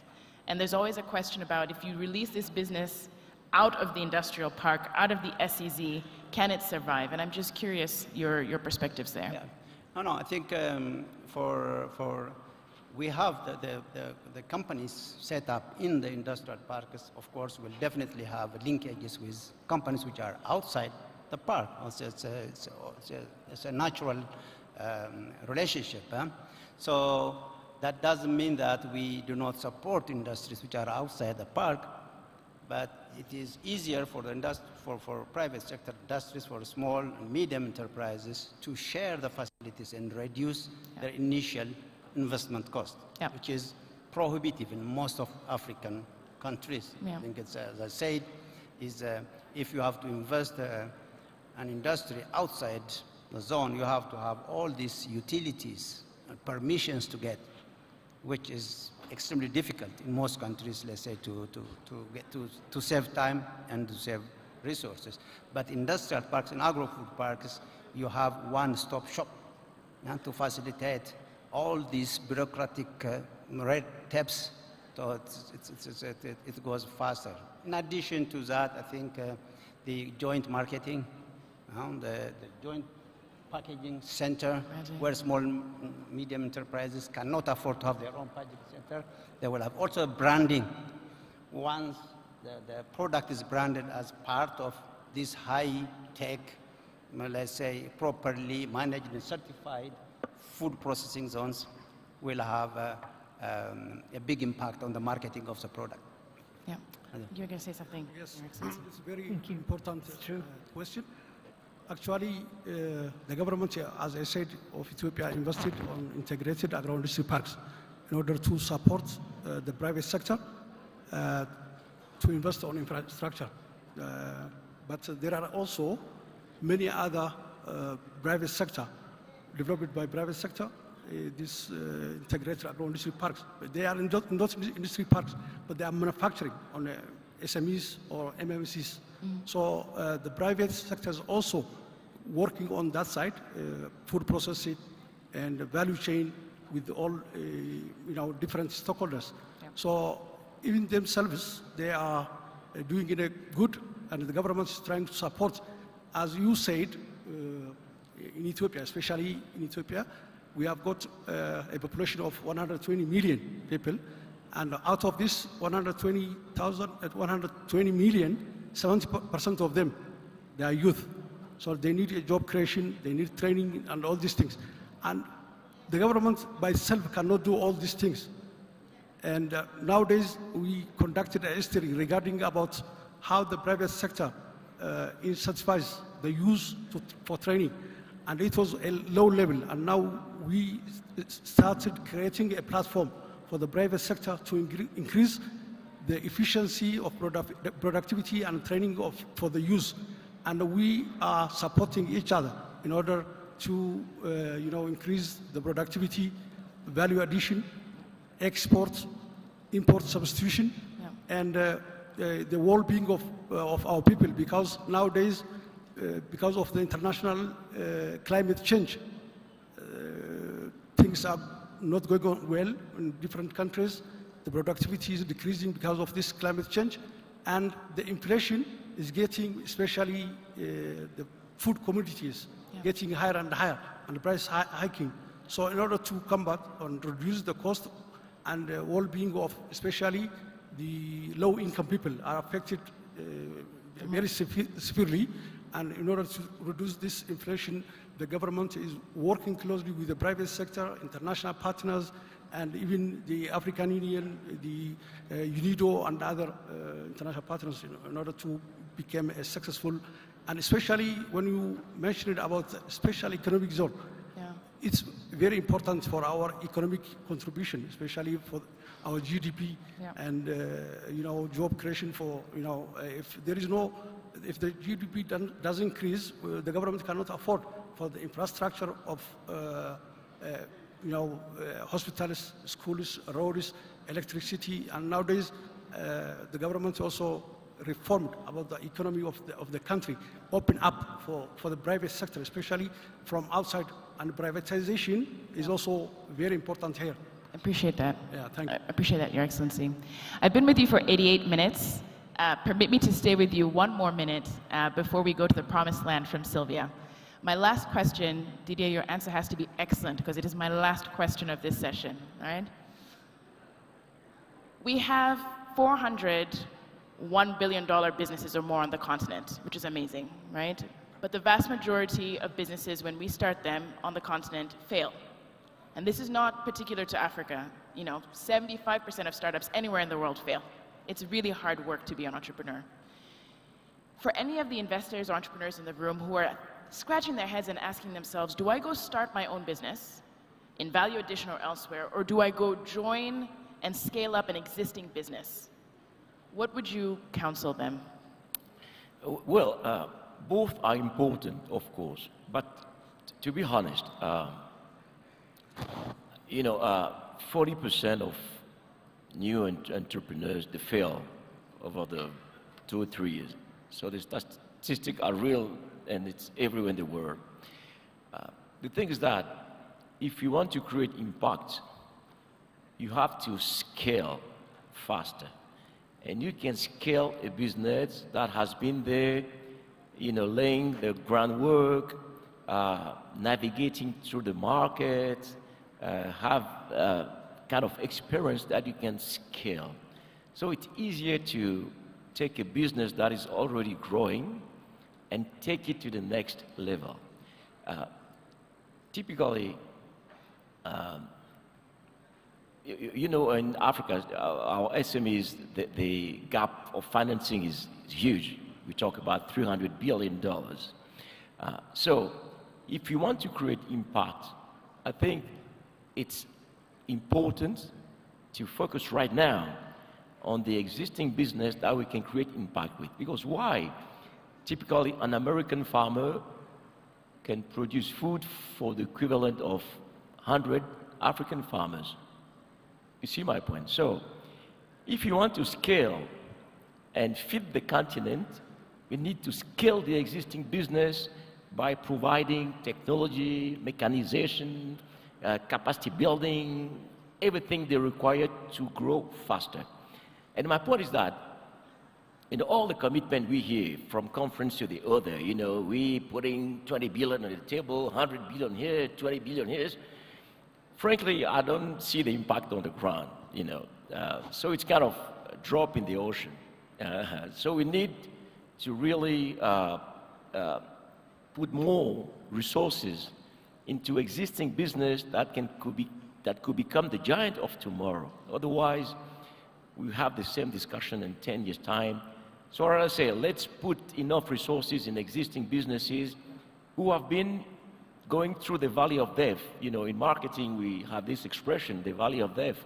When you start a business, you know, okay, you can be successful the first year, and then the second year you start to struggle. You know, the market is not responding the right way, you lack resources, you know, you start to suffer, and you can just drown literally. This is common in every business. So, a company has been through the valley of death, who has a proper perspective in terms of growth. I think I'd rather put my money into this business right now. But that being said, young entrepreneurs, startups are critical because you have to be a startup before becoming a small, medium enterprise. So I'm not saying we shouldn't support startup. We have to start startup, but it's not the same way of supporting startup and existing businesses that need to grow, because at the end of the day, we need those innovative ideas coming from startups who fill the gap that the SMEs cannot fill. So they need as well resources, but frankly, right now, due to the fact that this is a question of urgency, we need to feed the country, we need to provide jobs, you know, to create growth. We have to push massive resources in existing businesses that can grow faster and become the next giant of the continent. Okay. Amazing. I promised you the last word. So you have the last word. I'm not even going to summarize. I have two things left for you before we go. Sylvia has promised us that she's going to show us what branding really, really looks like. So I'll let her do that. And as soon as Sylvia is done, we will have closing remarks from Sarah Mabogo Buhunu, who's the director for IFAD in East and Southern Africa. So I just wanted to introduce her to you because this is the last time you will see me. Thank you so much for your time, and I will hand over to Sylvia. Thank you for the panelists. Thank you so much. Thank you. Oh, shall I go? Okay.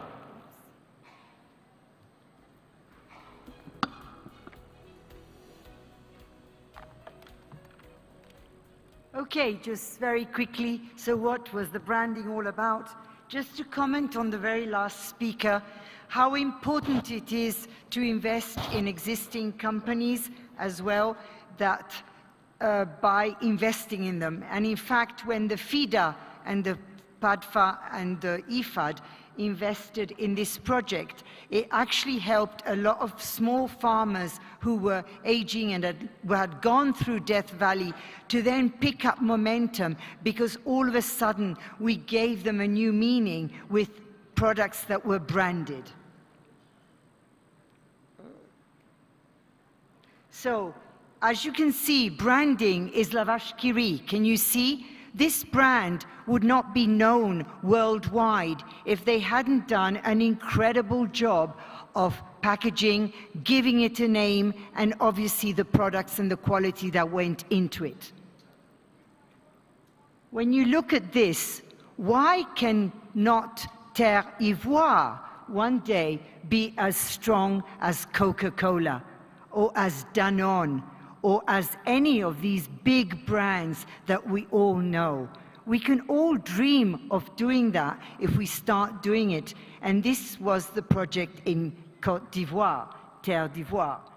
As you can see, we created the logo, the branding, the plantations, the typography, it's a special logo, and the animal of the country. And by doing this, we valorize the quality of the origin of the Ivory Coast, the long-term vision, and of course the managing process to carry on innovations and good ideas. So here is the packaging. On the left, you have full security packaging, which is Joy Wrap. So we printed it in 2 colors, and the local farmer had his name at the bottom of the pack. So Terre d'Ivoire was the branding, and the local farmer could make it his own packaging and his own product by putting the address at the end. And if he could not afford 2 colors, he could print in 1, just in black. We then did the mango innovation with dried mango. Because the season is so short, we had to find a solution to that, and of course being able to do jams with it.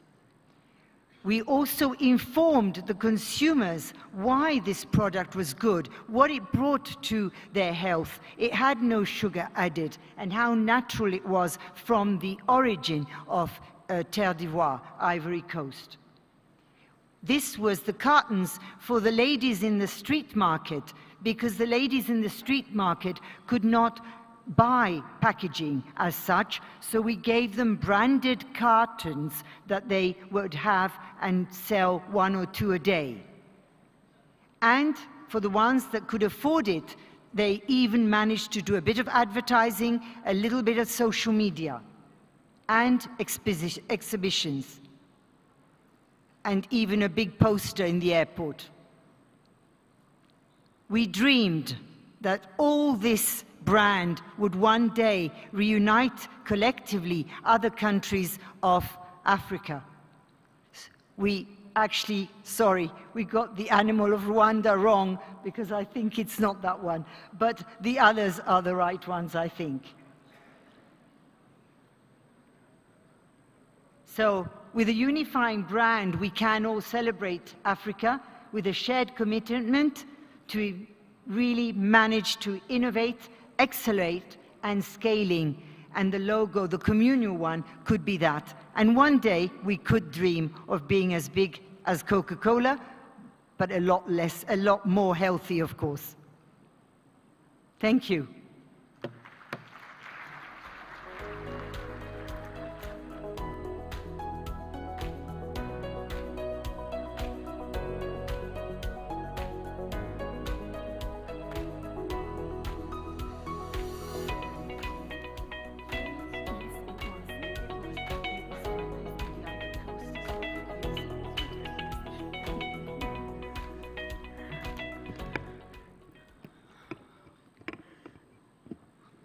Dear panelists, esteemed guests and valued partners, it's a pleasure for me to give the closing remarks after that fantastic expose from Sylvia, and it just shows you how much we're investing in the private sector and SMEs, and this specific case from Ivory Coast is a case in point. Thank you for being part of today's Agribusiness Deal Room opening ceremony. Your contributions have been invaluable in highlighting our shared commitment to transforming Africa food systems through impactful value addition business models that were explained here today, including the agro-industrial parks we heard a lot about in closing. Today we've delved into how scaling value addition in food systems can unlock immense opportunities for growth and innovation across the continent, as we just have seen that branding can make all the difference. The success stories shared today underscore the transformative power of strategic investments in Africa's agri-food sector. Africa food systems are not at a critical crossroads. As the experts in the field, you know that agriculture still accounts for around 15% of the continent's GDP and employs around 60% of its workforce. The potential here is undeniable. Yet only 10% of Africa's agricultural produce is actually processed on this continent, as we've heard today, in stark contrast to other continents that at least process 50% of their output. So this is what we want to change. And we hope that this year's Deal Room launch, which will just follow this, is going to be pivotal and critical. Throughout this lively panel, we've tackled key themes, including the challenges of raising capital, the need for effective policy frameworks to create a conducive investment for climate, expanding market access and trade opportunities, increasing sourcing from local African MSCs, smallholder farms, and reducing our supply chains, just shortening that footprint. This is very, very important. These discussions have made it clear that scaling Africa's food systems is not just an economic necessity, but a moral imperative. Our work to enhance value addition and support MSCs is crucial for sustainable development and food security. Without these markets, without adding value, we don't move the needle. Improving livelihoods across the continent is what we want to do. I want to keep these particular remarks very short and straightforward. So I urge everyone in this room to maintain this momentum. We are starting off this week. Use the connections made here today, explore the investment opportunities that will be presented to us over the course of the week, and stay engaged in shaping a future where Africa's food systems thrive through innovation and inclusivity. Thank you for your commitment. Together with IFAD, let's continue to drive the transformative change that Africa's food systems need. Thank you very much.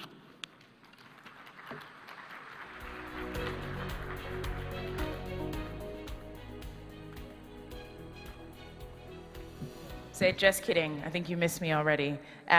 This is the highest ROI session you will have today because we actually have Honorable Tesi Rusagara, the Minister of State for Resource Mobilization and Public Investment in Rwanda, here with us to officially launch the Deal Room.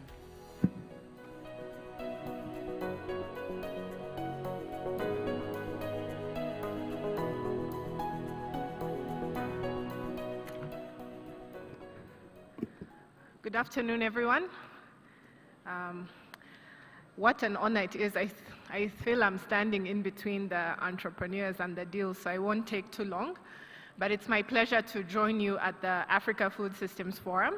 I'm really excited to be here as we all work together towards a common goal, having a secure and sustainable agri-food system in Africa. I would also like to congratulate all those who have been involved in setting up the Deal Room. Concrete actions such as these are really important as we work to bridge the financing gap that we see in agriculture today.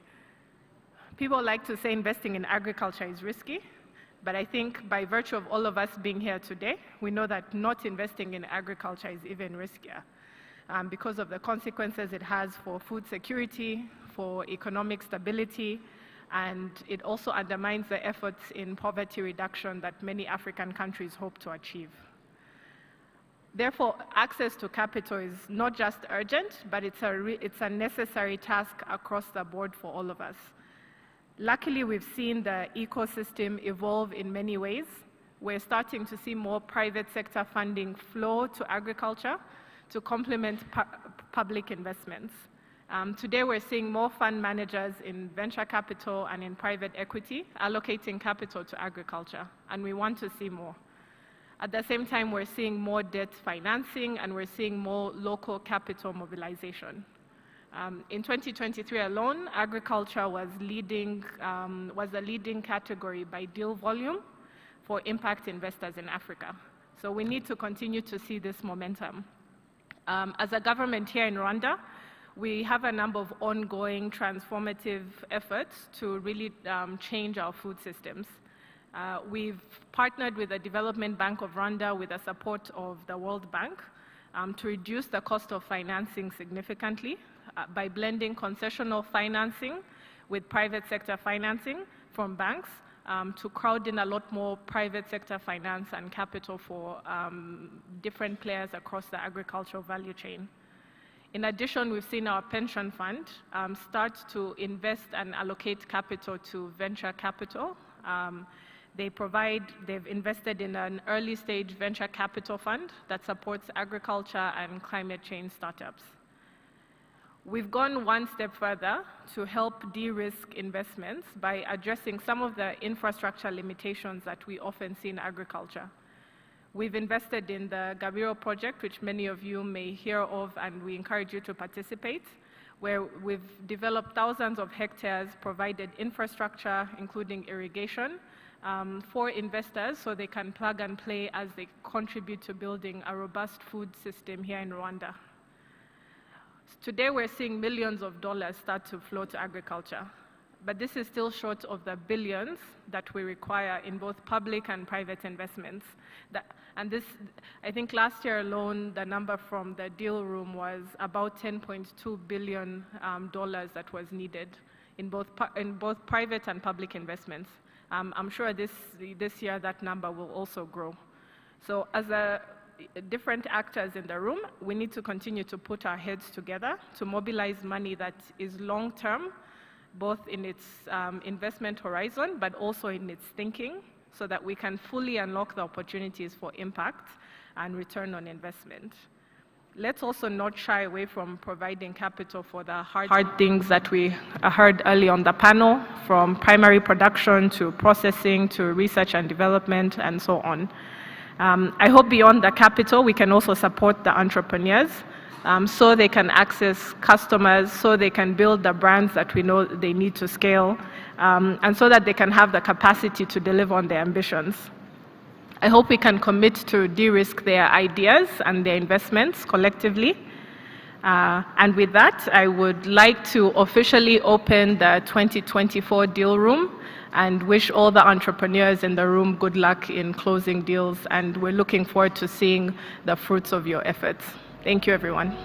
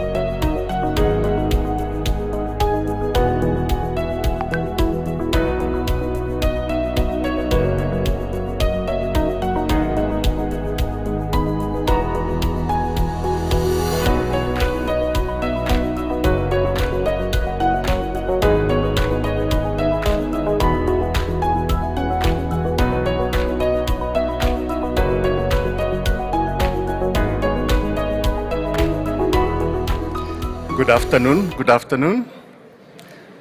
Good afternoon to everybody. I hope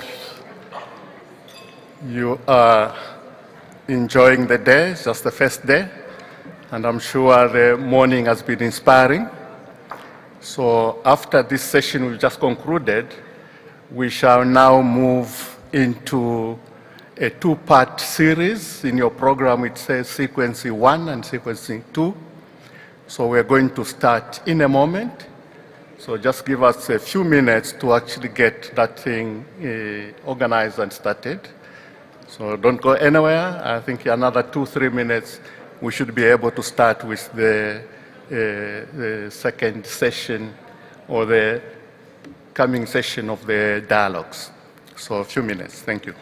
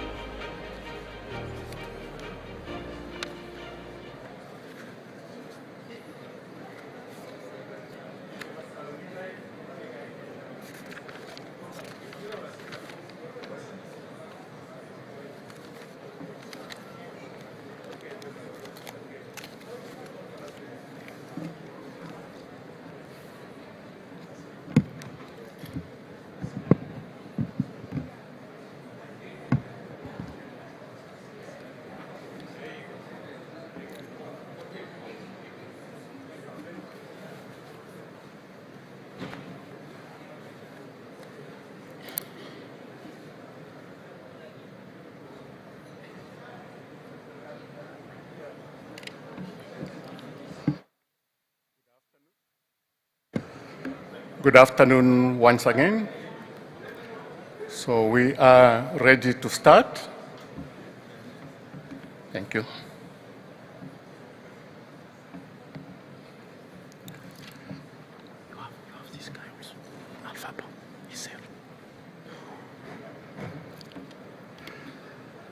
Thank you so much, and you are most welcome to this session. Of course, it's the continuation of the whole thrust and eagerness around the Africa Food Systems Forum. And we believe in this dialogue, and I want to underline that dialogue, that we continue the conversation around what we need to do, which I think is what we have done a lot, but even more unique and specific to this year, 2024 forum, is also conversation around how do we move on the world. I think if you look at the last 3-4 years, including beginning with the UN Food Systems Summit, you can actually see some evolution of a narrative that is very clear about we know what needs to be done, that we need now to put our energy, equally important energy, into how do we actually just get it done and deliver the results. And that is the underlying conversation that we continue here. So as I said, we're beginning this series of 2 discussions, 2 dialogue, the sequence 1 and sequence 2. The first 1 hour is going to be on the sequence 1, whose theme or sub-theme would be, where are we on scalable, innovative food systems policies and flagship programs? So in dealing with that topic, we're going to have a number of panelists that are going to actually share from massive years of experience, very deep insights, and knowledge about especially the how of what is happening. And indeed, actually in the sub-theme there, just I mentioned, we are underlining the term scalable.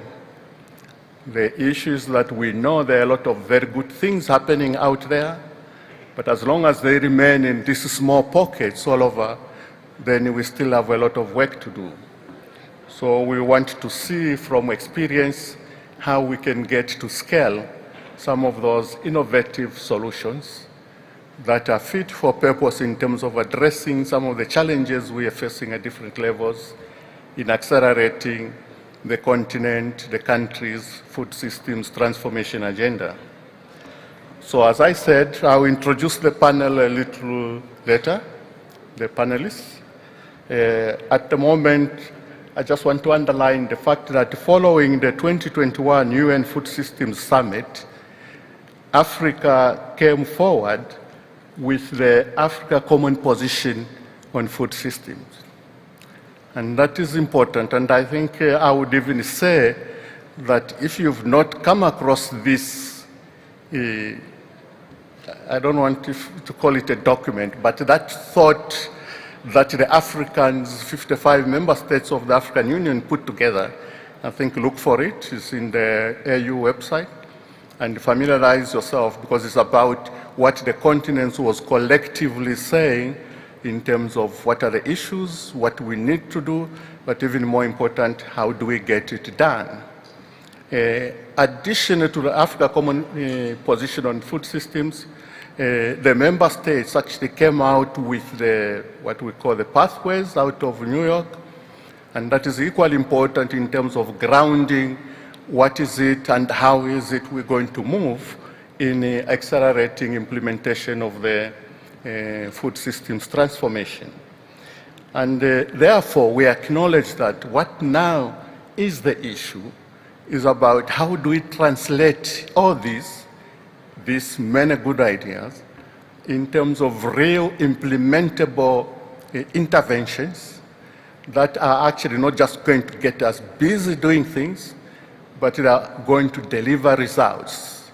And that is where the populations of the continent is keen. I think I would say they don't care what you say, how you say it, as long as they are seeing results, and results are squarely in the space of livelihoods. It's about healthy living, it's about incomes, access to health, access to education, access to clean water, and those are things that matter for the populations. So in terms of this first session, we're going to look specifically, as I said, in terms of scalable innovations, innovative food systems and policies and flagship programs that respond to this issue of how do we get implementation faster, better, effective in delivering results.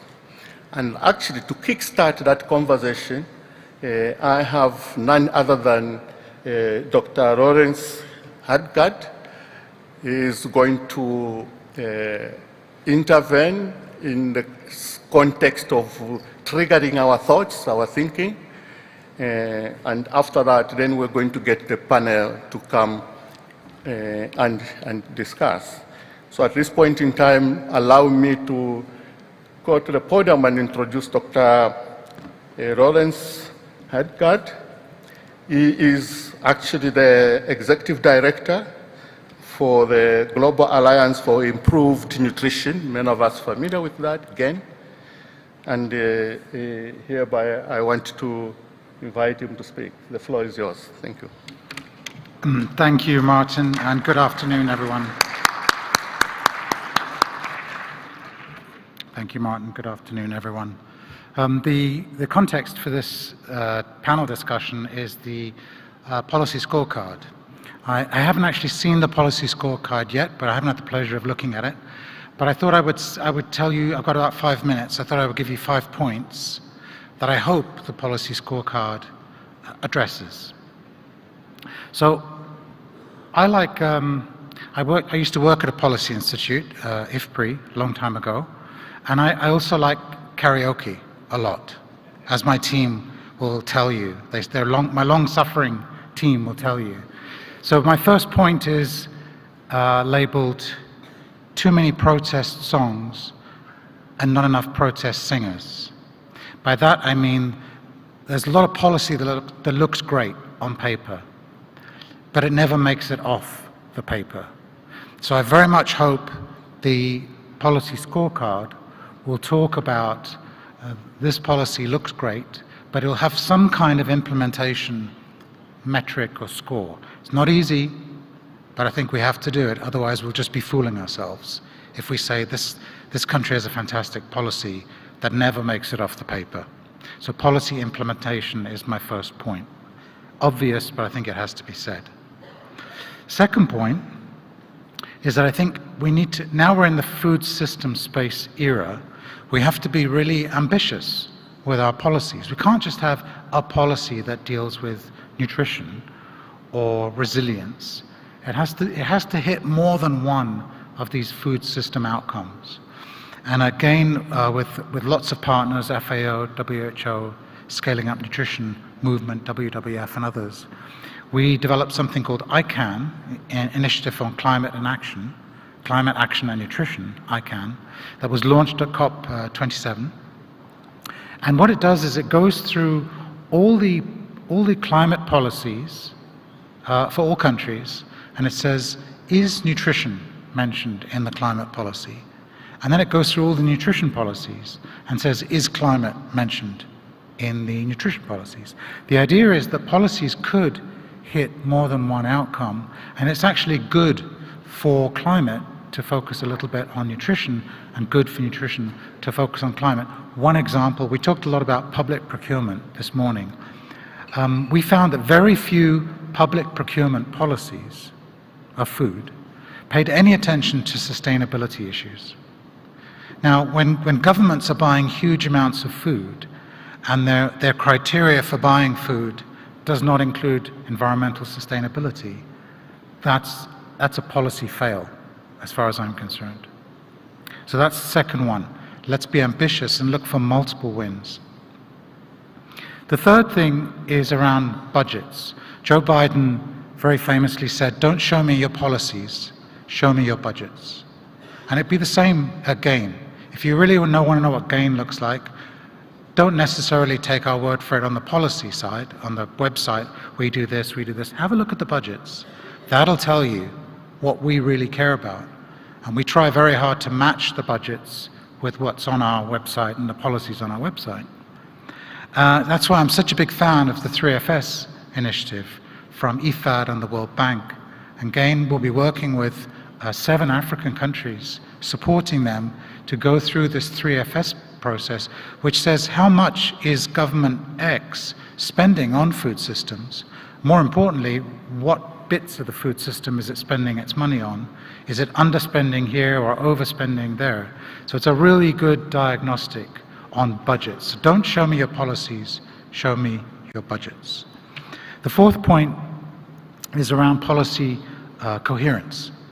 So you could have a brilliant policy that's a brilliant food system policy that's doing all the right things, but you could have a terrible climate policy that's doing something exactly the opposite, or a trade policy that's doing something exactly the opposite, or a labor policy, or a transport policy. We heard this morning about how infrastructure, roads, market infrastructure, transport, is really vital for food systems. If, for example, a transport policy is ignoring market infrastructure and road infrastructure, that's a big problem. That's policy incoherence. So we are working at GAIN with Academia 2063 to develop a method for assessing the degree of policy coherence across different policies for food systems, because food systems are not only affected by food policies, they're affected by many, many others. And my final point is around gaps. If a policy scorecard is going to be any good, it has to not just to tell us what's there, but it has to tell us what's not there. And it has to do that in a supportive way, not in a name and shame way, but it has to do it in a constructive way. And one example is the Countdown to 2030 initiative that I mentioned this morning, that GAIN and a number of other partners are developing. It actually highlights the fact that of all African countries, only 3 of them, South Africa, Ethiopia, and Ghana, have any policies in the food space that are dedicated to preventing chronic diseases like diabetes, hypertension, obesity, these kind of diseases that are chewing up so much of the health budget of every country and causing so much untold misery. So that's it from me. We need to fill the gaps, or we need to identify the gaps in policy. We need to make sure policy is coherent across different areas. We need to make sure that we can see the budgets that lie behind the policies. And we need to be ambitious about our policies in the food system space so that we generate at least the potential for multiple wins. And finally, we need not just policy songs, we need policy singers. And more importantly, we need policy implementers. Thank you very much.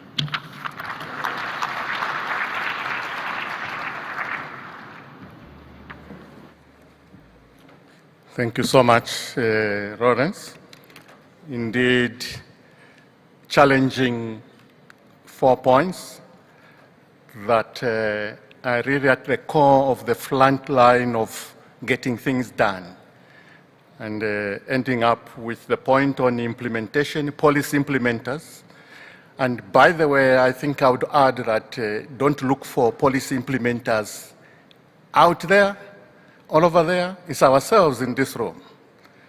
Take your role and be part to implementation of those policies.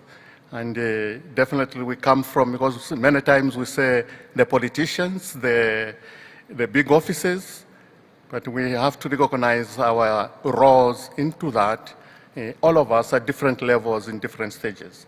Thank you so much, Lawrence, and indeed insightful intervention.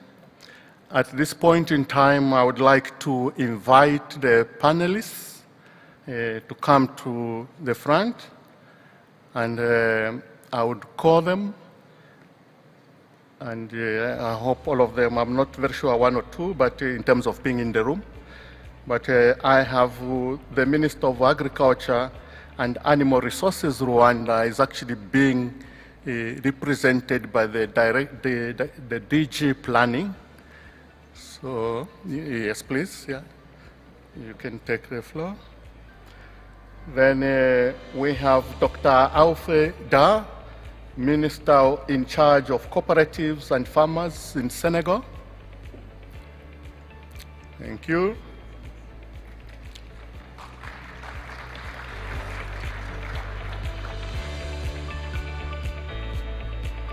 Then we have Mr. Boaz Kaizile, Head of Policy and Advocacy in Agra.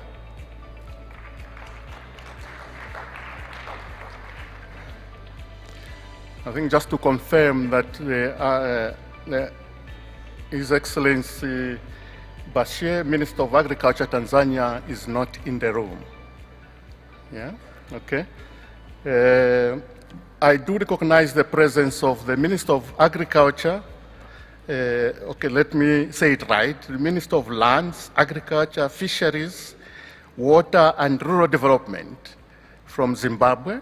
Actually, Dr. Anshasi Musuka is actually in the room. And I think, Your Excellency, at some point, we probably would ask you for some interventions. But you are very welcome to actually be in the conversation. I was particularly wanted to say the full name of the ministry because you can already tell something. It's the Minister of Lands, Agriculture, Fisheries, Water, and Rural Development. Already is telling us about the integration, the coordination across different sectors, isn't it? So we'll probably learn something from you on that. So let me get to the panelists.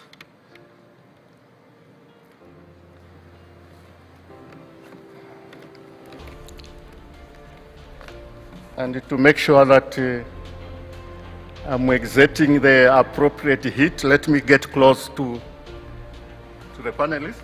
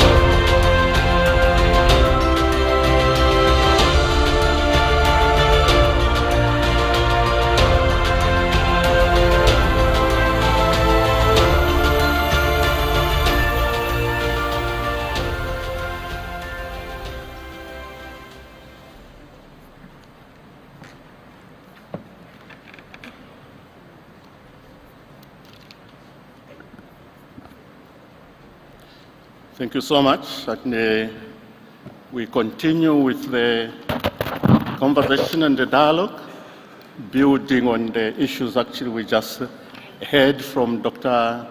Hadgard. So how do we take that forward?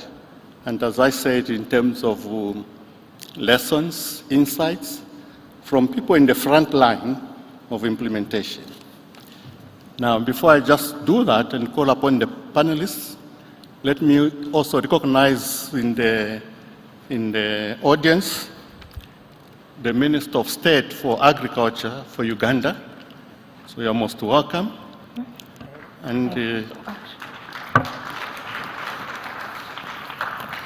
feel free as the dialogue, the conversation is going on to actually intervene. I'll look out for that and I may ask you directly to intervene in some conversation as we go on.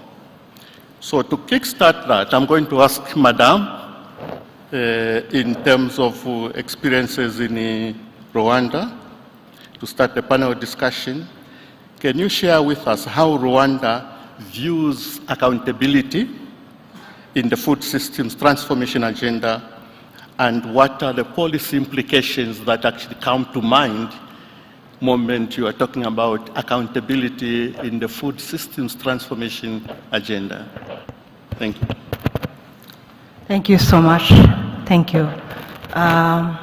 Thank you, moderator. I think before I maybe talk about accountability, I have to first highlight that Rwanda has very well-structured policies, and they are well-structured and very friendly to innovation. And recently, with the Food Systems Summit, we have opted to align our strategies here in Rwanda to the food systems concept. And very recently, actually last week, if I'm not mistaken, the new cabinet has approved our national strategy for transformation.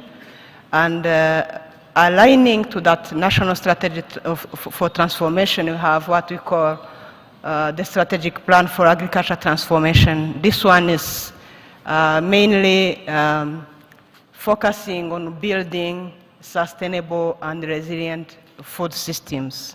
So here I wanted to just inform the audience that we are orienting our policies, our strategies to food systems transformation. We are well aligned.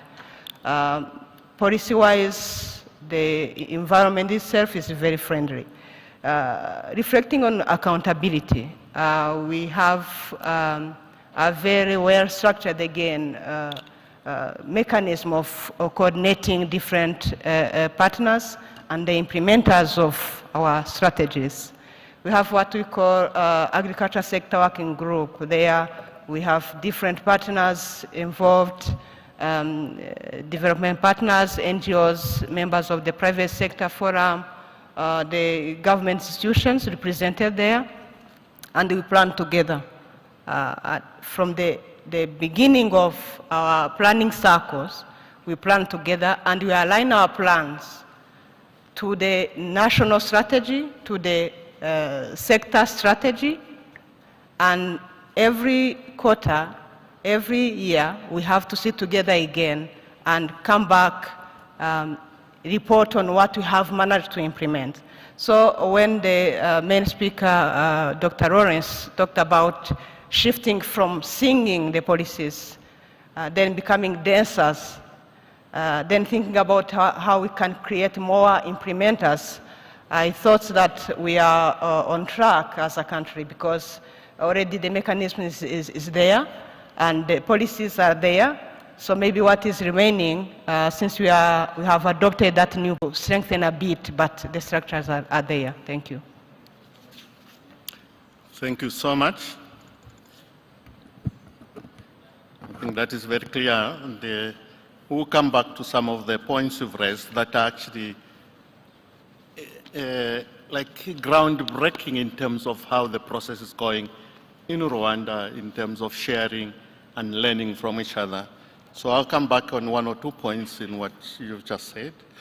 Let me go to Minister Da in Senegal. Senegal's new government has expressed the vision for embracing new farming technologies like solar energy, irrigation, to modernize agriculture, including promoting sustainability and reducing Senegal's food import bill. How do you see this strategy working in the light of continental frameworks like the Africa Continental Free Trade Area? Thank you.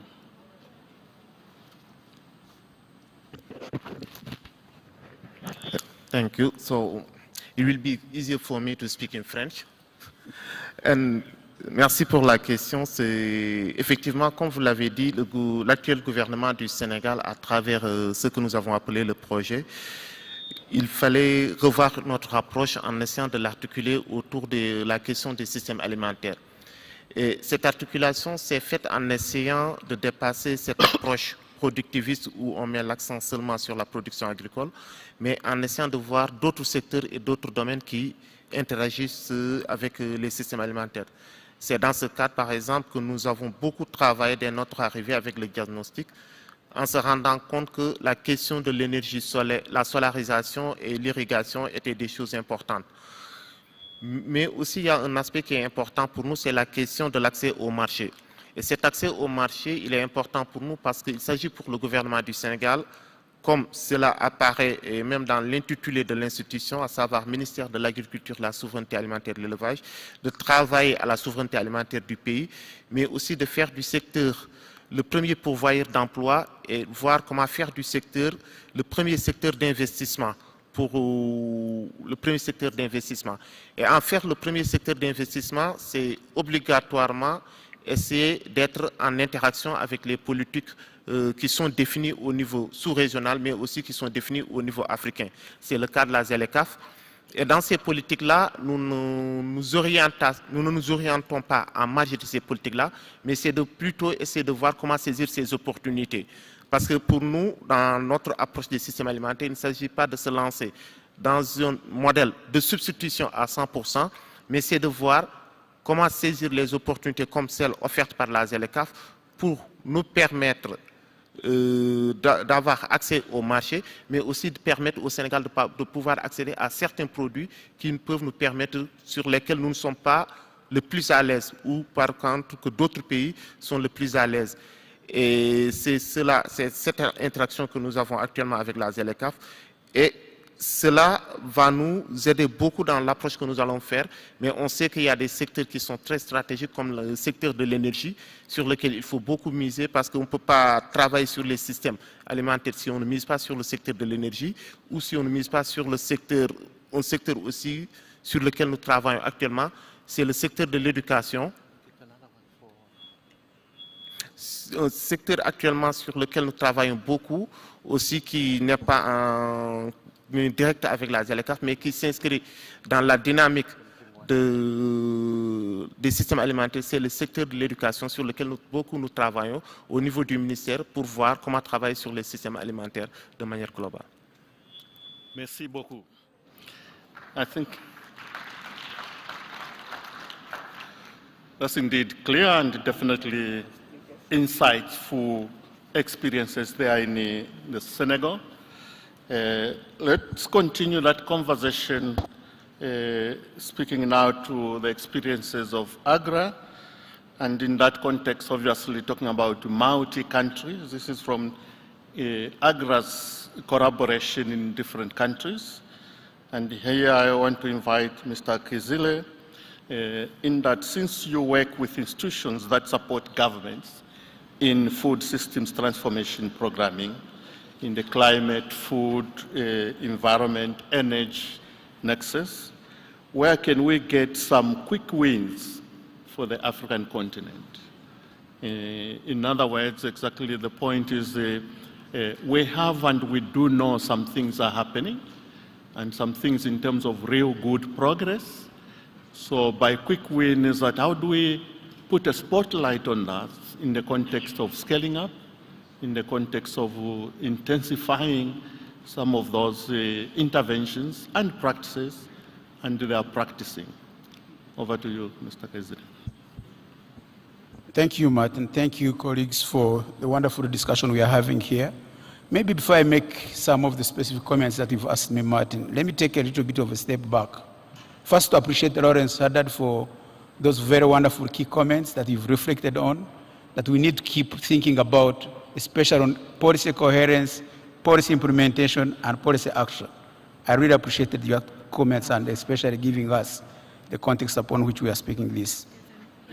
A reflection on the context, 2021, when the UN Food Systems Summit was held, again, a space where all global stakeholders gathered, agreed on common commitments. And I think Africa was lucky because we had our heads of states and governments agreeing on a common position at the African Union.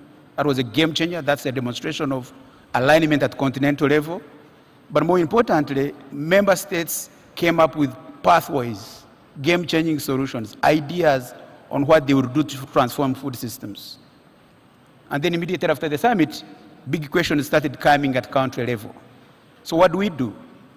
Countries knew they had their national investment plans, agriculture investment plans, environment and national adaptation plans, health investment plans, siloed in different sectors.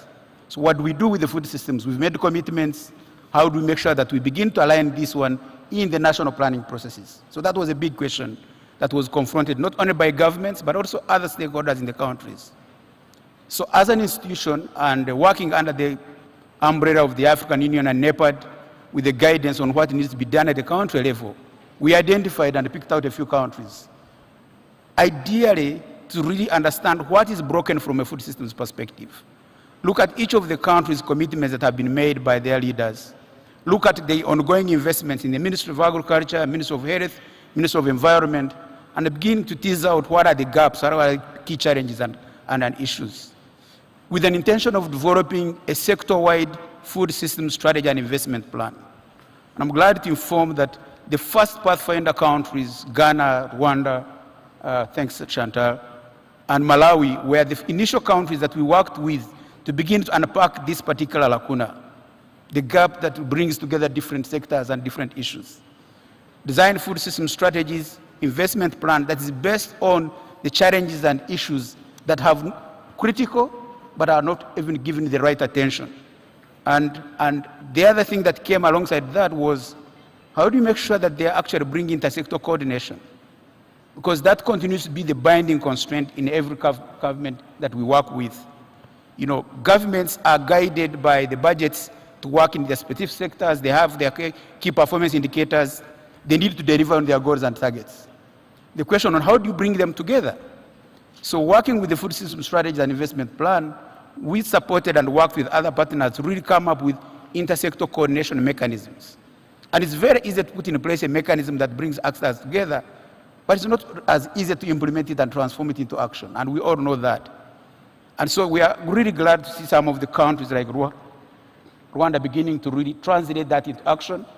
And I think what DJ Chantal has just mentioned of not only really understanding and putting a policy direction and policy agenda that informs other sectors from a food system perspective, and hearing your statement around the plan for revitalization of agriculture, the PSTF5, that embraces the food system thinking, is actually a game changer to show other countries what it means to integrate food systems in the national planning processes.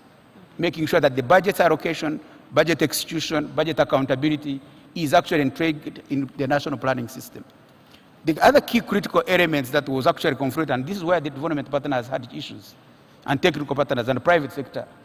How do we begin to invest? What does it mean to really look at issues related to climate, environment, nutrition? Lawrence has just been talking about this, into investable programs that can not only transforming and increasing food and nutrition security, driving a good food system space, but they are very careful about the environment.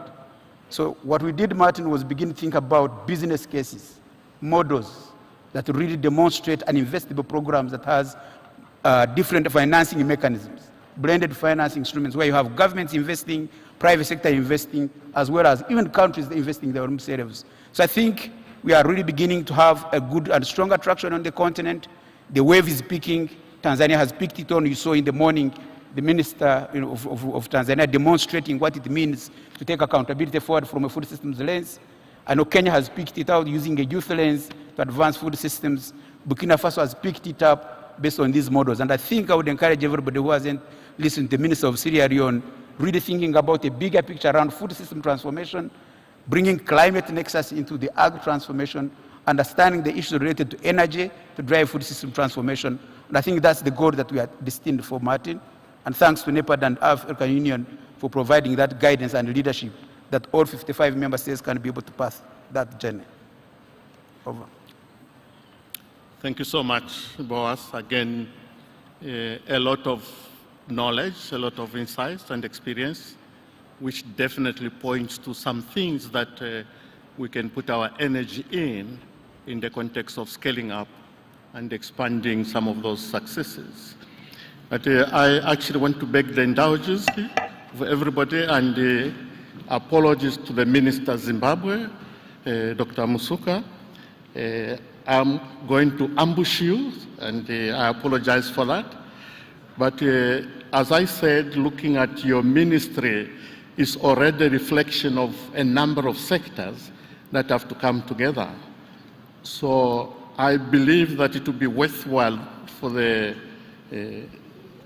discussions here to hear from you a little bit about how does the coordination across all these sectors in your ministry happen, and what are the challenges, opportunities, and what do we need to do more or differently in terms of enhancing the collaboration across all these sectors, which are actually different interests that one may have.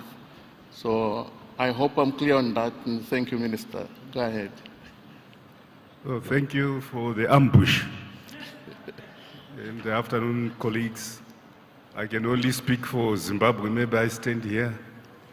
Yeah, so you can all see what we do in Zimbabwe. Let me not talk about the ministry and this nomenclature, because that's the responsibility of the head of state. Because they name these ministries, then we get given assignments. But agriculture takes place on land. Fisheries are on land, especially the fisheries model that we are developing. We have 35,000 rural villages in Zimbabwe. We are putting 2 fish ponds in every village for nutrition and for commerce. And in terms of water, Zimbabwe, like any other Southern African country, is destined to become drier in the decades ahead because of climate change. So climate-proofing agriculture is at the core of our strategy. And with climate-proof agriculture, our planning unit, in fact, is the household. So in climate-proof agriculture at household level, how do we, in the rural villages, make my mother an investment case as a household? And how do you make the village an investment case? And we have developed a model now that we call the village business unit. So we're establishing 35,000 companies in 35,000 villages, and we call these village business units. They are centered around water. Water is a constitutional right, clean, safe water. So women and girls do not have to journey 7-8 kilometers to the nearest river to look for water, especially in a dry year like this. But they have safe, clean water, and within 30 minutes of fetching it, so they can do other things. But that water becomes an economic enabler, because around that, we put solar panels, we put a borehole, solar powered, we put a 1 hectare drip irrigated 1 hectare, and the entry point is normally horticulture. So you can see the water aspect. Zimbabwe has 10,600 dams, perhaps the country with the highest density of dams per square kilometer, and for good reason. Now we are beginning to convert that into a dam is an economy. In the past, we used to construct a dam, some of the mega dams we celebrate when we've impounded the water.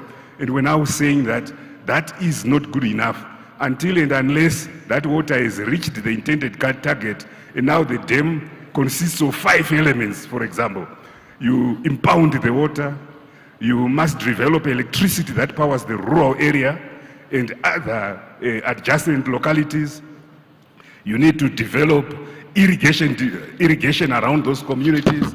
You need to develop potable drinking water out of that dam. But you need to develop fisheries in that dam. So the dam becomes this economy that begins to ignite rural development, and hopefully in the not too distant future we can begin to see urban-rural migration as we establish these nodes of development in communities throughout the country. So that's how I see the ministry, that the land is where this happens, and having undertaken a revolutionary land reform program in the early 2000s, where all agricultural land now belongs to the state and everyone who farms on it does so on a lease basis, it means that the state has this vested interest in igniting production and productivity. But more importantly, for me, coming from the rural areas and from the private sector, is how do you ensure that this 60% of Zimbabwe's population who daily depends on agriculture for their sustenance see agriculture as a business? It is doing agriculture differently, and that's how we bring in now rural development. And we call it Rural Development 8.0. Rural Development 8.0 is an outcome-oriented planning impact forecast. And that's what we have 8 programs within that. And one of them, we call it the Vision 2030 Accelerator Model of transformation of irrigation schemes into these viable businesses that are able to catalyze agricultural development. In fact, let me conclude by saying our philosophy is that agricultural development will lead to rural industrialization. That rural industrialization will catalyze rural development. The rural development will in turn facilitate the attainment of our country's vision of Vision 2030 of becoming a prosperous and empowered upper middle income society. But before I leave, let me then contribute to this debate about policy. I think often we talk about what policy. In many instances coming from the private sector, I look at the absence of policy being the biggest inhibitor to development, to guide the private sector, to motivate them, to change their behavior in order to yield national outcomes. That is critical. You can begin with a participatory process at input level. We have a robust science. We must have the nutrients, and we must also protect plants from pests and diseases. On the animal side is actually, we have to look at high performing animal genetic material, make sure that we have animal nutrition program in place, and also protect the animals from disease, and make sure that we produce efficiently. Now, in form of accountability, we have approached production by putting, first of all, policy and legal framework in place to make sure that we support the farming community. We have a flagship model, parish development model. In Uganda, the lowest administration unit is the parish. And we have created 10,000 circles for the farmers and put money for them to address issues of planting, stocking material, and also support them with extension workers. So we recruited enough extension workers to make sure that they are giving assistance is brought on board.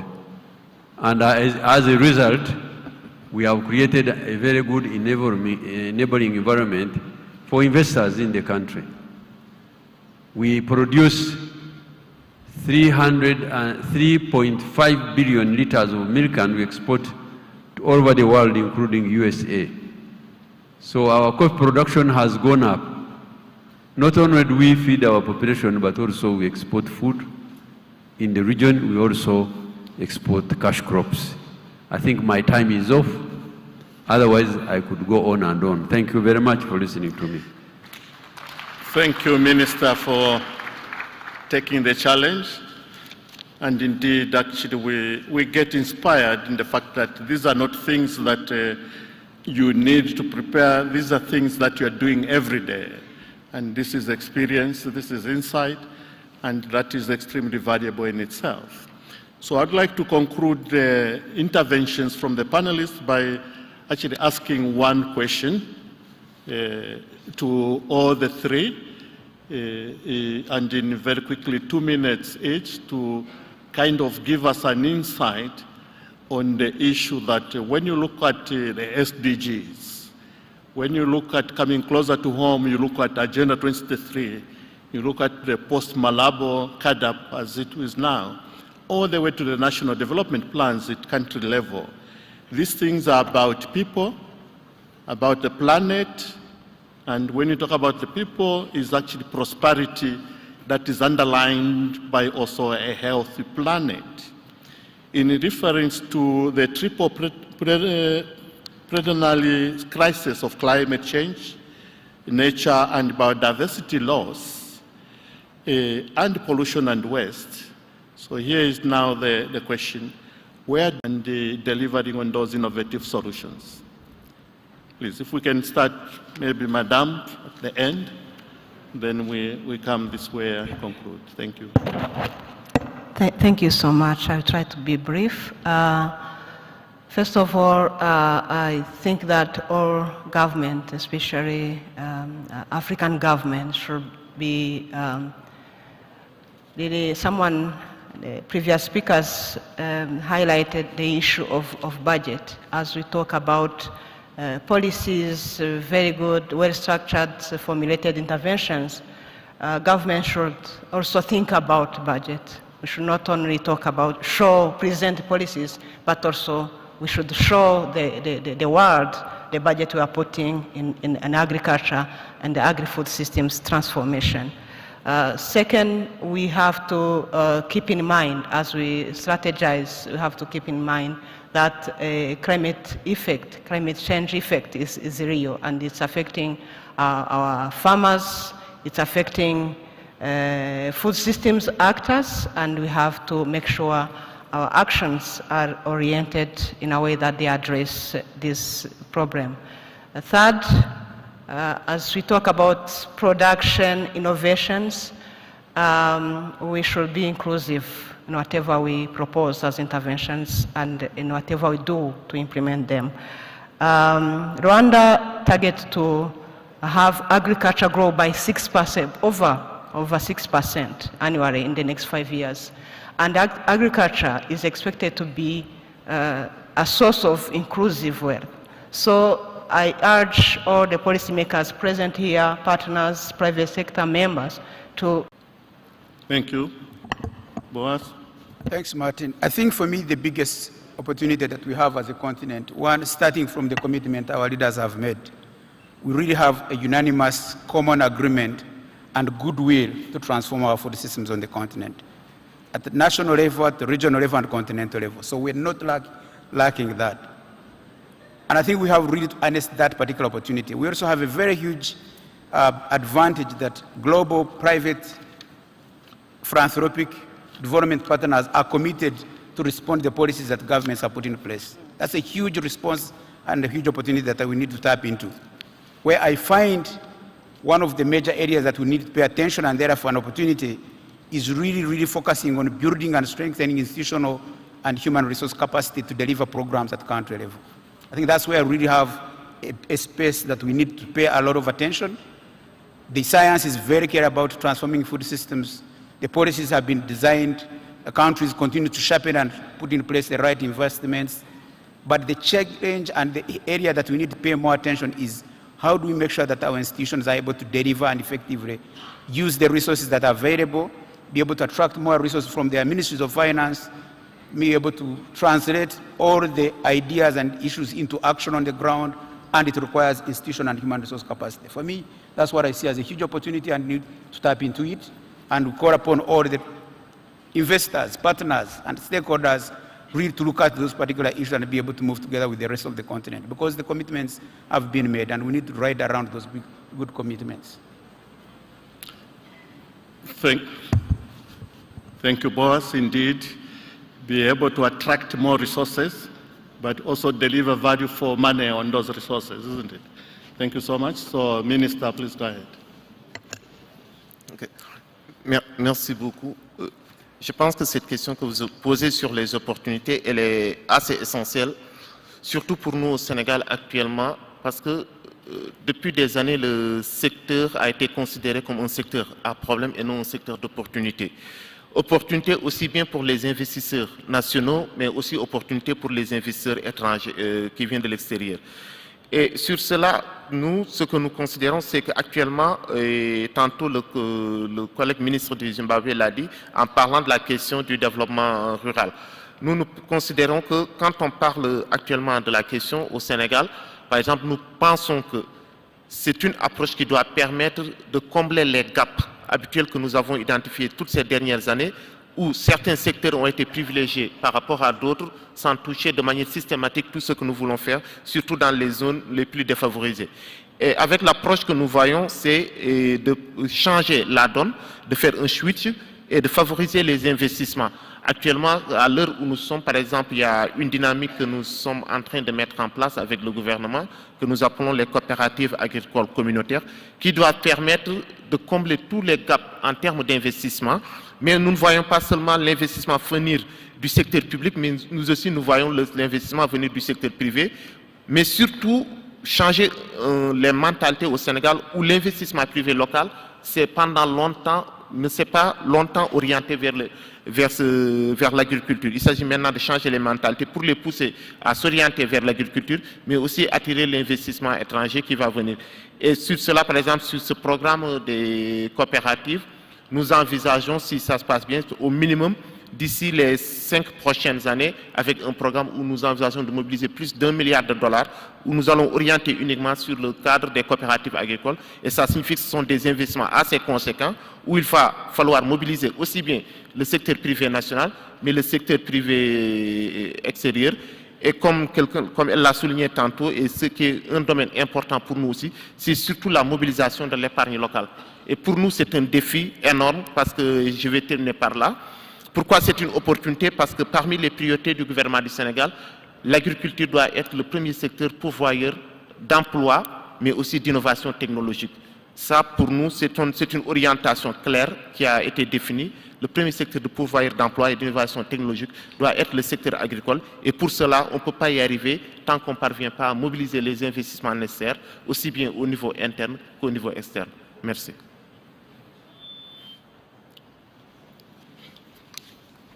Thank you so much.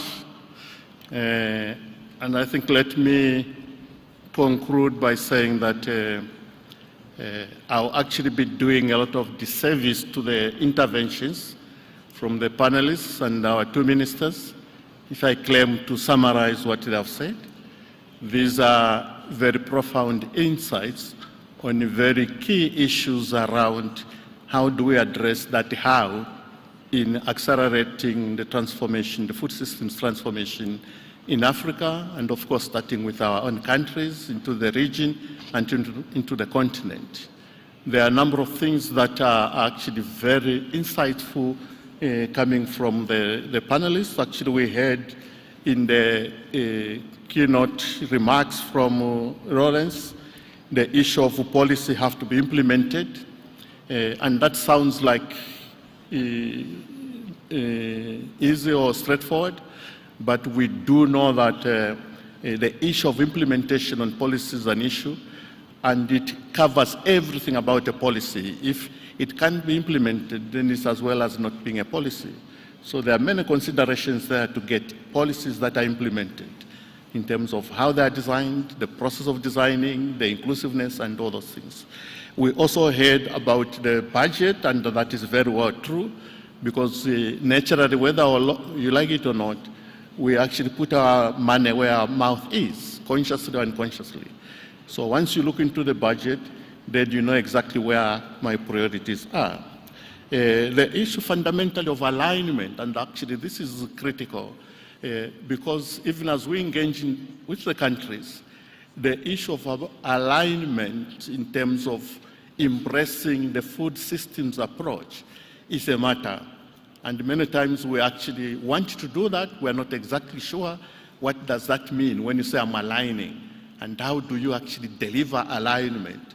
And those are definitely insights, experiences that we need to continue to share and learn from each other in delivering on that. Issue of private sector, actually that they are not invited to this space in food systems, but they're actually integral and fully implicated like all of us in delivering on that agenda.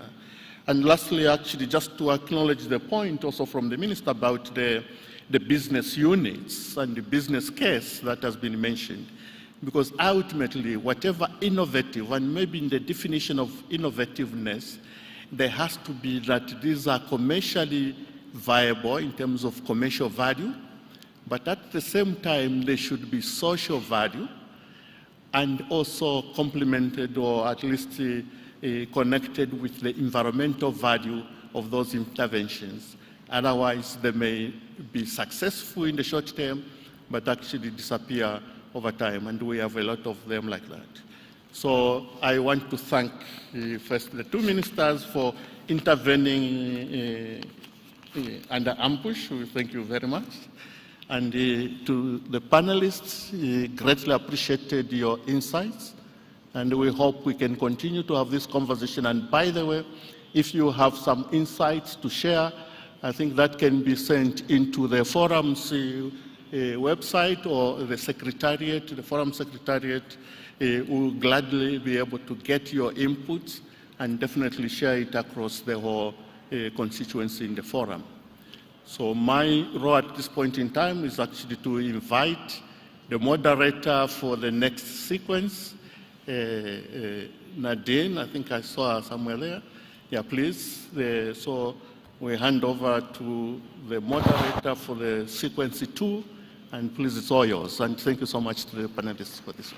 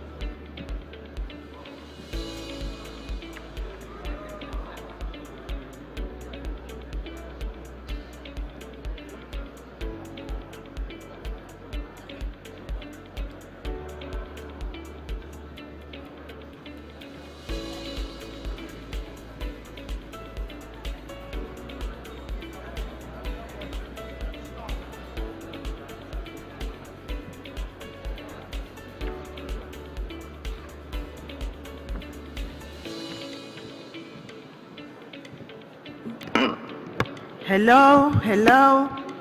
I'm inviting you to sit, please. We are going to start our next session. Please have your seat.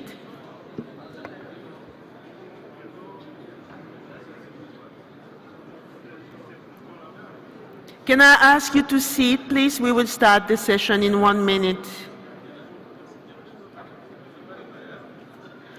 Good afternoon and welcome to session 2. Financing the transformation of Africa food systems. And this is quite an important session. As you know, financing is the nerve of transformation, and we'll have about an hour together to discuss how we are doing on the commitment to finance African food system transformation. I will ask the facilitators to please put my first slide up. And let's start with some striking evidence. The African Union has told us that basically the African agribusiness market will be worth 1 trillion by 2030, generate 1 trillion of agribusiness. And just the urban food market will be worth 150 billion by 2030. And I remind you that 2030 is in just a bit more than 5 years. Based on that, we come with the challenge of financing Africa food system transformation, and where do we stand today? Let me just start by saying that the African Union has come up with quite an exciting vision to transform food system in Africa. Basically a vision, a common vision, that all food systems will be inclusive and high-performing in the next 10 years. That it will pave the way to self-reliance in terms of food on the continent. But most importantly, that the small farmers, the small processors, the small traders, the youth and the women have to capture their share of this 1 trillion of agribusiness. And that's the vision we want to see happening in the coming years. What is the strategy, the financing strategy? That's the challenge today. The countries, the African countries in the situation of shocks and crisis are rating access to financing for food system transformation as their first priority. And financing strategy guiding us say there's 3 sources of money. Domestic public resources. We must not forget that the government are the first source of the financing, of the development financing. The second source of financing is development partners, because even with bold domestic resource mobilization, we know today that the African countries are challenged to finance food system transformation. And thirdly, it's about attracting private sector investment. But more money is not enough. It's also about the coherence, the complementarity between domestic resources, development partners, and private sector. And here is the challenge. Where do we stand today in terms of the food system transformation we are waiting in Africa, and in terms of financing? The African Union has just come with its 2024 biennial review and told us that none of the reporting countries are on track in financing the Malabo Declaration, the commitment to transform agriculture and hunger, halve poverty by the end of 2025. So the question is, can we then move to a more ambitious challenge of financing food system transformation? Another issue is that when the budget is scarce on agriculture, about 14 to 26% of our government's budget are going to agricultural subsidies, with the expectation that this will bring food security and food reliance on the continent. But the reality is that today, 1 in 5 people on the continent are still hungry, and it's the largest proportion of hungry people on the continent. Food imports are increasing. African Union said 40 billion in 2019, might be 90 billion in 2030 if nothing's changed. At the same time, OECD countries, emerging economies, are financing 700 billion of subsidies every year, depressing market price affecting the competitivity of the small and medium enterprises on the continent, while also providing development assistance. We believe that the small producers, traders, processors, the youth, the women must take advantage of this new food system market. But the reality is that 90% of them do not have access to finance to move up to successful agri-food business. And attracting private sector capital from large enterprise is still challenging because they invest where it's profitable to invest. And the African countries are not always the most challenged, at the most challenged environment. Let me just finish to tell you about climate. To say that climate is affecting African food system more than any other African food systems today. Basically, only 1.7% of climate financing is reaching small producers and the small and medium enterprise in the food business in Africa. Yet, 95% of the agriculture in Africa is rain-fed, exposed to drought, exposed to floods, and we all see what is happening today. The international panel of experts on climate change has assessed that agricultural productivity has declined by 30% since the 1960s because of climate change. And 30%, World Meteorological Organization released its report today, 30% of the climate-related deaths are happening in Africa. So when we talk about loss and damage funds and about climate financing, it's a reality that African people, men, women, youth, farmers, producers are bearing the brunt of climate change, and climate financing is needed. But I want to give you more of a bleak picture, because today we are discussing financing food system transformation. Where do we stand on commitments? Are we making progress to basically change this reality? Our session will be organized around 3 blocks, if I can say, of speakers. We will hear from the government, the efforts they are doing on domestic financing. We will hear from the private sector, foreign private sector, on investing in an inclusive, healthy, and sustainable manner in African food systems. We will hear from the youth. Are they capturing, are they being supported to basically capture this agribusiness? And finally, we will hear from the development partners. Are they living up to the commitment to support African countries to finance their food system transformation? That's my introduction today. And I'm supposed to invite my panelists to come for a fireside chat, you know, a cozy chat on this issue, but allow me to rename it a fire chat. Let's have some action here, because I don't think it can be a cozy conversation. We're going to have a fast-pacing and fun conversation about how each of us is doing. Let me call my first panelist, Mrs. Priscilla Mururi, Chairperson of the Kenya National Food System Working Group. Welcome, Priscilla. I will then call Ramesh Muchikal, CEO of the Africa Improved Food Company, and he told us it's a social enterprise. We make profit, but we ensure equity, nutrition, sustainability. We want to hear from you, Ramesh. Welcome. Finally, let me call my darling speaker, Brian Exot. Brian is a new generation of African agri-businessmen. A young man of 26, we met him and he said, I'm investing in African food system, not agriculture as a poor business, but because I'm making money and I'm enjoying it. So we are talking of the golden youth. Brian, welcome. So, let me join.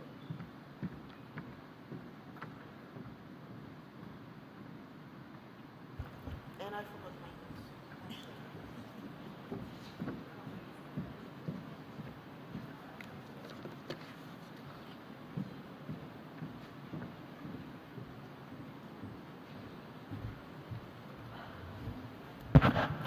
Priscilla, you are welcome. Thank you. I will ask again to put the slides up. One of the priorities of the African government in moving into food system transformation and the vision that the African leaders have set up for us is basically that we need to change the model of agro-industrialization in Africa, boost public and private investment, and have the analytical tools to make sure that the money is going in the right place. And Lawrence was saying it before, how do we know if we are financing an African food system transformation if nobody knows how much money is going into food system, to what, and is it game changing?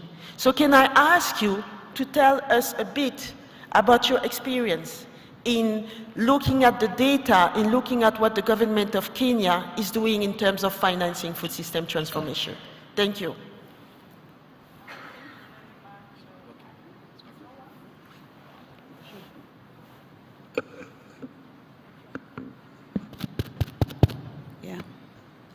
Yeah, thank you very much, Nadine, for this opportunity. What I would like to say is that Kenya has piloted the financial tool that was developed by IFAD and the World Bank on tracking financial flows to food systems. This was a very rigorous exercise involving about 20 ministries, departments, and agencies. In that, you will realize that food systems is not only a responsibility of the Ministry of Agriculture. We have a multi-sectoral contribution towards food system, either directly or indirectly. So we were involved in a rigorous exercise of tagging finances to food systems.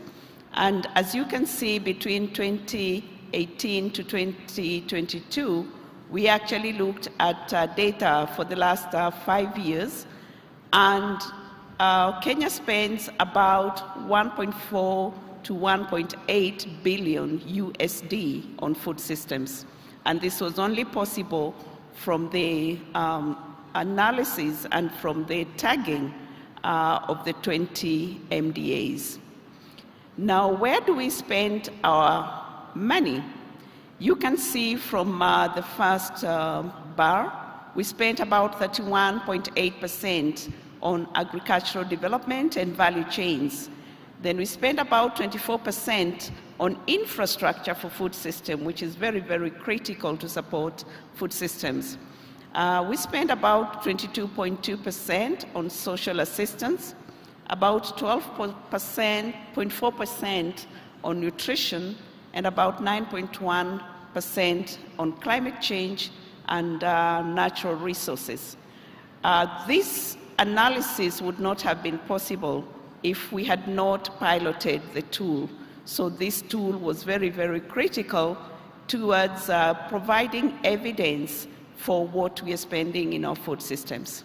Thank you, Priscilla. I will have a follow-up question for you.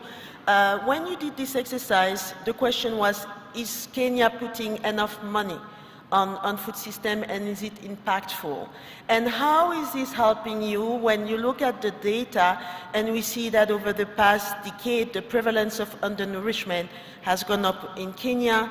We see a slight financing goes into food systems, and we have about 20 to 30% from international financing. However, that is not sufficient.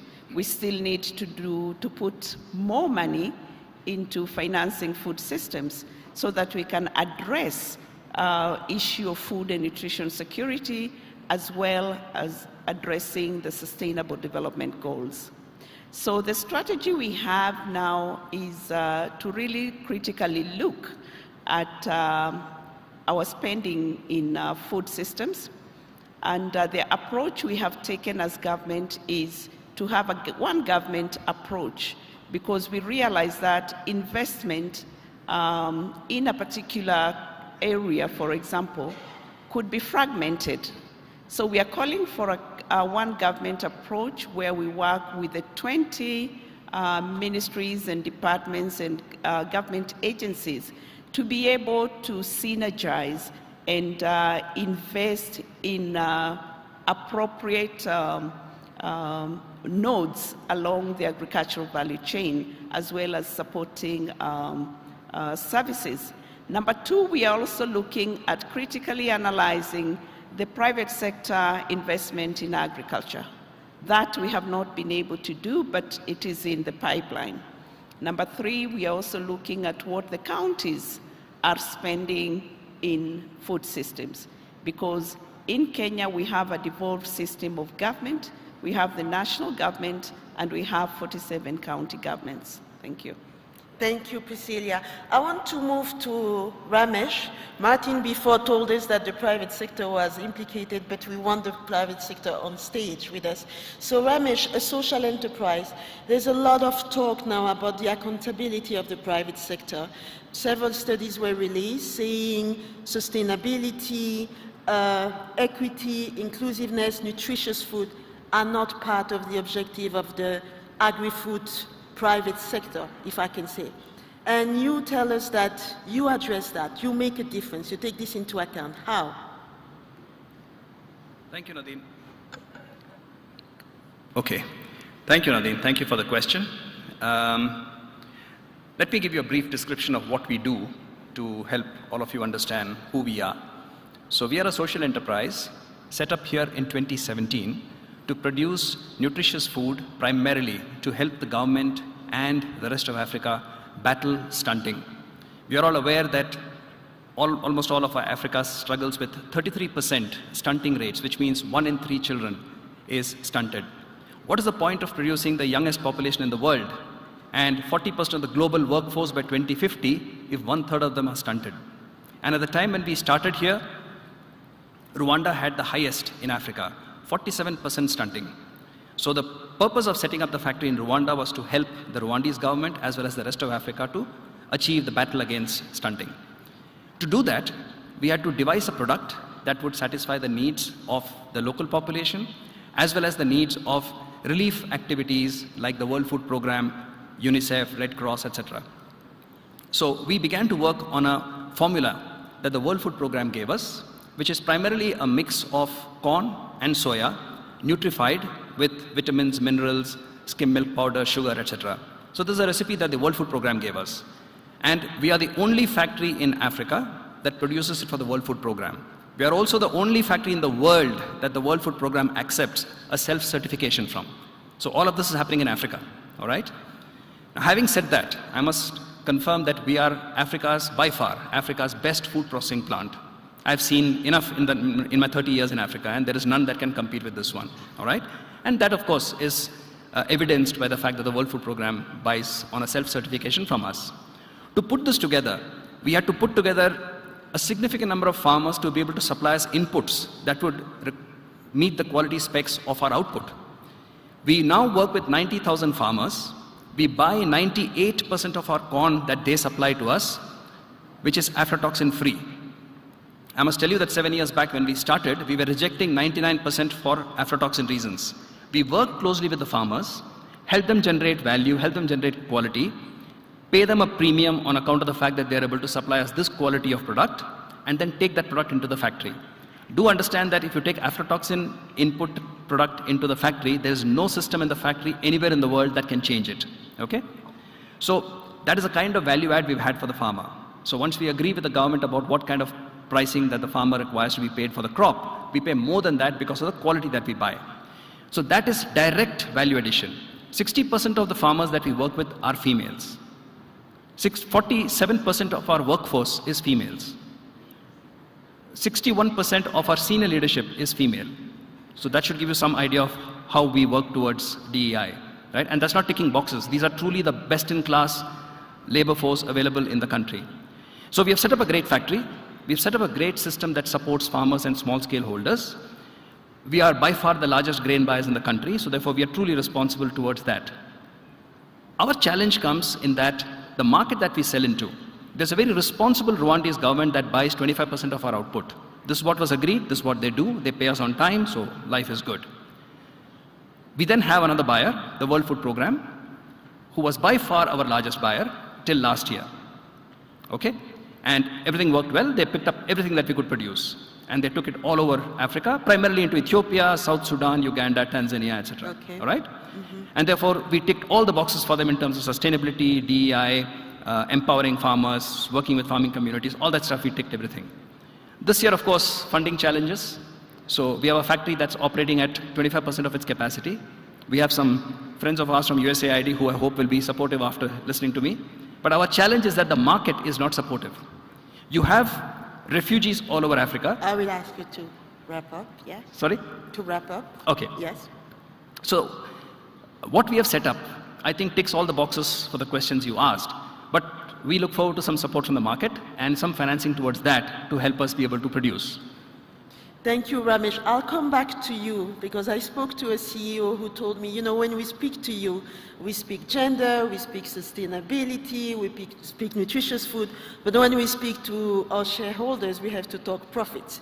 So I will also come back to you to the issue of profitability so that we speak the mutual benefit language, profit and sustainability. Brian, the other side of the private sector, the youth, they have to be empowered, they say, the governments, to become the new generation of entrepreneurs, to take their share of this market. What you are the CEO of Livestock, fattening enterprise, you are 26, and you told me that your experience in accessing financing and support to enter into the agribusiness has not been a smooth one. Tell us what happened. Is it easy to start as a young entrepreneur? Thank you very much, Nadine. It's a pleasure for me to be here representing the voices of the youth in agribusiness. So, as a young commercial farmer, access to finance has been one of the toughest challenges I've faced. When I started, I was apparently unbankable, totally unbankable. So, no one really wanted to take a risk on me. I lacked collateral, I didn't have any track record. So many banks were hesitant to take a risk on someone like me. So, I recall having to walk from one bank to another with my business plan, trying to convince the loan officers that I need to secure any kind of loan I can get so that I can start my business. But basically, many banks had the same response: no credit history, you lack collateral, why farming? But the one which really stung me the most was, we can't take a risk on someone like you. So I was deemed unworthy or not worthy enough. So it was a big headache for me because I was really not looking for handouts. I just wanted someone to see the potential in me. I believed I had the skills. I believed I had a solid business plan. And the livestock need in our country by then was huge for the livestock products. But banks chose to see me as a liability and not as an opportunity.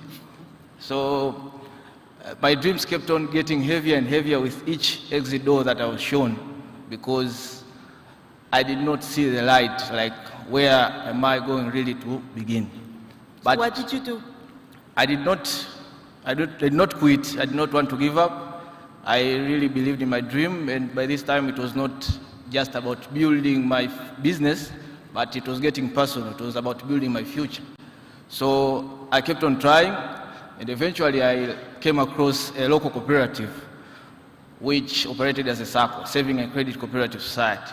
So for the local cooperative, it was easier because no collateral was needed, the interest rates were low, so that's where I got my startup capital. It wasn't as easy as I would have wished it to be, but that's where luckily I found ways to get started, and I got started. How is your business today?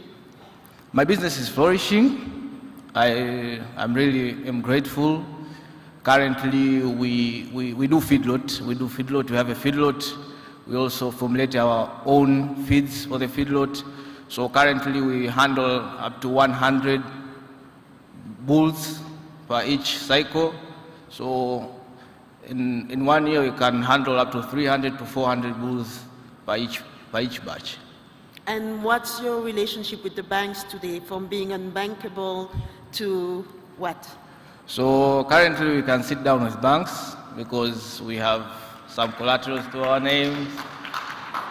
We have some collaterals and we have established a good track record. So currently we can comfortably sit with banks and discuss, but still there are challenges because the interest rates are still high. They are not favorable enough. It can be easy speaking right now, but as I imagine my history, the way I began, it was very difficult, very challenging, practically impossible to. So you told me you went from 3 acres of land and now you are planning to move to 300, correct? So we started very small. We started with around 3 acres, but we had to be creative enough. We had to grow our own feeds in the 3 acres so as we can feed our animals and do small businesses of selling animal feeds from the crop residues which we got from the surrounding areas. But now we have 300 acres which we have currently acquired. We look to expand our business there. Thank you, Brian. Yeah, you have to clap for him. This is the golden agribusiness youth. And Brian is a living story that it's not easy. I want to go back to you, Priscilla. Government says we support the youth. The youth have to be supported to grasp the opportunity. And then Brian from Tanzania is telling us, he told me on the site, maybe it's political language, but we still very much struggle by ourselves to access financing and support. As a representative from the government, what's your take on this? Is it changing? Yeah, thank you very much, Nadine. As you're aware, in Kenya, we've just had our Gen Z moment. And from the government, we have an empowerment project for the youth.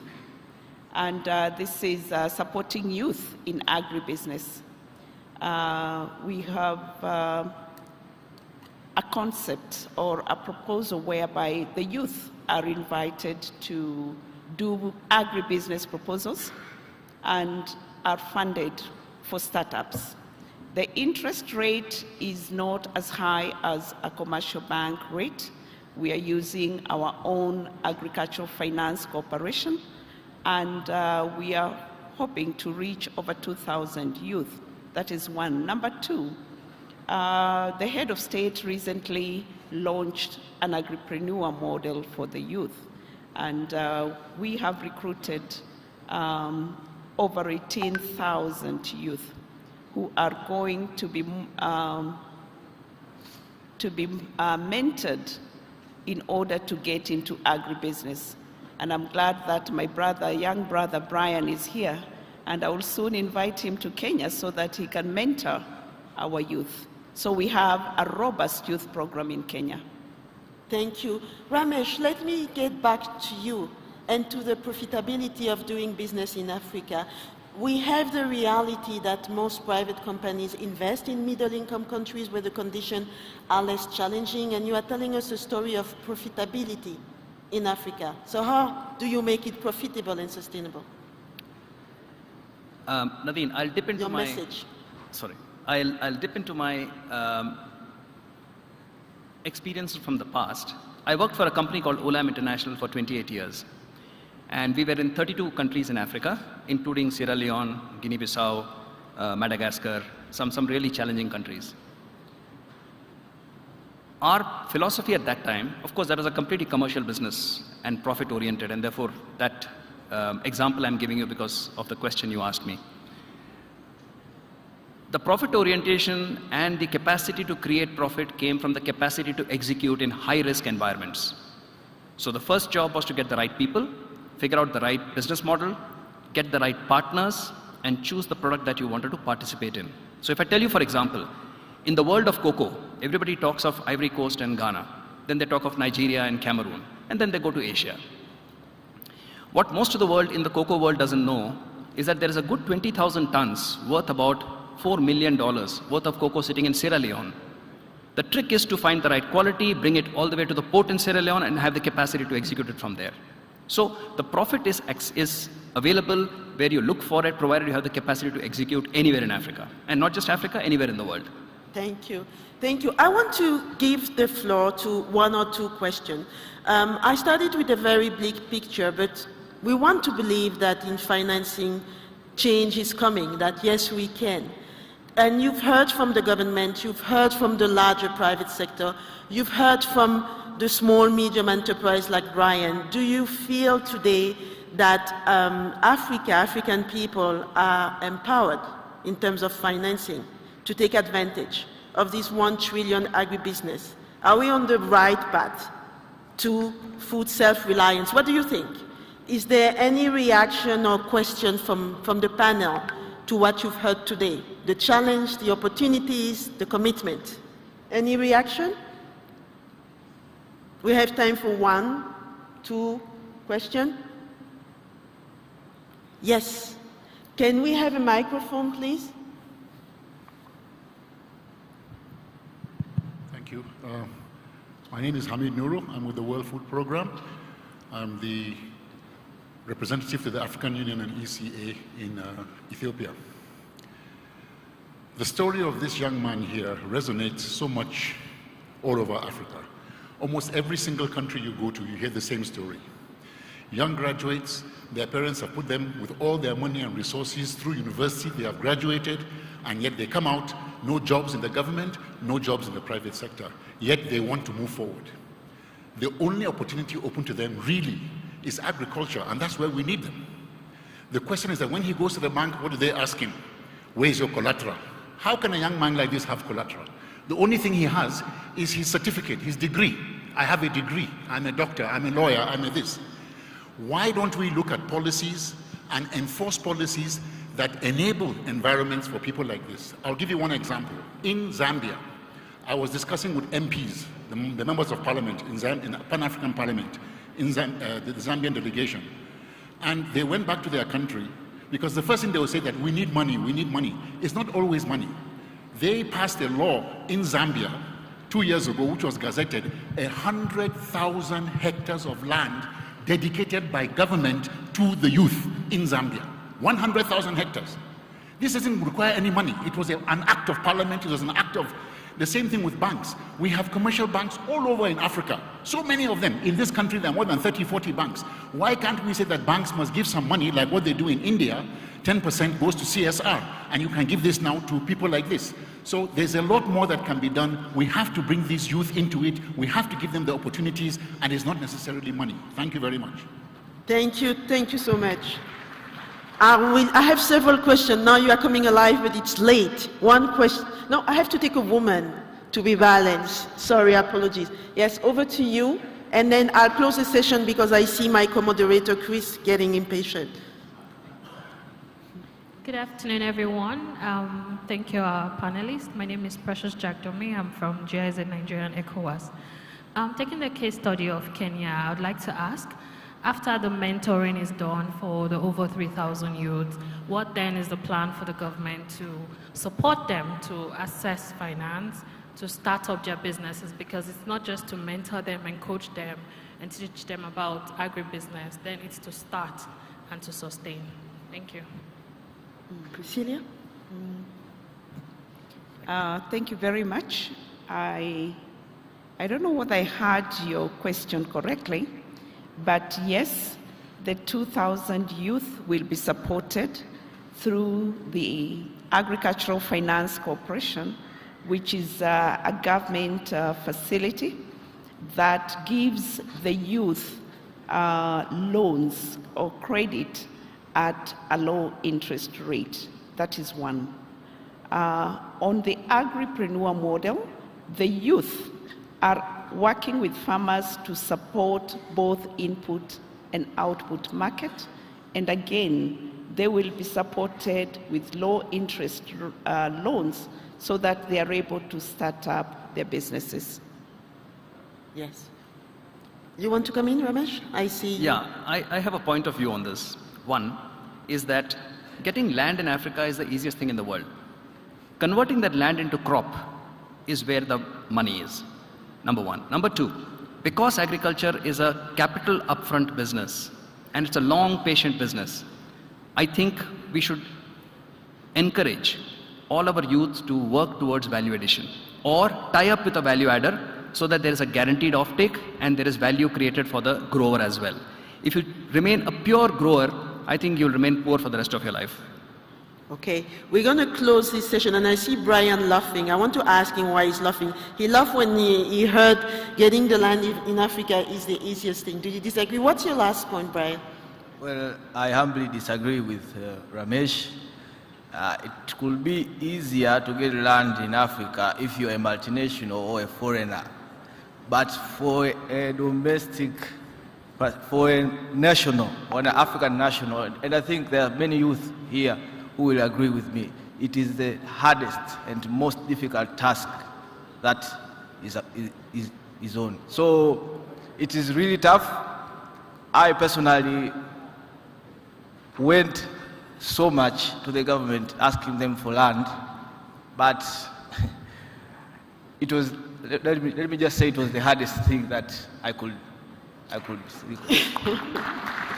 Thank you. I told you it could be not a fireside chat, but a fire chat. And we have to stop here, but you can see that we have room to discuss much more and have very interesting conversation.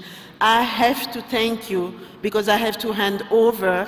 We see the government is committed to making a change. We have the large private sector moving with the sustainability approach, and we have young people who are moving from being a liability to becoming an opportunity. And that's what I would like you to remember from this session. And with this, I'm handing over to Chris, saying what are the development partners doing to support the government, the private sector in doing this. Thank you very much to my panelists. Thank you very much, Nadine and the Fireside Chat panel. That was really, really fantastic. Thank you so much. Just want to say, for me, I've been here 2 days now, and I met Brian this morning, and we all love Brian now. We've got to know Brian, and the most powerful thing that's been said to me actually in this conference, he sat opposite me, and I said to him, "Tell me about your journey." And his journey started, I was unbankable, as he said. Then after a while it became, I went from I was unbankable to I am now bankable, and now banks are looking to me. So it's not just a journey of money, it's that journey of relationships. So I'm really pleased to hear that.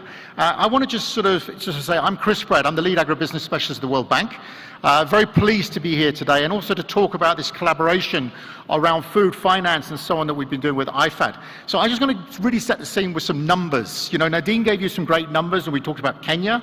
I want to talk about some global numbers, you know, so people can really see where is the money going, you know, a lot from the ODA finance. And our numbers have been created by OECD.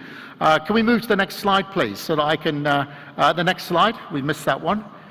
So I really want to start talking about here about international development financing. This is the picture for Africa. And I really want to say that we spent a lot of time analyzing numbers. We wanted to come to this conference with hard data. There is very little words. The reason why there is little words is I want you to remember numbers, okay? And you look at those numbers. It's gone from 2018 to 2021. A little bit historical, but we're doing the data at the moment for 2022. And you can see really this movement. There's been 11% increase in funding from ODA into the food systems in Africa over the last 4 years. So it's gone from 20 billion to 22.8, and we got that spike of 24.8 in 2020. Why? That was the COVID spike. So that is really an unusual year. So that is a very, very critical number to look at, and this is verified by OECD. And we're developing a global report related to a lot of this finance, which will be released later in the year. The next slide, please, or is there a flicker here? Sorry, I'll just call for the next one. This analysis that we've done on the global is the same analysis that we did in Kenya. We are trying to work with our tool across multiple countries, applying the methodology of putting specific data points that we've taken, the same accounting codes that governments use. So we're working with the Ministry of Finance across government. It's not about the Ministry of Agriculture. This is across government, looking at the Ministry of Trade, looking at Ministry of Processing, looking at the Ministries of Finance and so on, where the money goes. And putting the money and allocating it, what is really concerning to me at the World Bank, when I look at this, 38.2% is going into social assistance, of which 81% is food security. You can't tell me that we're going to do food systems transformation when so much money is going into short-term need, short-term requirement. I mean, when you look at agricultural investment and we look at this, we need these other pillars to grow. We're only putting 25% in agricultural development and value chains. It's not enough to transform a system. It's not enough to invest in the medium to long term. Then also, you look at the infrastructure. The big discussion goes on all the time about the lack of rural infrastructure. 14.3%. This is on electrification, rural roads, etc. Very, very weak systems. Then climate change, and then nutrition. So there is a big question. Are we putting are we putting our money where our mouth is? And the answer is no. Let's go to the next slide. I'll just call them through. This is really important. Looking at multilateral development flows into the food system. This is, cutting and splicing the data, looking at the finance that is out there. So when we look at this money, we can see that out of international development financial flows, 37% is going into agricultural investment. But we've still got that 30% factor going into social assistance, food security, emergency transfers, and so on, and this lack of finance into other areas. So these are big numbers. Really impactful when you try and analyze and you drill down. Thank you. I will be able to change it now, I think. So going forward here, really when we look at this international development finance of food systems in Africa, who are the top 10 bilateral partners? This money's been analyzed with OECD and other data sources that we brought together. And I just want to explain and acknowledge, of course, we've got USAID in the room, and we didn't cook this up because we've invited USAID. I want to assure you the numbers show, and it's incredible to see 4 billion from the US, and then you see Germany, you see UK, you see France. And I think this is really important to see what countries are investing where and investing in how much finance across Africa. This is a very transparent system. These finances, these data is there. It's just the way we've crunched it, brought it together, and we're all giving a strong analysis. Then here, when you look at, what is the strongest multilateral partners? I mean, I'm not here to promote the World Bank, but obviously, with the way we sit as a major development financial institution, you can see that we've got 4.4 billion going into food systems, within this analysis portfolio. And you see the European Union, see the African Development Bank, and it goes down WFP, EBRD, OPEC, so on. So this is just a highlight where financial flows are coming through these multilateral partners. I think that's my last slide. So if we could just put that back to the existing slide. So I just want to say that we've had a very interesting fireside chat. There's a lot of thoughts there, and I want to invite my development partners one by one onto the stage. I'll welcome them so that I have a chance to ask them some of the questions of what are they hearing from the fireside chat, what are their thoughts, and what are they thinking about some of these numbers that are given. So let me invite Dr. Martin Fregeni from African Development back to the stage. Martin, can you come and join us here? Thank you very much.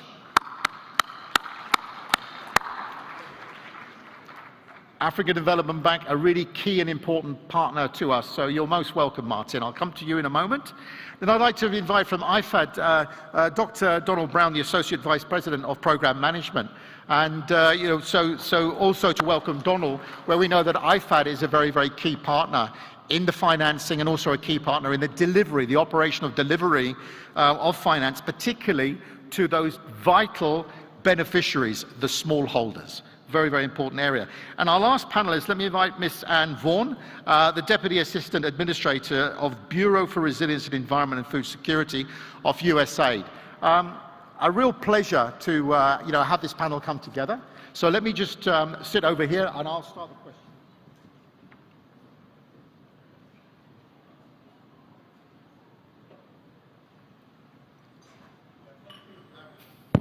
Yeah, thanks very much to everyone coming together, and a real pleasure to see a good sizable audience at this time of the day here, and we're thankful for you joining the session and being with us. So let me go to Martin from the African Development Bank, the Director of Agriculture and Agro-Industry.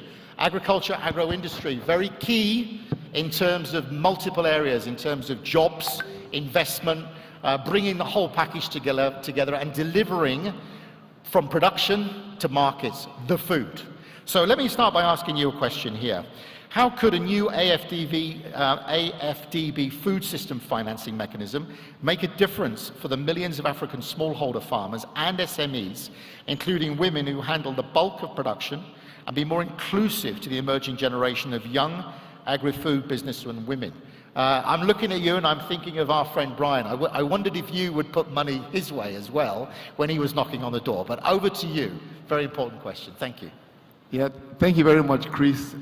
For the African Development Bank, food, especially ensuring that Africans can produce enough food for themselves, and most African, men, women, and children can also have enough nutrition, has been a very important, pillar for us, a corporate priority for us.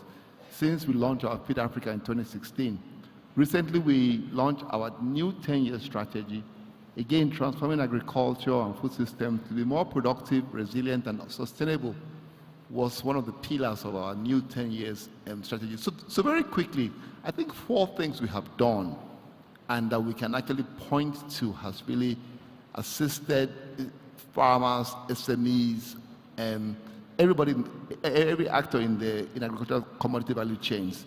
The first thing is, for me, new technologies, especially seeds of high-yielding varieties, are the ultimate contagion. Farmers will go after anything that will double their income.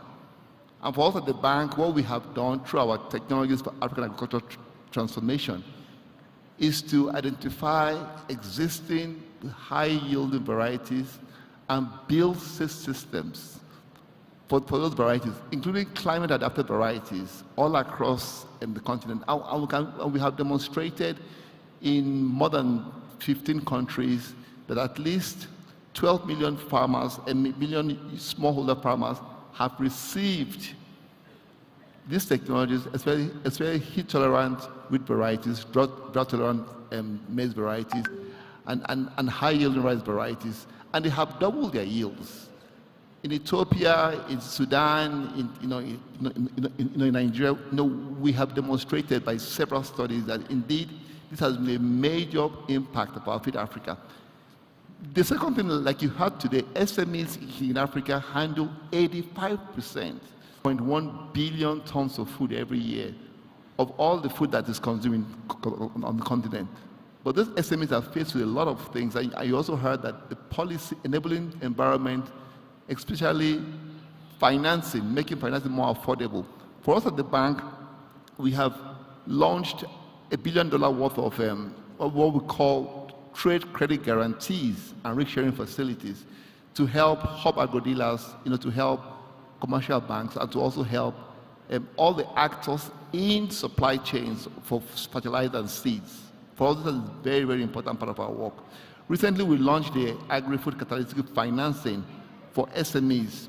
This is just to reduce the cost of borrowing, blended finance, because we know that the cost of borrowing in many African countries is really, really high. We also have a new climate action window that is increasing financing to transition and fragile states, especially adaptation financing, small-scale irrigation, climate-adapted crops, crop insurance, and things like that. Let me stop here, Chris, and I guess it's going to be a monologue. No, thank you very much, Martin. I mean, you're such a vital partner to the continent. I mean, it's heavily appreciated. A lot of the work the AFDB is doing, and also the new strategy and the vibrancy, of course, of your president. We see him everywhere, so really good to see him. Let me go to IFAD, to Donald Brown. We all know IFAD very well, and a fantastic partner and a collaborator to many, many organizations, and also to the World Bank. So let me start by asking you, Donald, in the context of shocks and crisis, donor fiscal space is equally limited. We hear that IFAD is the first UN organization to mobilize innovative financing mechanisms for food systems transformation through private sector or through private borrowing and connecting with global capital markets. Just tell us, how do you do that? Thanks. Thanks, Chris, and thanks for the question. I think it's not just about emergencies and crises. I think development flows, donor funding is decreasing full stop. And we should accept that rather than think it's just going to change when crises and emergencies stop. So I really think we should be planning on a world which is not just about donor flows. And actually in that, and looking at your figures and just more generally, and this is why we're here today, is actually, the real prize is harnessing the private sector investments. I mean, that said, IFAD's always had a big commitment to Africa, 50% of some of those challenges. And as you say, what IFAD did in 2020 was become the first UN fund to actually get a credit rating. So we're AA+, and that's really changed the game for us in many ways. I mean, firstly, what it's allowed us to do is increase the borrowing from our international development finance partners, such as KfW and AFD. And it's not just borrowing, it's borrowing at highly concessional rates that we can then lend on. And it's the confidence they get because of the credit rating to actually lend to IFAD. So that's increasing our asset base. But secondly, with that credit rating, it allowed us to integrate private placement bonds to IFAD's toolkit. And we did that in 2021. In 2022, we did about $645 million worth of placements with impact investors. But I think what was interesting was, and we didn't want to run too fast, but we did about 645 million, and there was a lot of more demand out there than we actually could service at that point. But you know, we're learning by doing. So it's really interesting that so in 2021 we changed articles of establishment of IFAD to allow us to invest directly with the private sector and de-risk a lot of that. And we've heard quite a lot today about MSMEs and that being the real gap in Africa. And you know, that's where IFAD focuses. We work with small producers, we work on small value chains. And so those investments, and this gets to my point about the private sector, you know, $1 invested by IFAD is releasing $5 of private sector investment for all our investments so far. And so it's that leveraging, I think, that's the real prize for us. And just lastly, the other thing we're doing is a lot more use, because of our credit rating, allowing us to do a lot more use of partial credit guarantees and credit guarantees. So for example, we're talking in Rwanda at the moment to the Rwanda Development Bank to look at a credit guarantee there that will really release quite a lot of resources into the private sector in Rwanda, and particularly the smaller end of that, and access to working capital that wasn't there before. So again, as I say, my main message is you've got to diversify your model and your instruments. Thank you. No, thank you very much, Dola. I mean, we really appreciate the fact that the way IFAD gets so close to its clients, you know, your clients being the smallholders, the SMEs, it's such a valuable gap. It's a real challenge for a lot of partners, a lot of organizations, even, you know, the World Bank and so on, as to actually to get that close and deliver. I mean, we're delivering services through sovereign loans and working with governments and also partnering up a lot with organizations, but it's really appreciated what you do. Let me go to USA, to Anne Vaughan, and it's a real pleasure to have you here, the Deputy Assistant Administrator. You know, it's a very direct question, this. You know, are we meeting the global commitment to increase development financing to support countries most in need transition towards better performing food systems that pave the way out of food assistance? Interesting question. Let's not get too much in that debate of what is a food system, and let's be operational and say, you know, let's try and look at that. But thank you very much, Anne. No, thanks, Chris. And I really appreciated the charts and the data crunching, I think, that shows there is significant donor investment in food systems. But we know needs are really great. The Global Nutrition Report put out back in 2021 what the needs are, and we need between $39 and $50 billion a year to be able to have more nutritious food systems that can help feed and address all of the challenges that many of the countries in Africa are facing. But donors have stepped up specifically around that Nutrition for Growth pledge, and there's about $26.3 billion that's on the table to help support that type of investments in food systems. But I love the chart that you had up earlier, and I wanted to talk more about what's within those dollars. Yeah. So the U.S. government, through our Feed the Future initiative, which is our anti-hunger and poverty initiative, invests about $1 billion a year in food security, partnering with governments, communities, farmers, and small, medium enterprises to make sure that we can have inclusive growth, work with youth, and be able to have more sustainable, resilient food systems.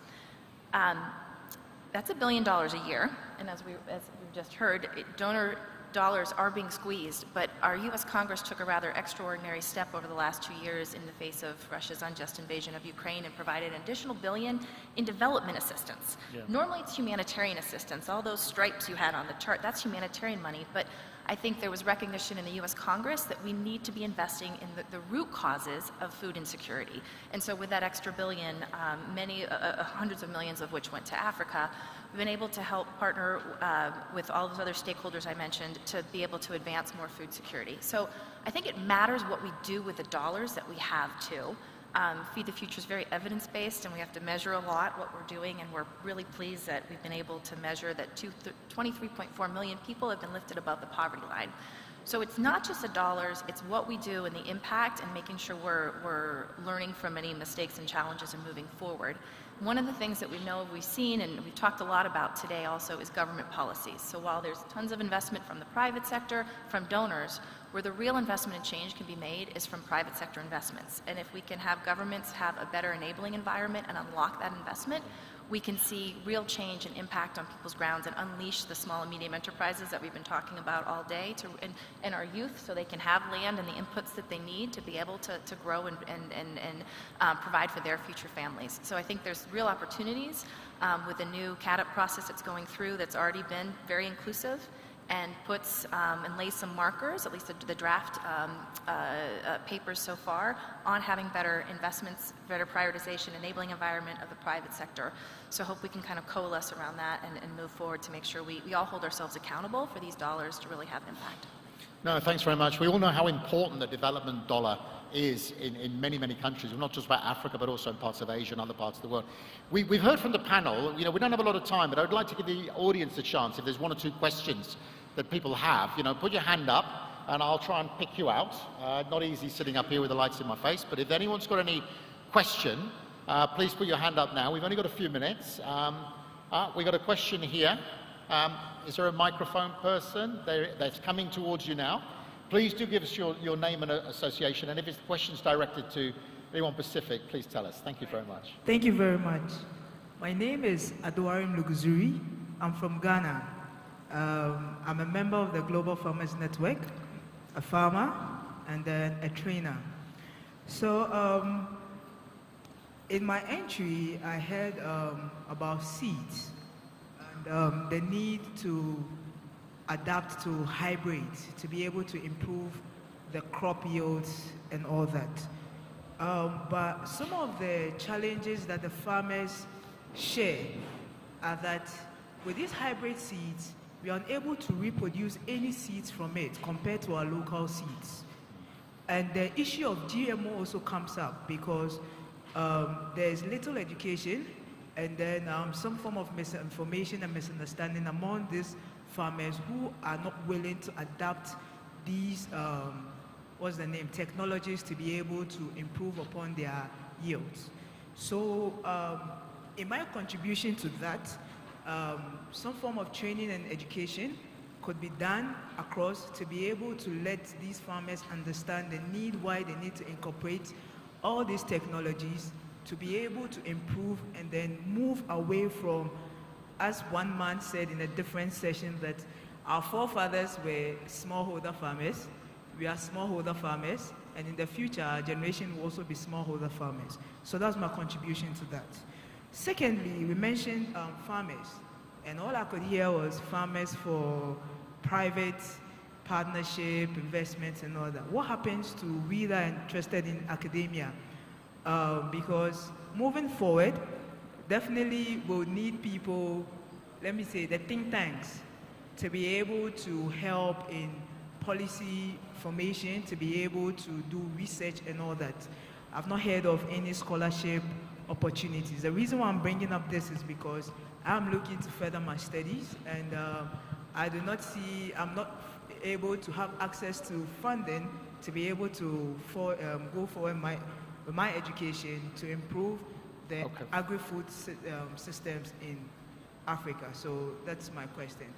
What scholarships are available that the youth here, because I'm not speaking for myself, I know some youth are here who are also interested in furthering their education, but they don't have access to these scholarships. So thank you. Yeah, thank you very much. Let's just take one more question because I'm worried about time there because that was long. Keep your question very concise, please, and to the point. So there we go. Thank you. Yeah, thank you. I'm Fred Mugisha. Yeah, I work with the African Evangelistic Enterprise here in Rwanda. My question is to the African Development Bank. You talked about the aspect of facilitating or reducing the cost of borrowing. So I want to know exactly what you wanted to mean there, because really when you look at many financial institutions around in the region, the cost of borrowing is still so high. So what are the exact steps, or what are you doing? What are your strategies in terms of reducing the cost of lending or borrowing? The other is I'm really excited about what USAID is doing, the aspect of development assistance, where you're supporting people not mainly in the humanitarian area, because this is the right area to go, so that people can develop themselves instead of having to depend on these handouts. And so it is just to thank you on what you're doing. Thank okay, you. look, thanks very much. Let's look at that. Just to be clear, the first question, there's 2 points from Ghana. The first point is about hybrid seeds, how farmers can adapt to using the hybrid seeds year after year. I think that's the summary of the question, yeah? It's always been one of those issues, because these seeds are produced commercially. Their viability is based on that one crop season. I mean, I will just chip in and turn around to you and say, under a lot of the World Bank programs where we partner with CGIAR, the research centers, this is a question that's being asked. I mean, the idea, of course, is to work in collaboration with research and private companies to actually improve and develop varieties that are going to respond best to climate change, to inputs and so on. Your question is very difficult about the viability of that seed for the following year. I don't know. I'm not sure if anyone else on the panel wants to say anything. No. Okay. Let me just. We can have a sideline discussion on that, because that's a big conversation on agronomy. Okay. So that's one. But on number two, in terms of your about further education, we're running out of time a bit. So I just want to explain to you one thing. The best thing that's happening now is the surge of technology and connectivity to learning. The World Bank has set up the Open Learning Campus that anyone can register for free and follow courses and get certification on the Open Learning Campus. We're also setting up knowledge training hubs across the world, which people can associate to and get information.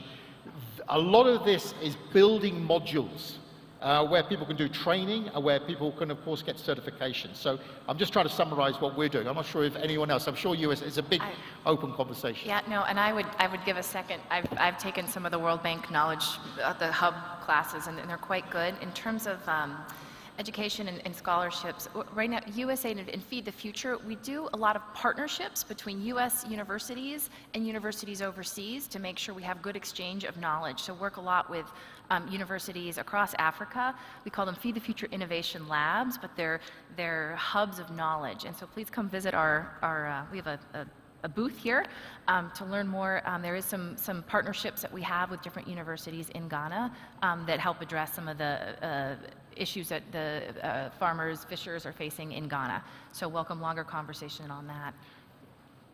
Let Donald just quickly give a quick response to that. Then Martin, we go to you on the last one. Yeah, I just want to talk about the technology part, and then I'll go to the other question. On the technology, I think there are three kinds of technology when it comes to like maize you're referring to. There is the open pollinated varieties. Farmers can reuse their seeds, and they yield very well. Seedco and many other companies, Panari, have very good varieties. Then there's the hybrid. Of course, you have to buy seeds every year. And again, it all depends on the market. If you have a good market with very good prices, you will get your money back even when you buy hybrid seeds. Yeah. And then the GMO, the GMO for many African countries, farmers are still not using it. It does have its advantage, but again, we always have to think about cost benefit, right? So the farmers should be able to assess for themselves what's the cost and what's the benefit of using the technology. So I think farmers make these decisions all the time, based upon the market availability, based upon what's available, and also based upon, like I said, the return on investments. But to the other question, and if I understood the question properly, you were talking about the high cost of lending to the private sector, and how this cost is still very high. I mentioned two initiatives that the bank is doing. One is the Africa Catalytic Finance Mechanism, using blended finance to bring down the cost of borrowing. It's a new initiative, but wherever it is being applied now, you can actually halve the cost, because rather than just use commercial rate, you actually have grants and also lower cost funding combined with the normal commercial, is offered to the commercial lenders, and they are able to bring down the cost. The other one is the credit guarantees. And here I also want to mention that we have what we call the affirmative financing for women in agriculture. It's also a trade guarantee to women-owned businesses, where you offer 50% guarantee on any loan being made to a female agribusiness. And based upon that, the cost of of borrowing, the risk of borrowing, the cost of borrowing is actually reduced. We also have the risk sharing, whereby there is the interest drawback. If you pay regularly, you actually get some of the interest back.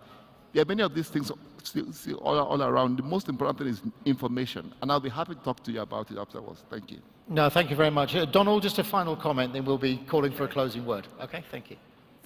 Thanks, and thank you both for those things. It's actually, there's a real echo up here, so it's quite difficult to hear the questions. But anyway, I'll try and come back. Firstly, just adding on the education side of things. So from IFAD's perspectives, we don't do scholarships to universities because we're working with small farmers, the youth. But what we tend to do is we incorporate education into our projects. So for example, we do a lot of projects to try and encourage youth entrepreneurs in the agribusiness area. That's linked with business skills and even basic numeracy and literacy skills. So give them the tools to start a business, and then we give them startup capital and invest in that business. So we work on that level of education.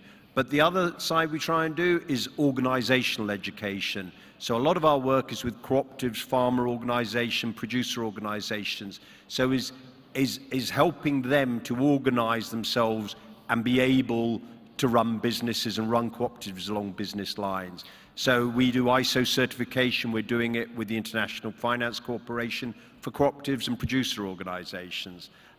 Moving on to the questions about the cost of capital. So I think one thing is the cost of it. The first question, though, is it's not just expensive, but most people do not want to invest in the sort of target group IFAD looks at. So even if it's expensive, they're not going to invest in you, however much it is.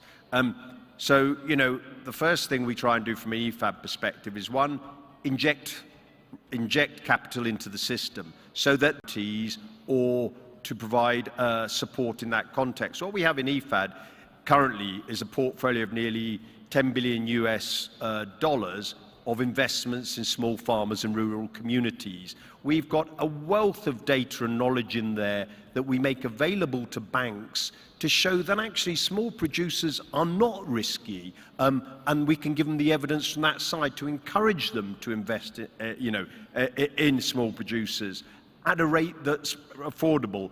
And as Martin said, and by going in there, taking first loss in some of these investments that they're willing to make, or to provide guarantees so that they'll put the money in. So there is a number of ways, but the first thing is you actually have to convince them to try and invest. The second thing you have to tackle is the cost of it. And then just lastly, there was a great youth entrepreneur on the last panel.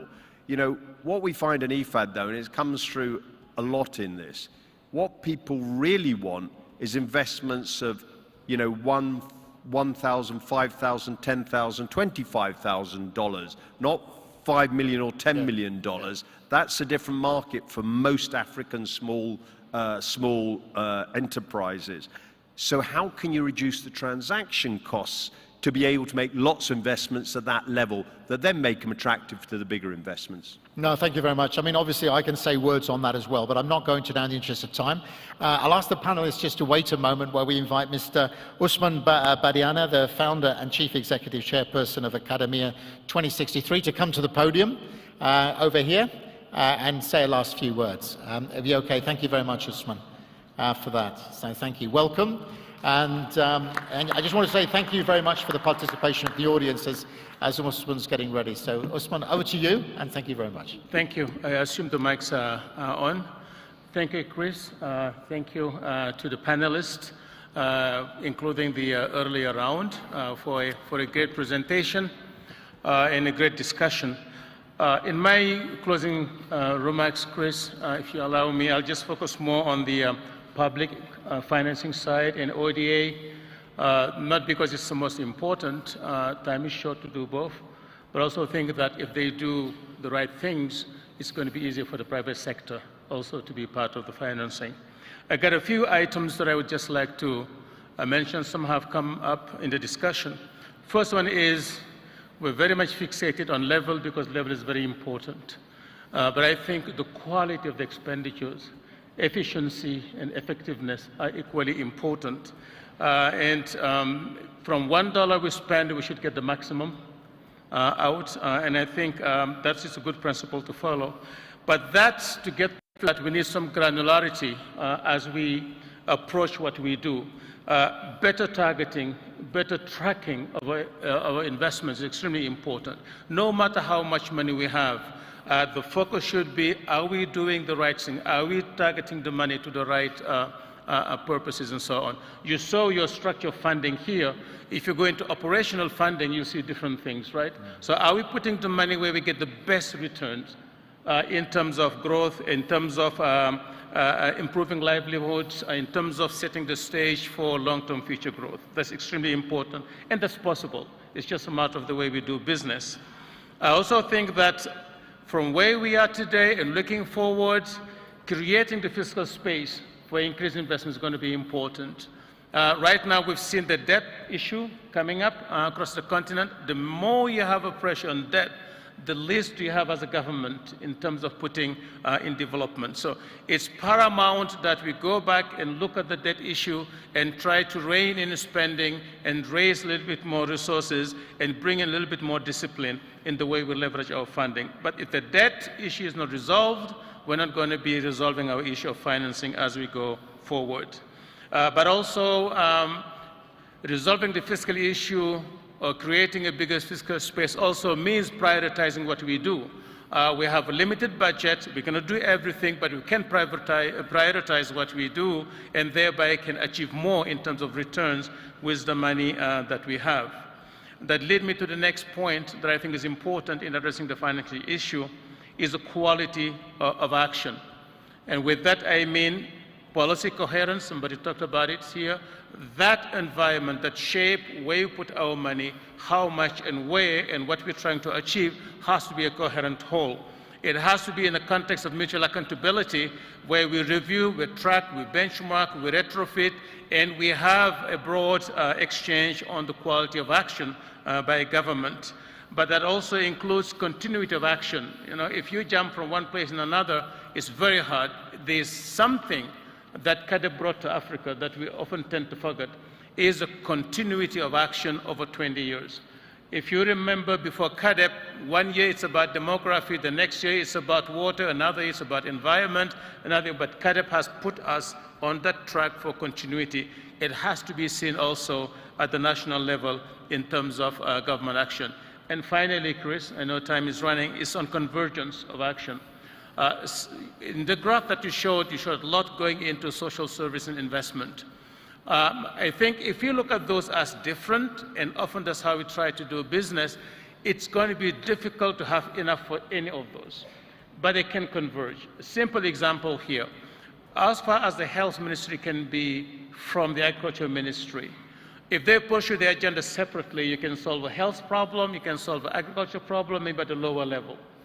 But could you imagine a system in a place where the health ministry will say, instead of putting $100 in health in general, I'm going to take 20 of those 100 and target the seasonal diseases that curtail labor availability during peak season in the rural areas. It's the same health money, but there's a convergence of action in terms of how we do it. So around common goals, common targets, all of government action is extremely important. And that's why I also go into our bilaterals and multilaterals. How do we converge around government action using the same target, the same goals, to be able to converge in how we do that? And I was happy to see the African Union Director walking into the room The AU, and I think somebody mentioned it here, I think it was DAA on, they have a new, brand new strategy for the next 10 years coming. Yeah. They're going to be goals, they're going to be targets. It will be good for everybody to converge around it. Just adopt the same target, the same goals as you program what you program, as a bilateral, as a multilateral. We create a space to converge and the space for better returns for what we invest. So thank you for having me, and thank you to the audience. Thank you so much. Just to close this panel, my sincere thanks to all of the panelists that have come together. We've covered a lot of ground. Special thanks to Nadine, my co-moderator, and of course the support that IFAD has given to bringing this session together. So thank you very much to everybody, and we look forward to a further conversation with partners here in the room as we go forward. Thank you very much. Thank you.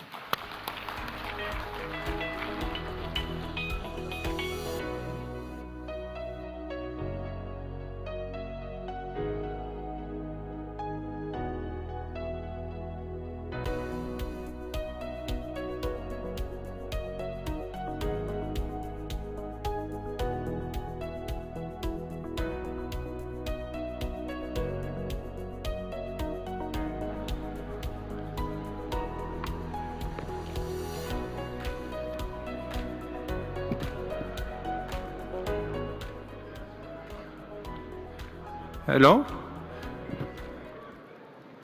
I just want to briefly sensitize the audience about the session coming up next, which is addressing the critical issues that was deliberated in Nairobi in the beginning of May, the Africa Fertilizer and Soil Health Summit. And I encourage all people to stay behind if possible. We will allow a couple of minutes for people to leave and maybe new people to join. And in the meantime, I will spend the time providing a bit of context to what's coming up next.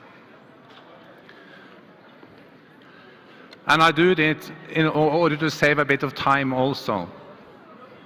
Time management is always a challenge. The title of the session is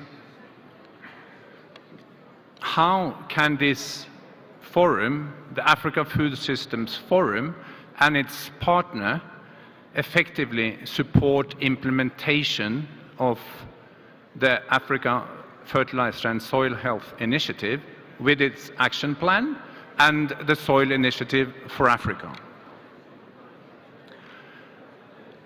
We know that the commitments that are prepared now for the heads of states of Africa is one of several commitments that heads of states of Africa, countries in Africa, have made over a few years.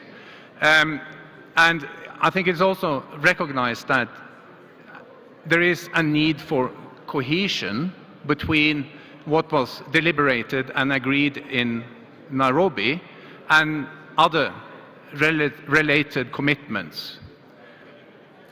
This is also clearly recognized by AU, AFD, and other key African institutions, and there are ongoing efforts to bring more cohesion in order to, pay respect to what was agreed in Nairobi. We have invited two people from two key African institutions, AFD and FARA, to add some context and give an update on what has happened since May until today. There is also quite a lot of other initiatives evolving. We have the coalition of implementers joining forces and seeing how we could work together, supporting implementation of the action plan and the Soil Initiative of Africa.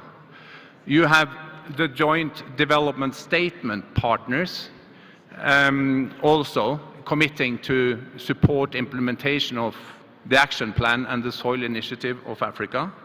And there are many more. So The structure of what is coming up is as follows. First, we will have Dr. Manyevu from Auda Nepad. He will give us a bit of context. He will talk about other initiatives, ongoing work to bring cohesion and synergy between the Africa Fertilizer and Soil Health Summit and its resolutions and the other initiatives. Then we will have Dr. Walle. He will give us an update on what is done to build proper coordination, proper accountability frameworks for implementation of the Africa Fertilizer and Soil Health Summit and its resolutions. Then we have invited representatives of key institutions, leaders, to engage in a dialogue around how this forum can actually turn into a forum and bring and make sure that we keep energy, momentum going around what was agreed in Nairobi in May. That this forum and all the good partners and communities relating to the Africa Food Systems Forum can add a lot of quality support to implementation of the action plan and the soil initiative for Africa. We have invited Paul Gullaug Larsen, Special Envoy and Ambassador at Large of the Norwegian government for food security. We have invited Zach Stewart from USAID. He is also coordinating the Joint Development Statement Partners Group. We have Arne Cartridge from Yara, Senior Advisor and also Head of Global Initiatives. We have Mehdi Filali, Senior Vice President of OCP West Africa. We have Henk van Dooyen, who is the CEO and President of IFDC. He is also leading the coalition of implementers. We have David Auerbach, the co-founder of Regen Organics. We have Bernard von Laue from IITA. We had also invited Minister Musafiri from Rwanda, but I'm not sure that he was able to make it. So the plan is to now have a presentation from Manyevu, then Dr. Walle, and then we will have facilitated dialogue by Michael Sudarkasa, CEO and President of AFAP. And the plan is as follows, that after these two presentations, we will have two sequences of presentations because of the limited chairs available. This will be organized by Michael. I would also like to apologize in advance that it will appear pretty male-dominated, but that's not to say as saying that we didn't try to have leaders, women leaders, but they just couldn't make it. They are not in the country. I just wanted to make that up front. That's all from me now. I am Øystein Botillen. I work for Yara, and I'm also the co-chair of this thematic platform that has co-created this session together with Nico Jansen from IKEA Foundation. And we look forward to the session and also the very important follow-up coming later. So I will ask Manyevu, please come.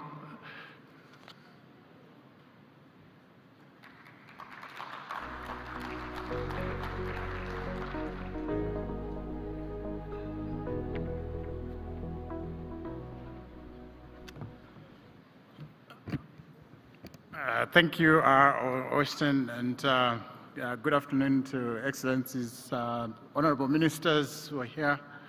I was expecting a presentation, but I don't seem to have the slides, so I'll quickly. Okay, thank you. So I'll just very quickly go through a couple of slides, really, just to highlight the fact that it's really important that we connect these agendas.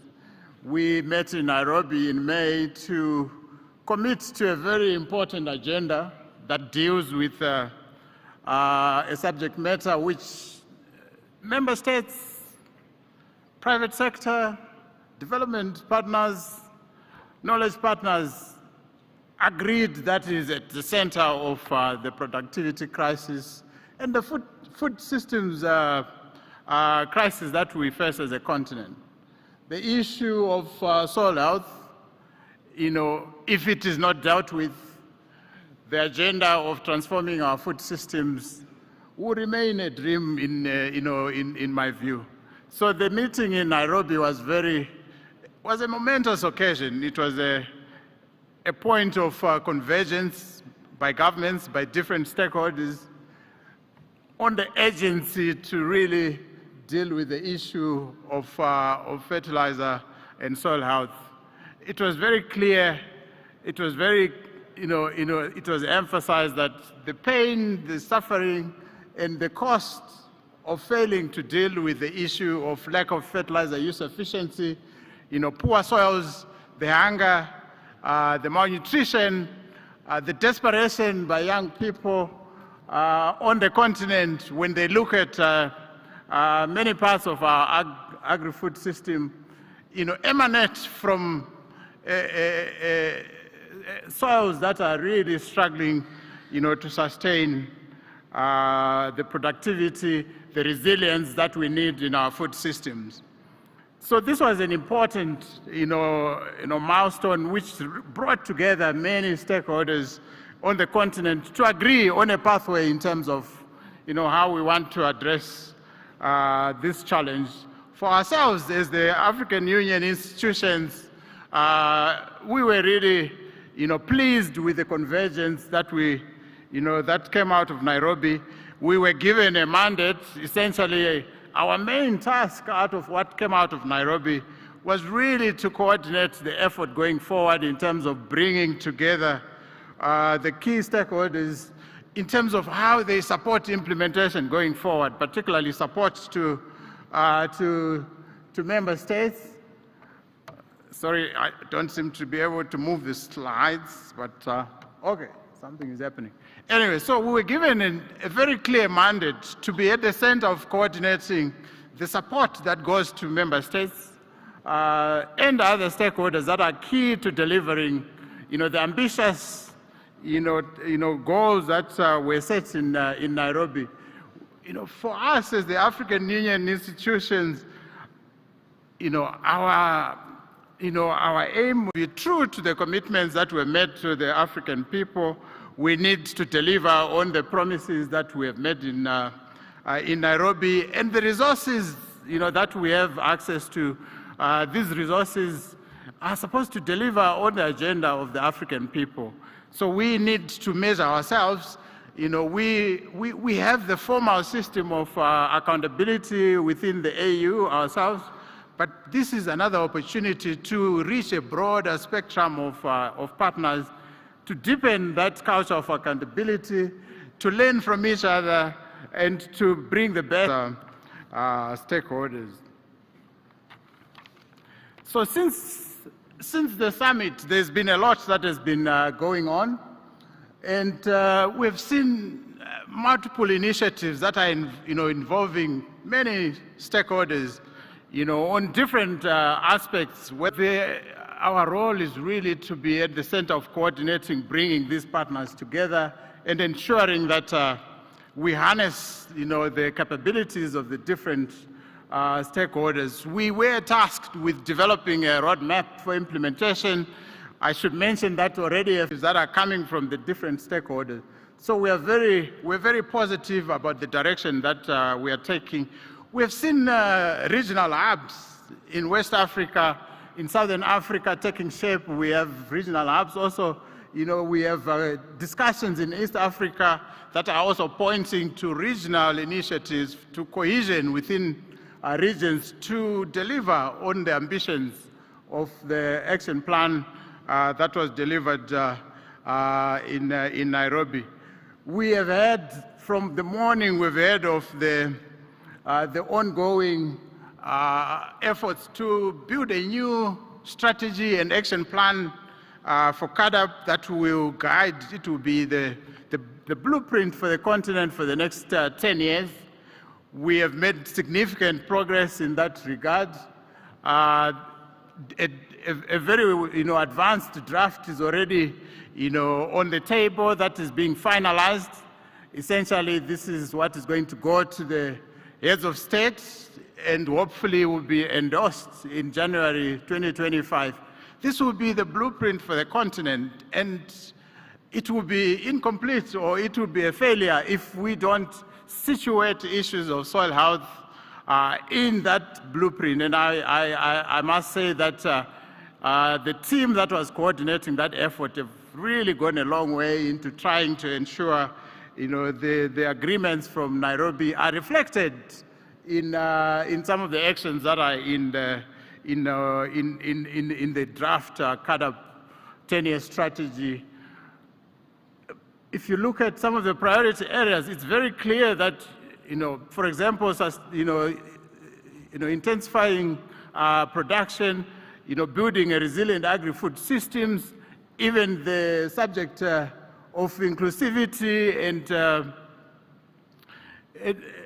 and resilient livelihoods, it will have to have soil health imperatives at the center if you really want to, to deliver on those aspects. So it is happening, and I'm glad to see that there is, a cohesion and there's convergence between those two agendas, because I think this is one of the most important agenda elements within the next 10-year strategy.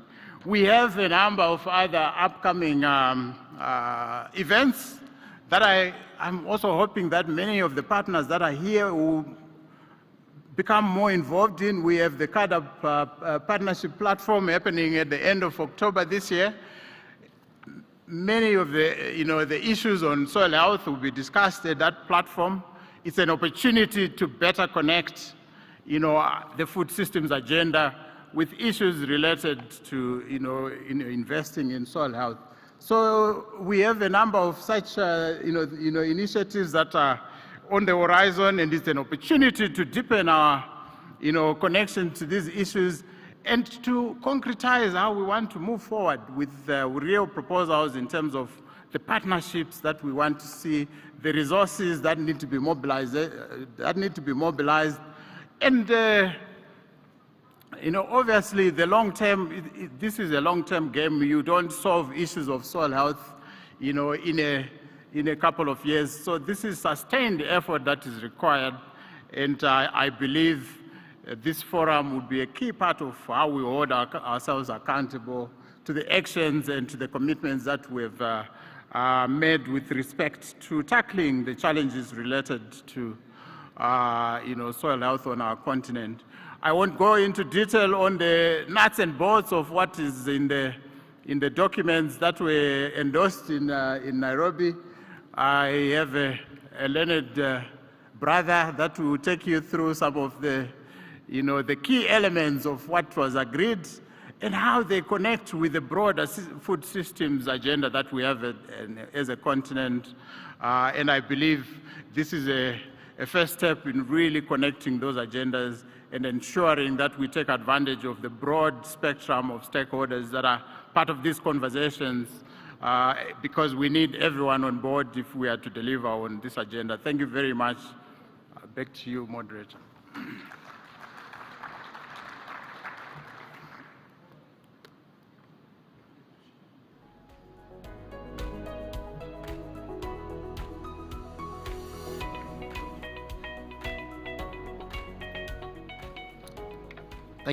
Thank you very much, Mayewu, for laying the ground.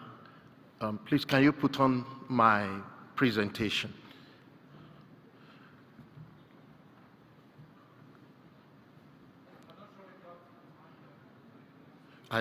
Okay. Can you please put on my presentation, the council? Okay, thank you very much. Well, my presentation builds directly on what my friend, my colleague, and my brother has just presented. And it speaks directly to the implementation of the African Fertilizer and Soil Health Action Plan. I want to start by this popular quote. It's popular already, that a healthy soil gives a healthy crop. Healthy crop gives healthy food. When healthy foods are consumed, it gives us healthy people that are productive, and it leads to healthy nation. And so the soil is the starting point, and we need to give all attention it requires to it if we want to have a sound and progressive continent. It is always very good to go back to where we started from, but I'm sure that the audience here understand the state of African soil and the issues around it. We keep saying that we have 60% of the available arable lands in Africa. Yes, we do, but what is the capacity of this land that we are talking about and we are holding in trust for the entire globe to produce food and fiber? The other statistics, which is quite frightening, shows that 65% of the existing arable land in Africa are at different stages of degradation. And I can tell you that this is the truth. The question is, how did we get there? We got there because of lack of knowledge about the nature and properties of African soil. And so we have used our soil in such a way, we have abused our soil, that's what I should just say, and we have degraded it. At this point, if we will still sustain producing food to meet our need and leave good production assets for the posterity, it is time for us to run.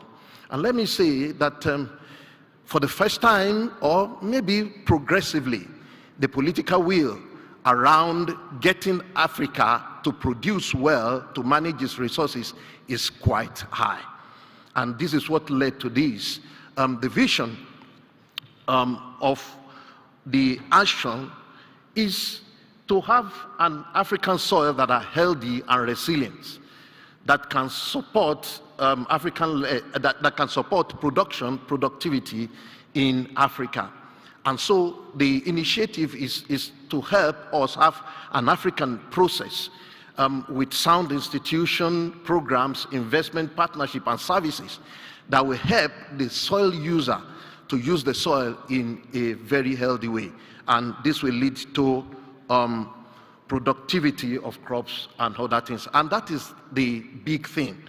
I want to say that for over 7 years till this moment, African Union, HAUDA, NEPAD, and broad stakeholders within the continent and outside the continent has put a lot of effort into developing the Soil Initiative for Africa.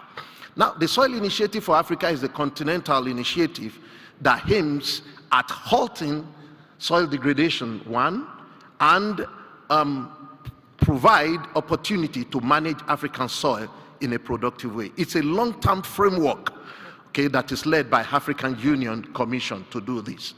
But the African Union Commission also came up and mobilized all stakeholders to develop the African Fertilizer and Soil Health Action Plan, which is a 10 years concrete action plan to implement the content of the Soil Initiative for Africa. My colleague spoke about the Nairobi Declaration.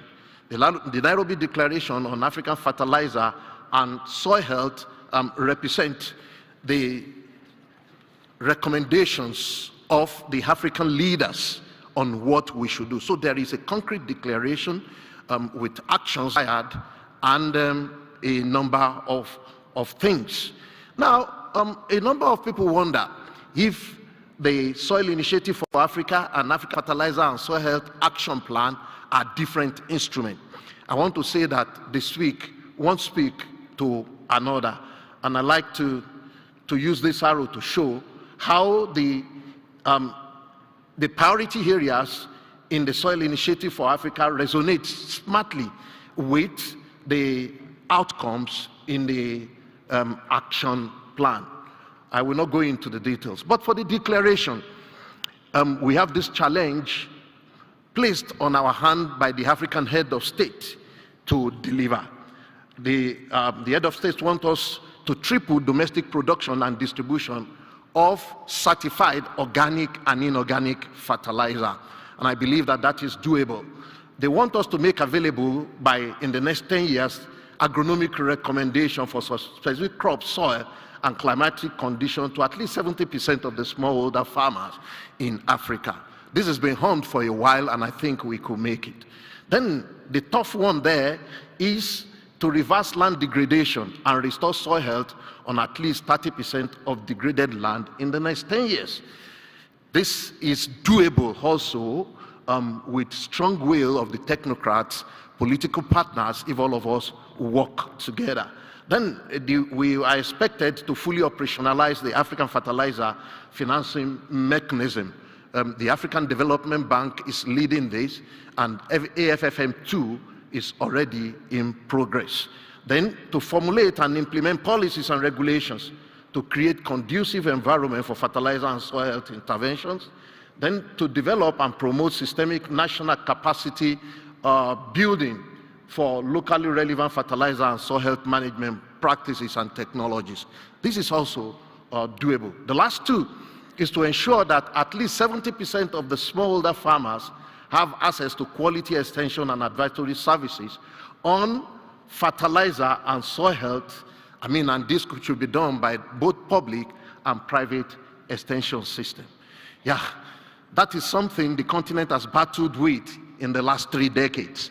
And we need to continue and ensure that extension deliver productivity. And the last one is to domesticate the Continental Action Plan into National Agricultural Investment Plan for implementation. Now, this leads us to issues of what we need to do. I think there are these call to action also that are declared by the president, and it is call to action for every one of us to move on.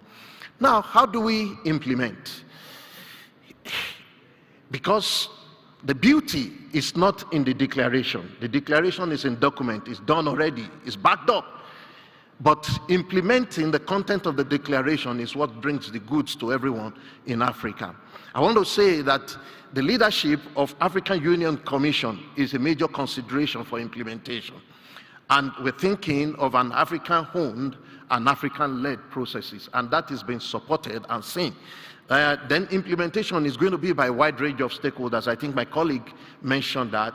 Then recognition of diverse funding sources and leveraging the valuable contribution of many institutions that's been involved in this over the decade.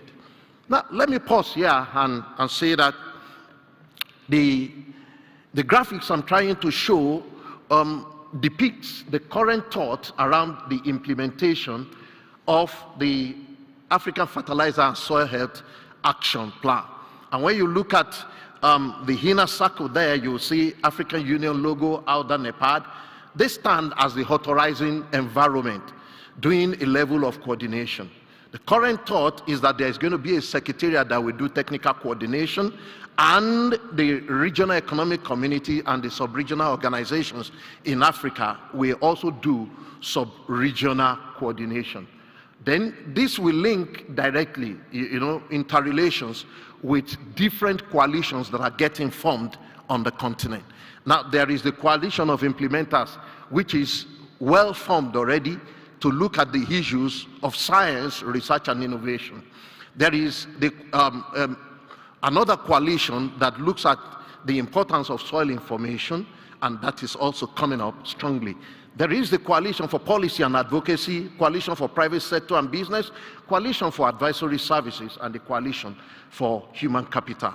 All of this coalition will work with one another, and they will relate with the, what do I call it, the coordination instrument that is in the center, and respond to the thematic issue that I laid up on the other side.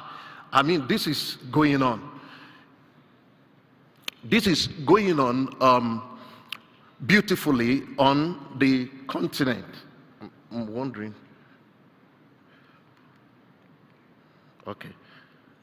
Okay, this is already going on the continent, and it's working. In allusion to what my colleague mentioned the other time, the regional hubs are also getting formed. We have a full example with the West African hub already, and there is another hub that is forming already for the Eastern Africa. The hub for the Southern Africa is also coming on. Let me say, that there are certain essential issues going on already with the implementation. Number one, the declaration stipulates that Hauda, NEPAD, African Union should use the first 18 months to come up with, to develop the implementation plan. Actions are going on. But we cannot wait for 18 months to do that. Of course, that is a lot of work, and that ends November 2025. But there are certain quick actions that are going on. The first one is a coordination of the countries, helping the countries to domesticate the action plan. And I know that Hauda, NEPAD, FARA, and other stakeholders are leading that. The other one is the establishment of functional regional hubs. I've made mention of that. The establishment of required coordination instrument and the rollout of the digital dashboard that will help us coordinate all the instruments is also in the making. Just like my other colleague mentioned, the African Action Plan and the other instruments needs to be integrated into the post-Malabo instrument that is just developed, and you know, that will help us fit every action that takes place at different levels on the continent into the BR process. Having said all these things, it is clear that the different elements are getting formed and they are getting fitted together. I believe that the beauty of all this, like I said earlier on, is when they are implemented and they bring benefit. And I think Africa stands a great opportunity to manage the soil resources carefully and to achieve the content. Like I said, the coordination structure will be followed by the implementation of the roadmap and metrics as requested in the call for action. And ongoing actions need to be mapped, and the delivery records and other things need to align with the continental direction. I think I should stop there. Thank you very much for listening to me.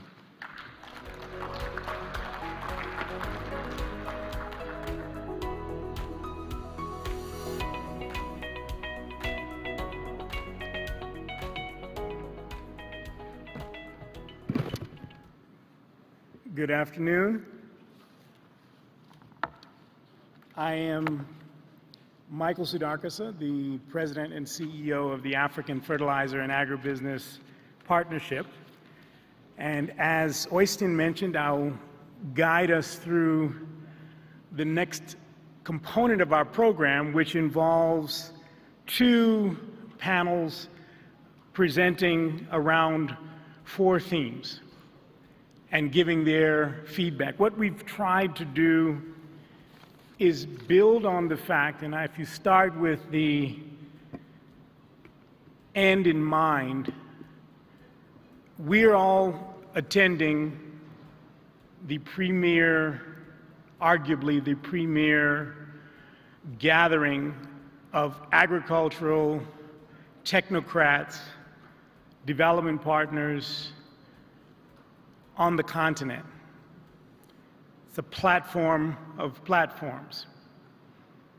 At the same time, we want to give our full support to the African Union and the CAADP platform.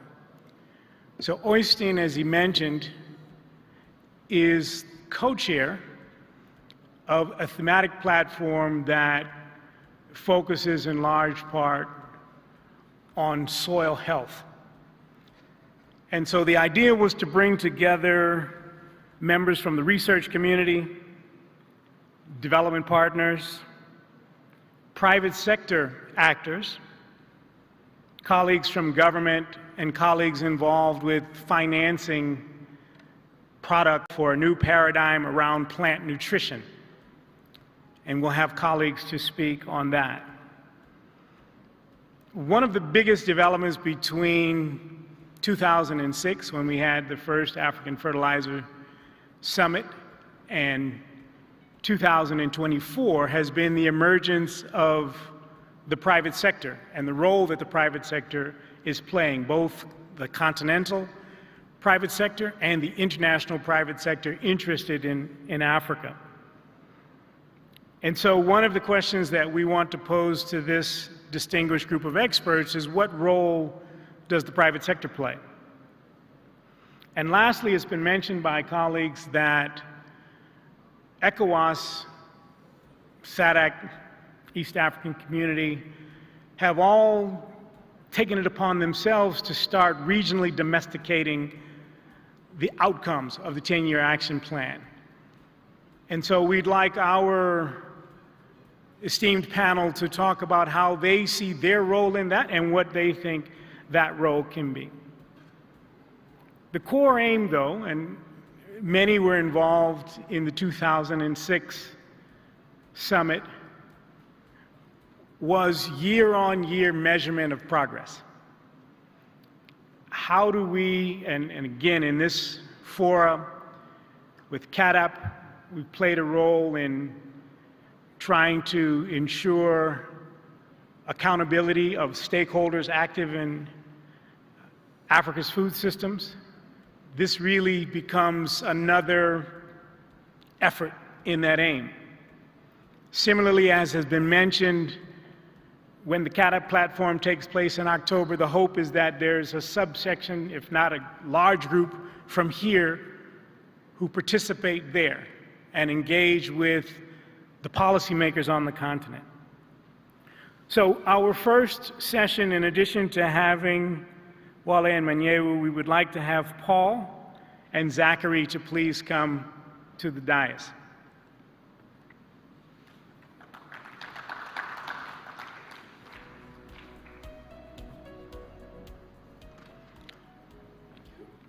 What I hope to do is to ask each of the gentlemen, and again, if you were late to come to the room, we recognize that we have a number of men before you this evening. It wasn't by design and intent, and I'm sure next year, thinking ahead, we will do. To Paul, I'd like to ask you, one of the areas that you all are quite active in Norway is supporting private sector development in agriculture. And that we've identified as one of the key areas that we would like to see developed, but we would like to also use this platform potentially to track. If you could tell us a little bit about the work of your institution and some of the ways that you think that we might use this platform, we would greatly appreciate it. Paul? Well, thank you very much. I of course should have been one of the women on the panel, but I'm still honored to represent my minister, Mrs. Tvinnerham, and the government of Norway here, who remains strongly committed to partnerships with Africa for food security and climate resilient food systems.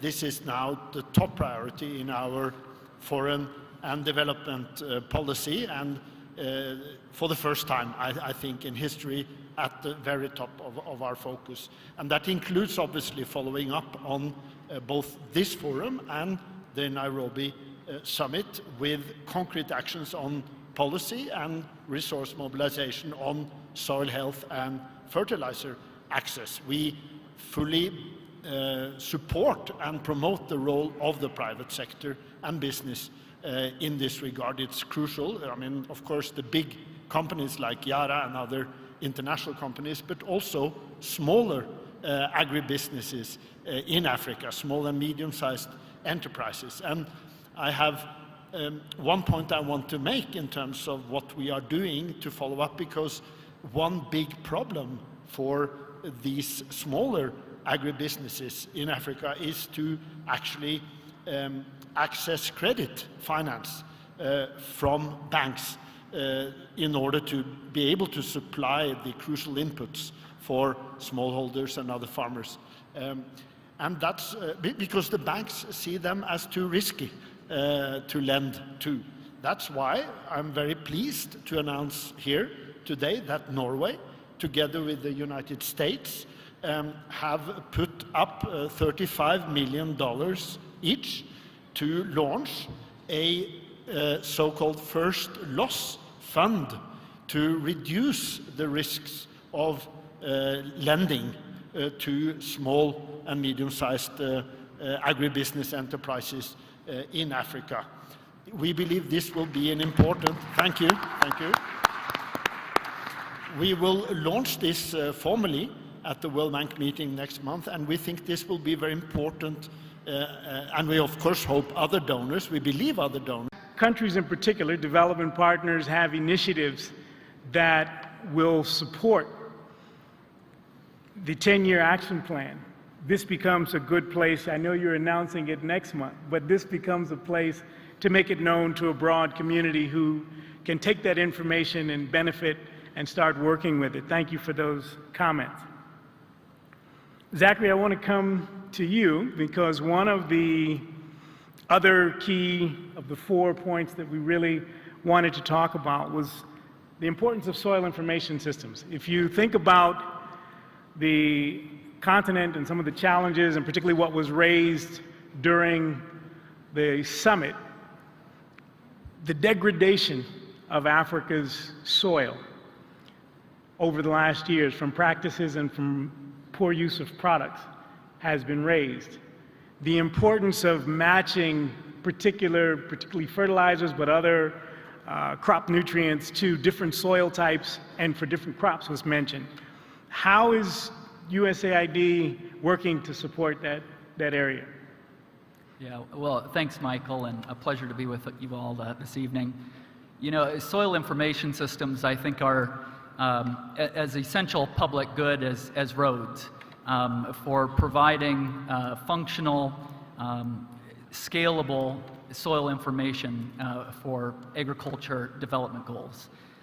Yet it's not nearly as simple to put together as paving a road. It's not as simple as just putting it out. There's many different stakeholders, many different types of data that have to come together to make it functional. And while there are significant investments in soil information systems and those pieces, a piece of what USAID is funding and supporting is around connecting those pieces towards certain objectives to make that soil information function for smallholders.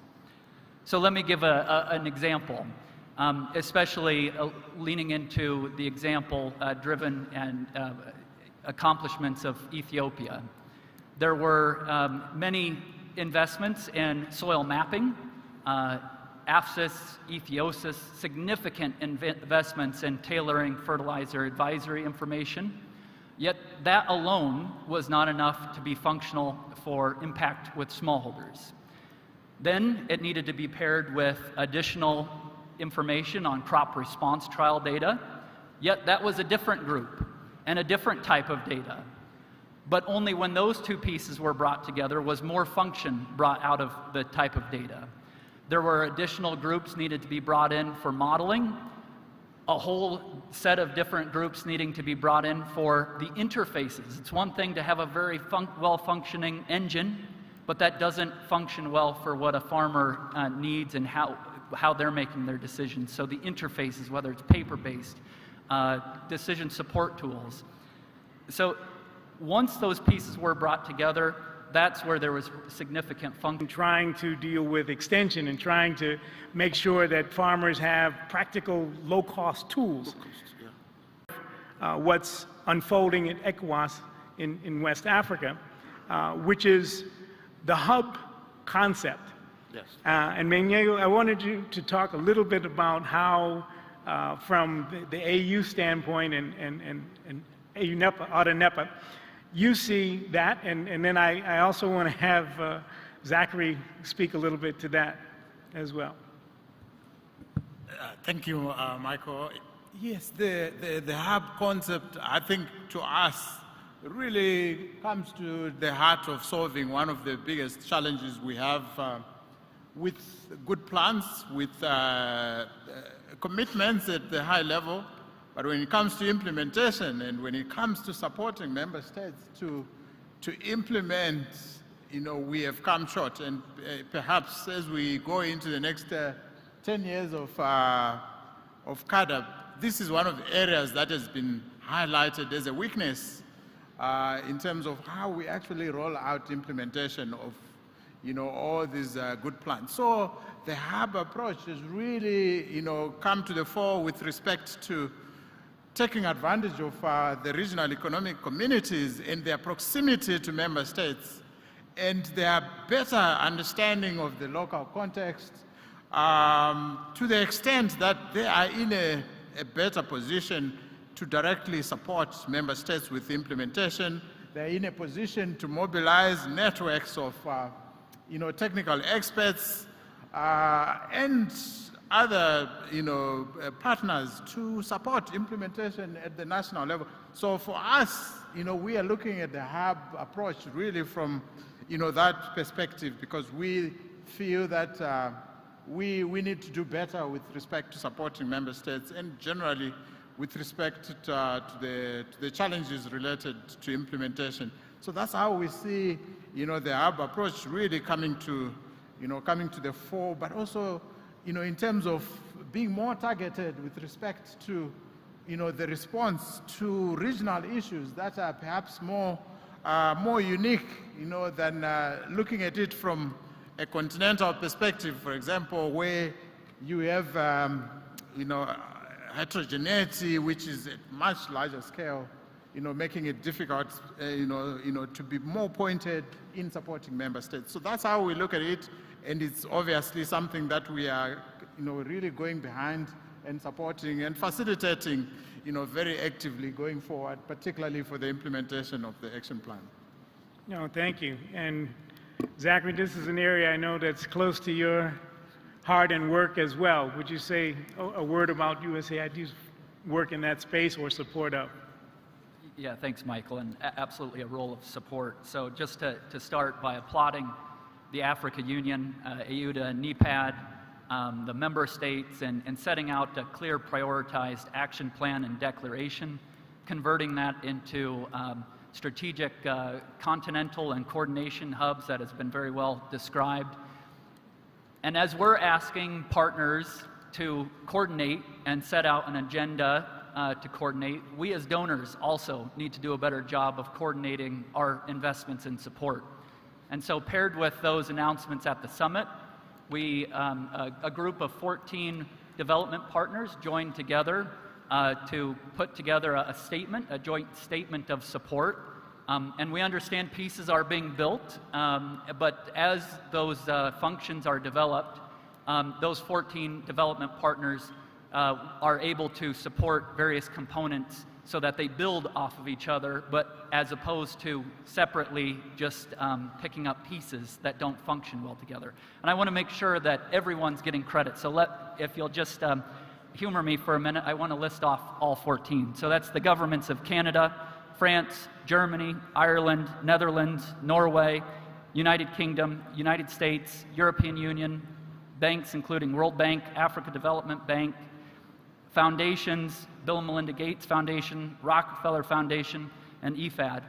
And there's still opportunity to join as there's support for, as your institutions or as a donor want to support that action plan. Let's do it collectively, as many of us are supporting on different thematic, technical topics to coordinate, but also various components of the coordination structure to integrate our support. So I just want to make sure that our support for your leadership is well considered. Thank you. Thank you. We can give a round of applause for that. I mentioned at the onset that we were and are going to have two panels to come and speak. And I want to give a round of applause for panel one, which comprised, if you hadn't noticed, from our colleagues on the AU side and also our development partners.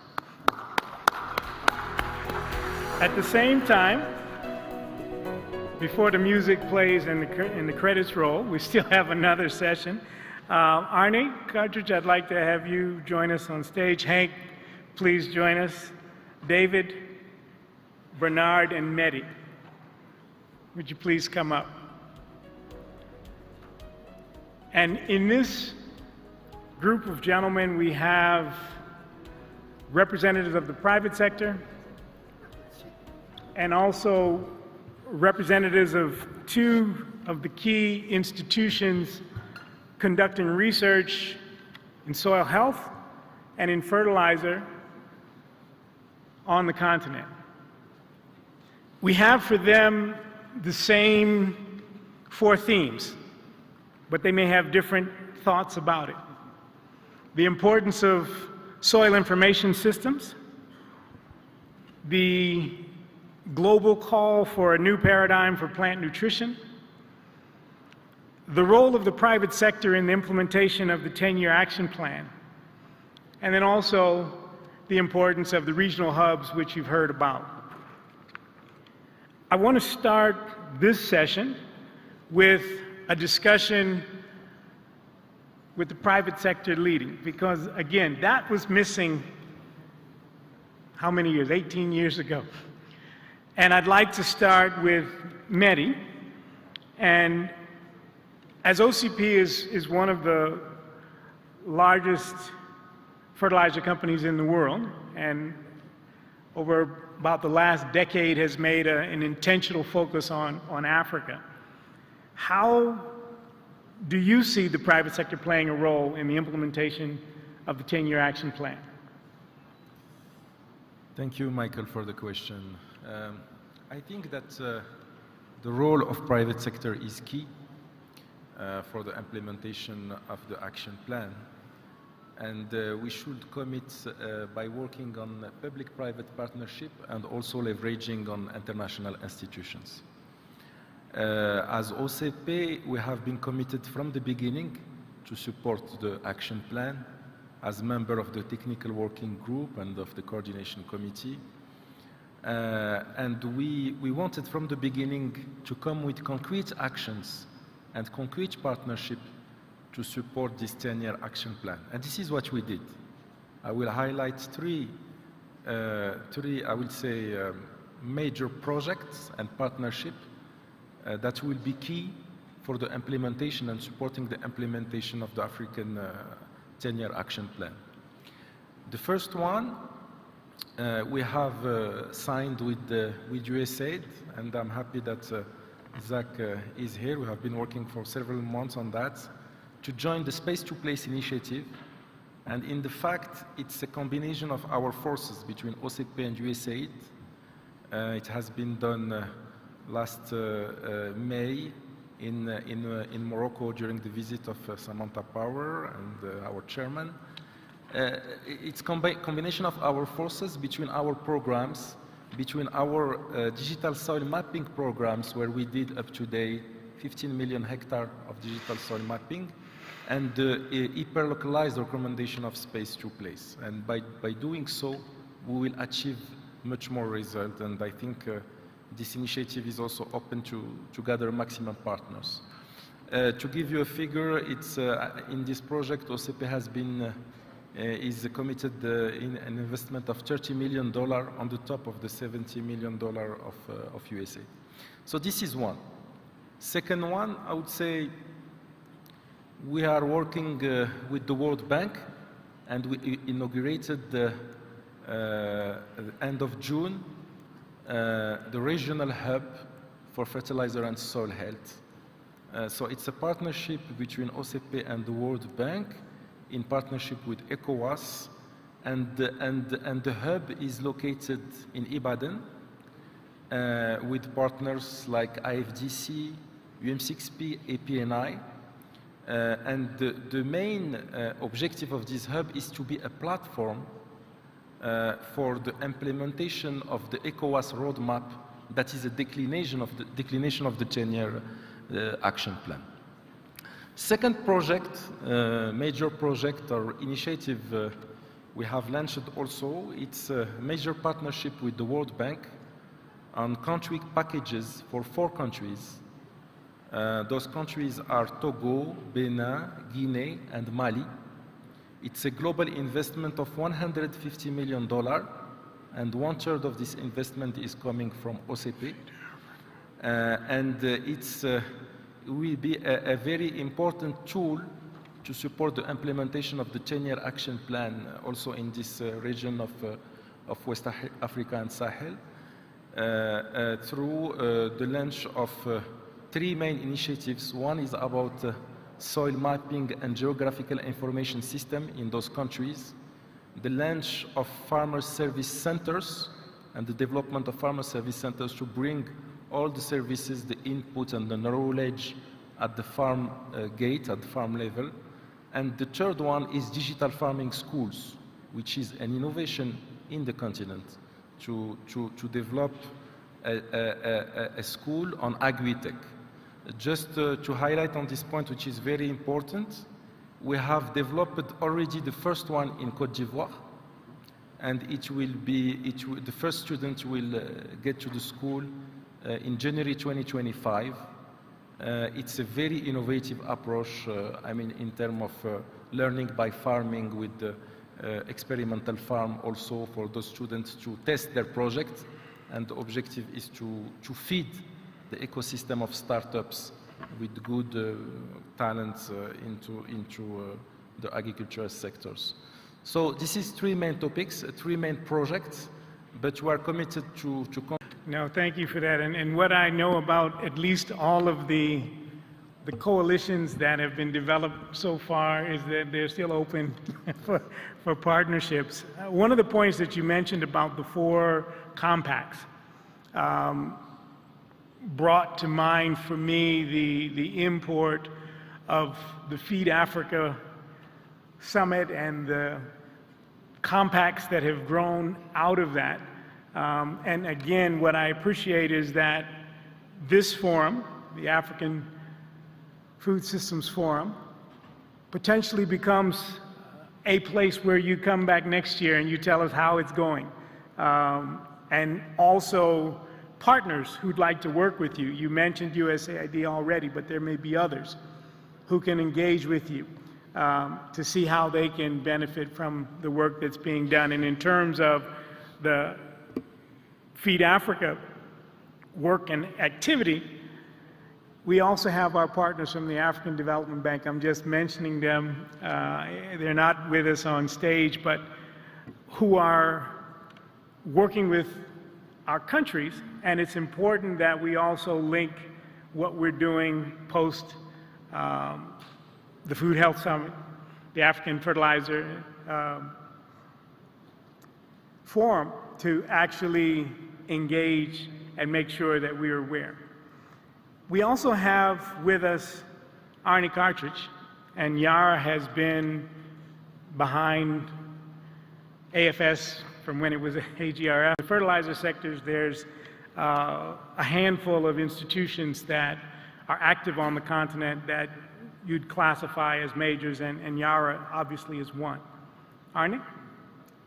Thanks, Michael. I would just like to start and listening to the first panel reflect. I attended Fertilizer Summit in Abuja in 2006, and I think what I recognize, and I'm really pleased about, is that we now, because at the time we didn't talk too much about soil and soil health, and we should have. But I think where we are now, it is fully on the agenda, and it's really, you know, I think both coming out of the Nairobi meetings, but I also sense, you know, in the wider community, it is really, and I actually attended the annual meeting in Davos, and when Secretary Blinken actually gets on stage and talks about security and soil health, then I think it, you know, we gotten soil health to where it needs to be. But that's just the kind of the first step, and also what I would like to say is that, you know, we are still a little bit too much in our silos and too much, you know, in a fragmented space. So pulling all of, you know, from the science community to the public sector to the private sector.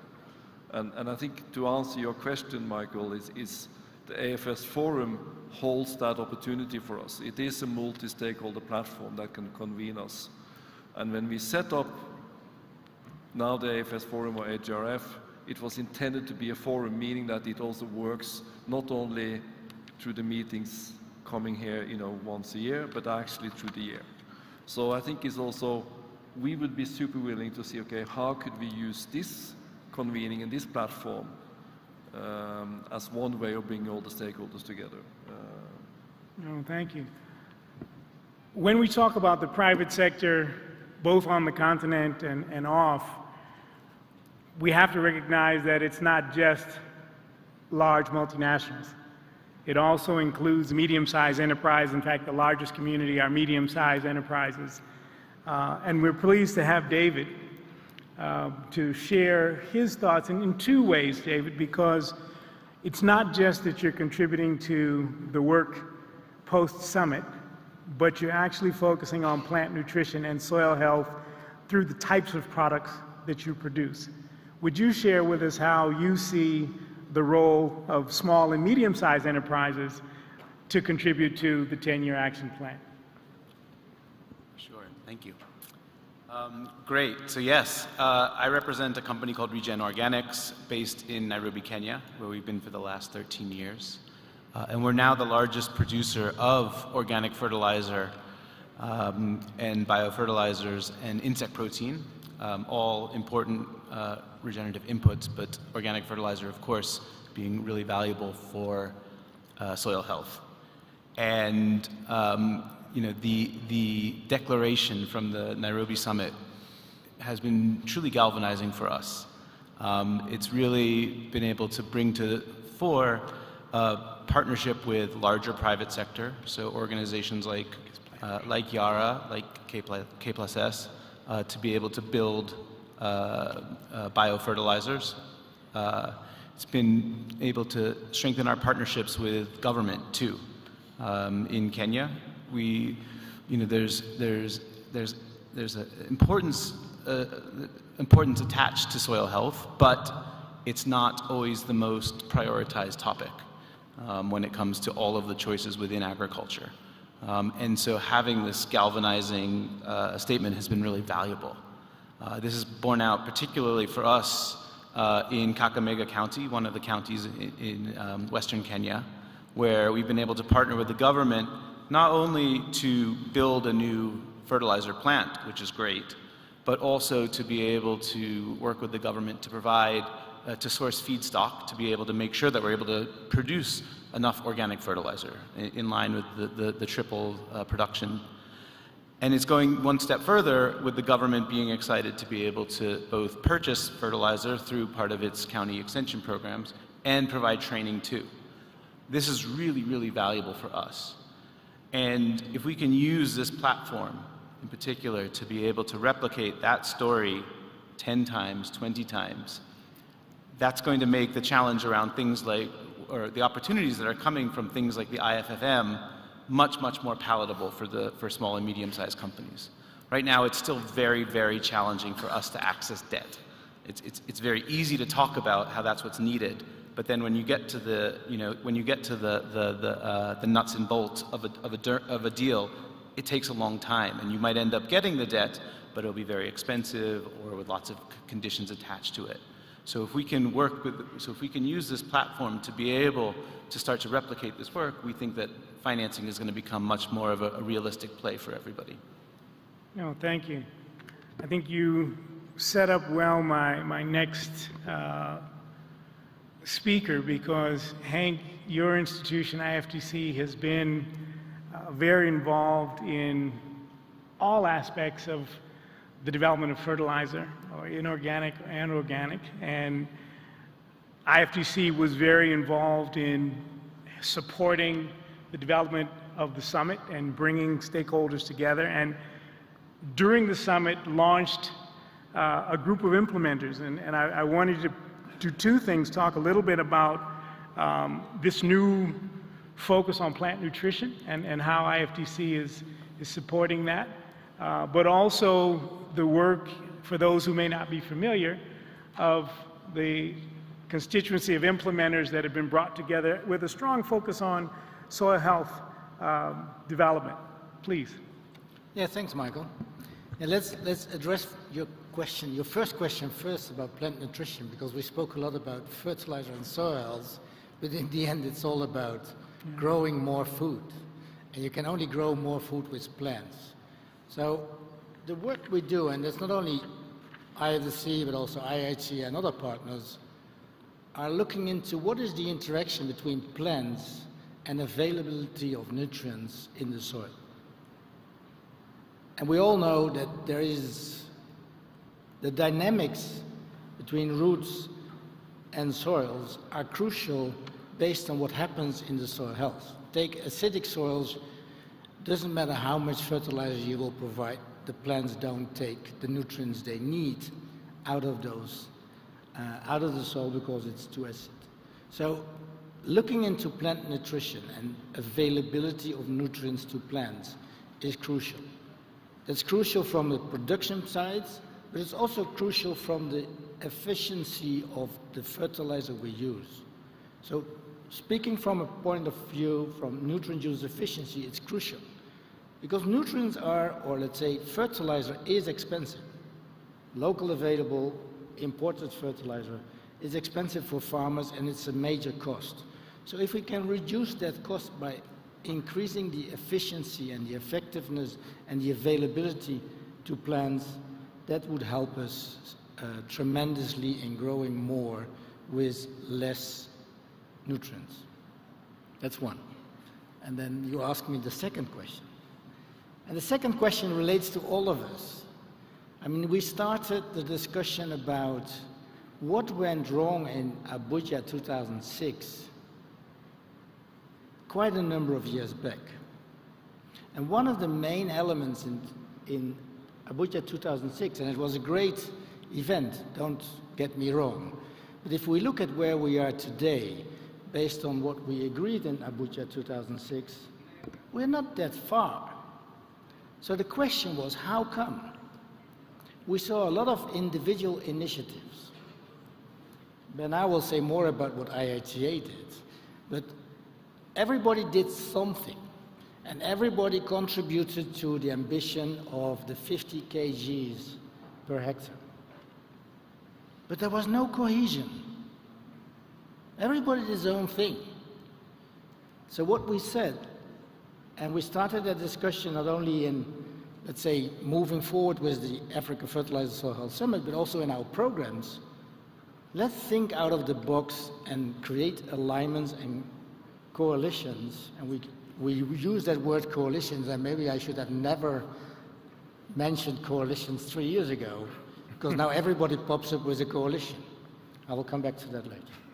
So what happened was that let's meet with similar organizations who have knowledge and expertise who can be helpful to address the immense assignment we have to address food security on the continent.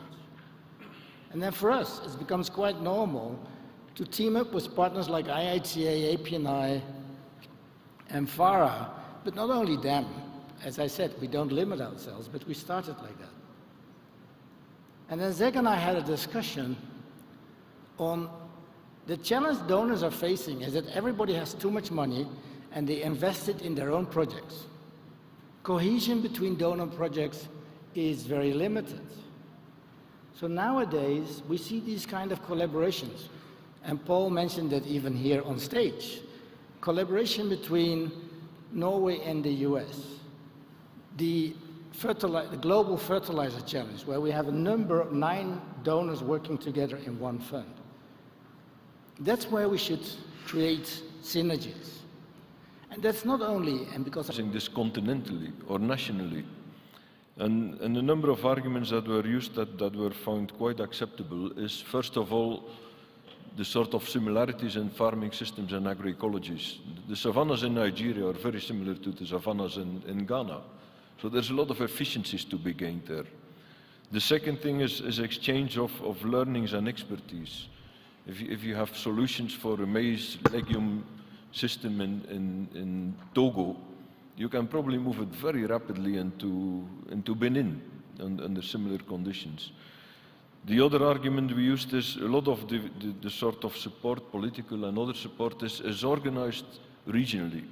And there were a number of other discussions. So we felt we do have enough justification to organize something regionally in the interest of efficiencies, cross-learning, sharing, above the nations but below the continental agenda, which you know, as was said a number of times, Africa is large and very diverse. So one of the key functions, and there's 20 of them, so I will not talk about all 20, for instance, but one of the functions is innovation and related to that capacity development, capacity sharing, as it's often called these days. And what we've seen is, Abuja, like you said, was very much about fertilizer, and rightfully so. We needed that commodity on the continent, there was no doubt.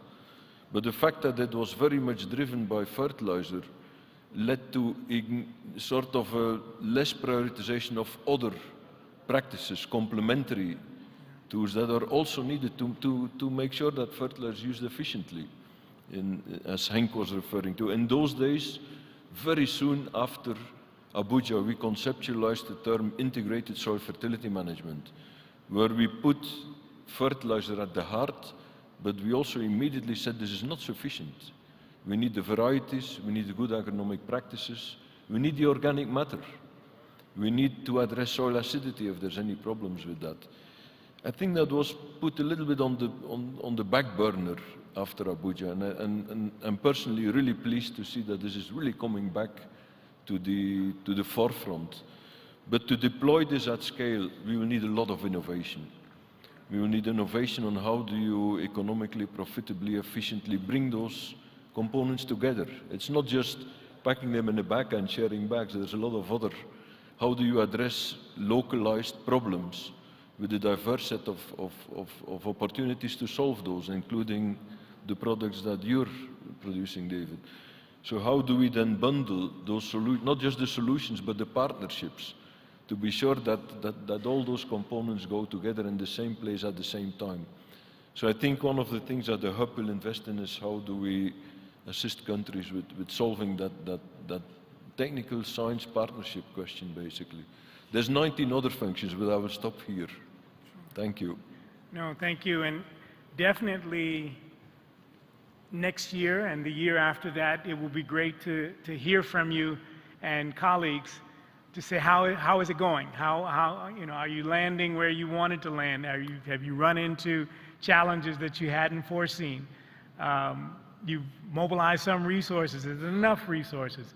And as I mentioned, I know that there's initiatives afoot in East and Southern, and it would be great to see how they're evolving as well in comparison to West Africa.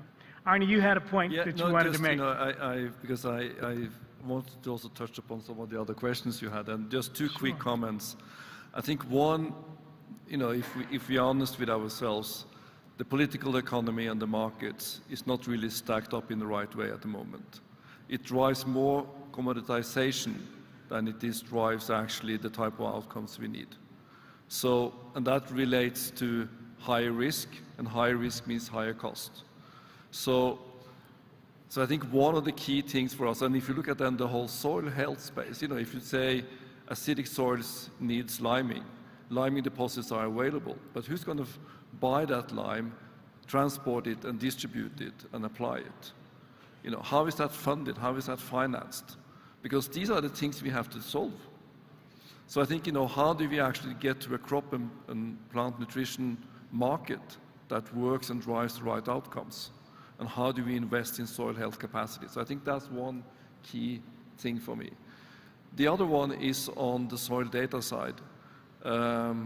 So there's a lot of new initiatives and efforts ongoing, which is super, you know, we need this. But I would give an appeal to what I would call how to democratize field level data. You know, we need to make that data easily available and accessible. If it still gets stuck in silos or protected or it's just maps, you know, then that's some help, but it's not taking us where we need to go. So I think, again, opening it up, sharing, make it easily available, and we might all have pieces in the puzzle, but by putting it on the table and sharing it, it might create new dynamics. No, thank you. Colleagues, I'm checking my time, and I'm realizing that we're getting near the end of time, but I did want to ask if there's any questions or comments to this group. One of the things, again, that I think, and I'm just scanning to see if I see a hand go up, that this session has laid out is that we really are at the beginning of another cycle. These next 10 years have the potential to change the agricultural economy of the continent if we can implement the 10-year action plan and undertake the steps to have the Soil Initiative for Africa also implemented. What we did learn, hopefully, from 2006, though, is that if you don't watch it, if you don't measure it, if you don't prod it and keep trying to make sure that what you set out to do is the right thing to do, it won't happen. Or it won't happen at the pace, and it won't happen at the scale that you'd like.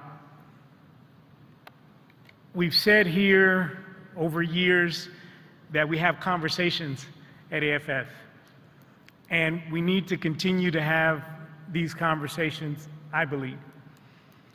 So I know we set out to say, how can we use this as parallel to this? I'm advocating for dual activity and engagement across those two so that they don't become two separate activities and initiatives and not working at cross purposes, but just not aligned. I think Hank mentioned one of our challenges from 2006 till now is that we haven't always been aligned. We haven't always been cohesive. Sometimes we've been more in competition than in partnership. And so if we can use this platform as a place where and because you have a thematic platform here, you have the capacity to determine kind of which way you'd like it to go. But I think the colleagues in both panels have made a strong case that we should do that. But I'd like to hear what you think about that. Can we give a round of applause to our panel colleagues? And we'll give Oystein the last word. I will be super quick. It's late, I recognize, and the time management is an issue here, and it has been for a long time. I apologize. But I think that preparing for this session and the good dialogue that has now been established by the thematic platform and key individuals like Dr. Maniewu and Dr. Wolle and the institutions they represent is a very good start. And I'm speaking now also on behalf of Nico Jansen and IKEA Foundation. We need to rebuild the thematic platform around the key issues addressed here today, and make sure that the constituency behind that thematic platform is representing the issues here. I'm very happy that David Auerbach was part of the conversation also, showcasing that the community he represents, and there are many similar kind of companies like Regen Organics fighting for more space. And this forum should, in the context of the Africa Soil Health and Fertilizer Summit, pay attention to that.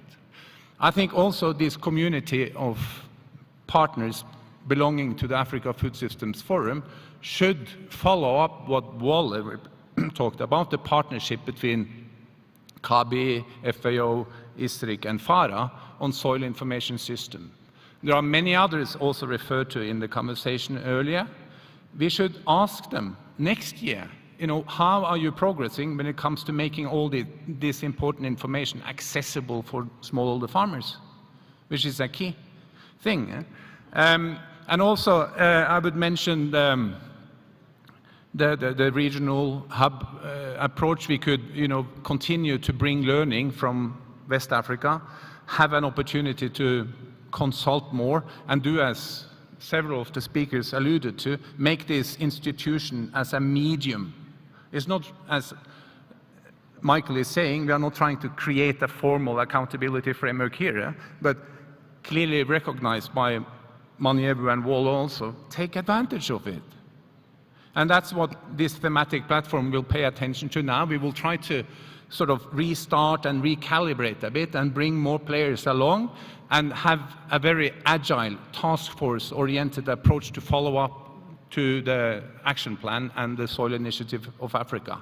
So those of you that will come back next year, I hope you will recognize what we talked about here, and maybe we will add new dimensions to it, because this will stick with us for at least the next 10 years. Thank you very much.